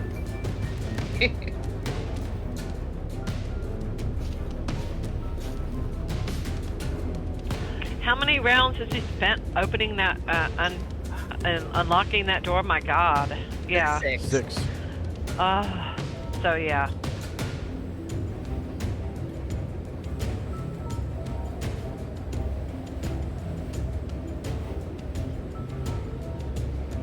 Okay.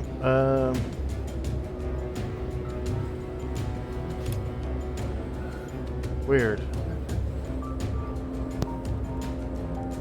Do Grey Elves not have +5 to their listen checks or something?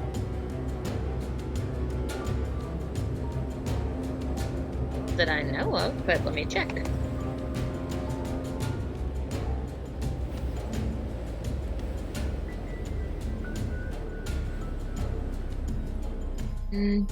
No, just a bonus to intelligence and dexterity. No, it's under. It should be in the same book, but in the like near the back, there should be a table that shows thief skill bonuses for all the sub races. Oh, okay.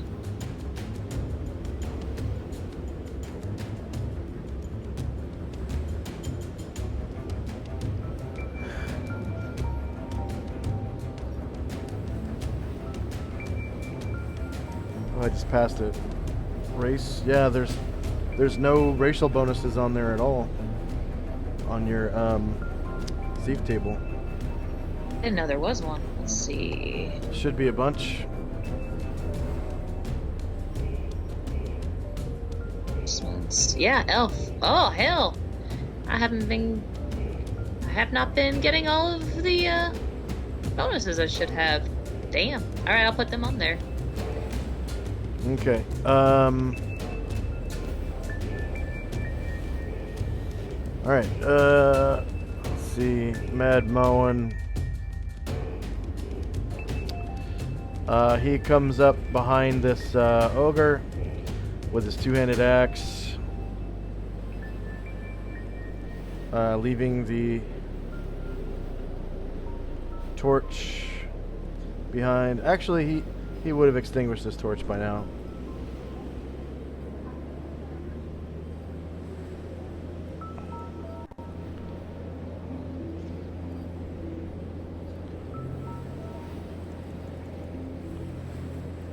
Mad Moen being...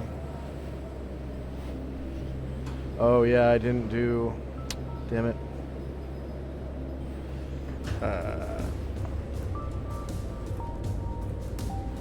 Yeah, he's a high master. Okay. So he crits on 16, 17, 18, 19, and 20. If he beats their AC by 5. Damn, son.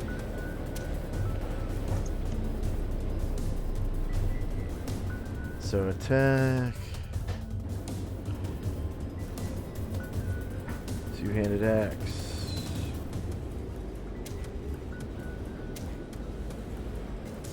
Okay, I finished those adjustments.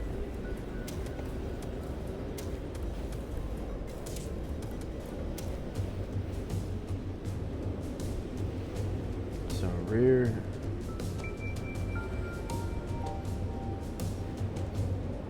Shorter melee. Same elevation. No mod. No mod.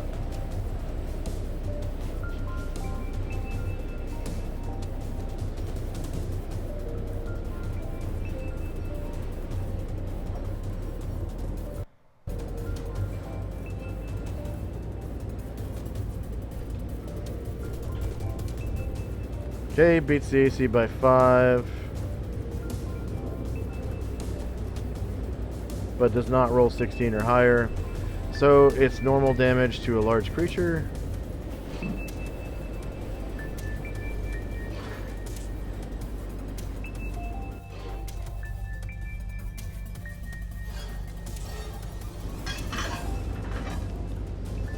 So 11 damage.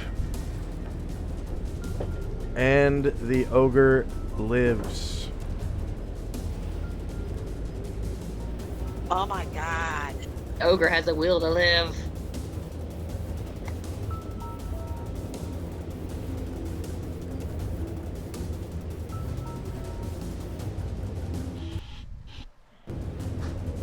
Okay, next up is Jezzy.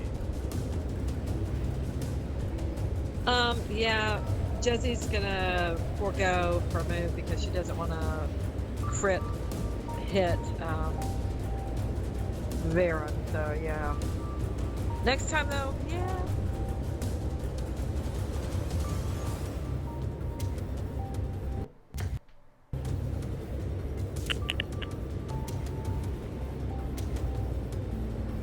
You're welcome, Varen.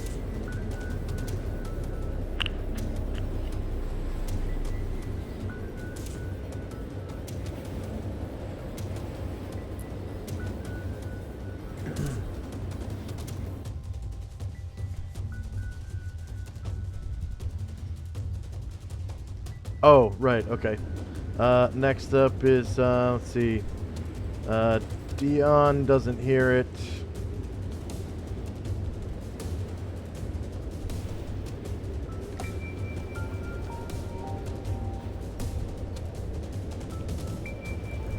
What about Brain Druid with somewhat more acute hearing?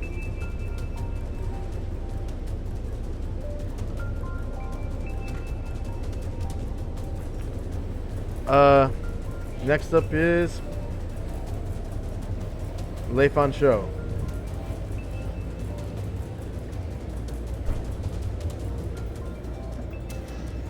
Alright.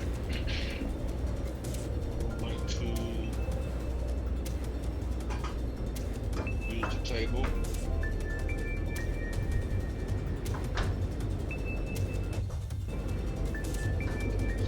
can't make it. And use my tunnel to jump off and strike him in the head with my chain.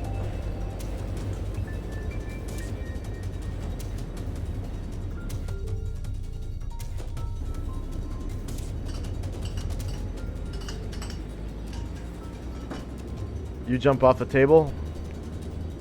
Yes.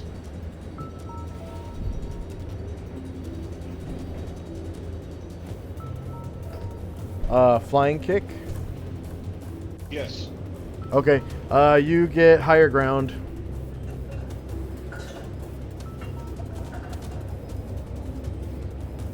It gives you higher ground. From front. Short.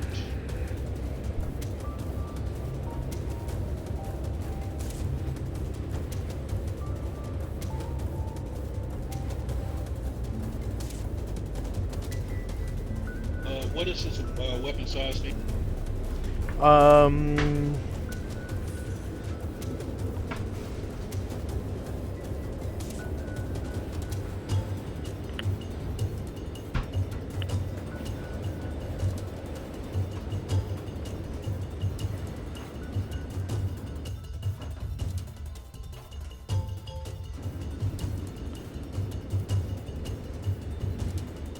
Great clubs are.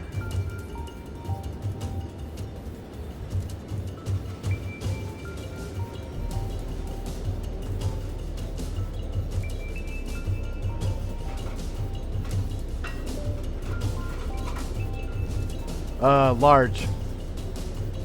Got it.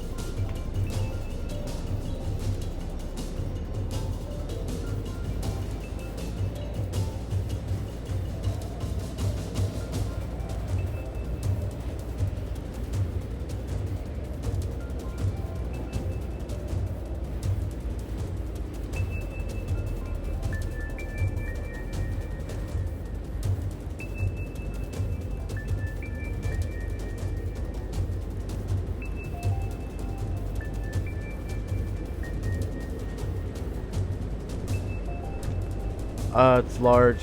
Mic check. Can hear you. Okay.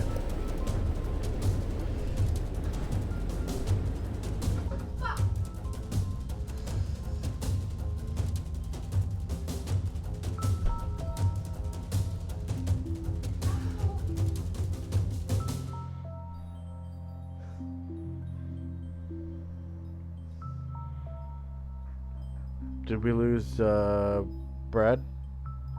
I'm still here. Can you hear me? Yep. Are you doing a flying kick? Yes, I did it. Of -5 to hit, and I think I crit on the damage, which is a 5. No, it's a small and medium. Oh my Doesn't say god. large. Good job.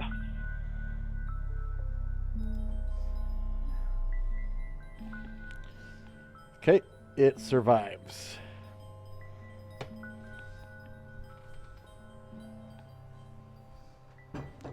Next up is Cobb's second shot. Okay, so he shot once, so he would become visible. So I made him visible since he attacked. Let's see. Oh yeah, that's true. Yeah, I'd forgotten about that. It was supposed to be a backstab, I think, but I forgot about doing that. I did the wrong attack. Let's see. Just do a regular attack on this. Do the backstab now. Oh, okay, okay. Yeah, let me see. Yeah, come on. Yeah, let me do that. Let's see. Backstab. Composite short bow. Target there. Okay. Plus backstab attack roll. So that'd be +4. If for call chat, would I put the call chat -4 there, or just make it +0, or would that how would that work, Josh? Yeah, you better. There's something specific that you have to enter, so you don't. Yeah, it's If you +0. enter it wrong, then yeah. +0. Let's see, +0. Don't forget the plus. Yeah, I got it. Let's see. What is your thief level? So 5.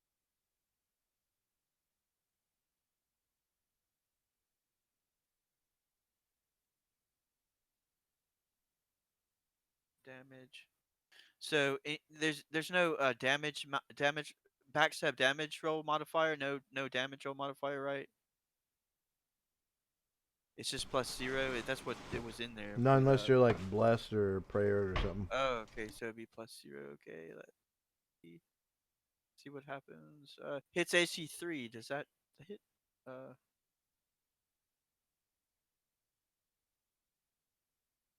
Yeah, it hits.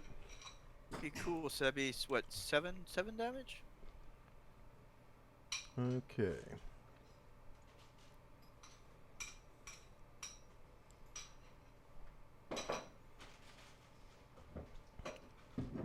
And he survives. Okay, end of round. And we're gonna have to call it there because I just froze. Haha. Well, at least it was right at the end. The end of No! Damn it! Almost had that damn lock. Yeah. So, did anyone gain a level? No, but it was the first time I ever made that kick and they crit.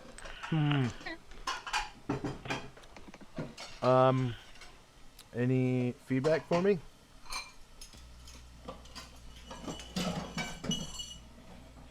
Okay. For our viewers, thank you for watching. Please like, share, and subscribe. If you're watching us live on Twitch, please hit that heart-shaped button at the top of the screen.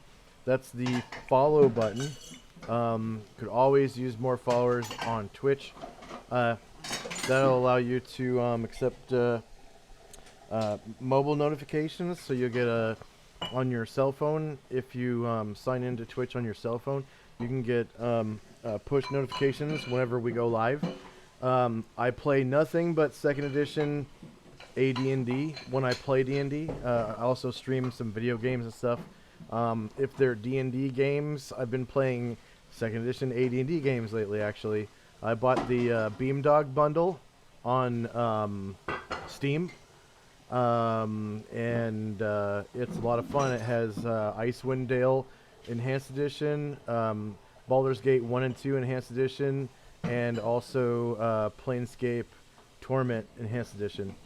So I'm probably going to be streaming those on and off for the next like year or so, because it's going to take me that long to beat them.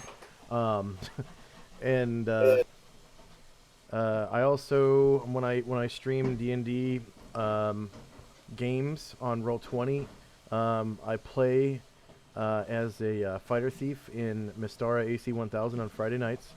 I DM this game, the Orb of Solynod Hex, on Saturdays. And then I also play as a paladin in Thunder Rift, which is, I believe, also a Mystara game, on Sundays. Well, Sunday nights, actually. So 3 games a week.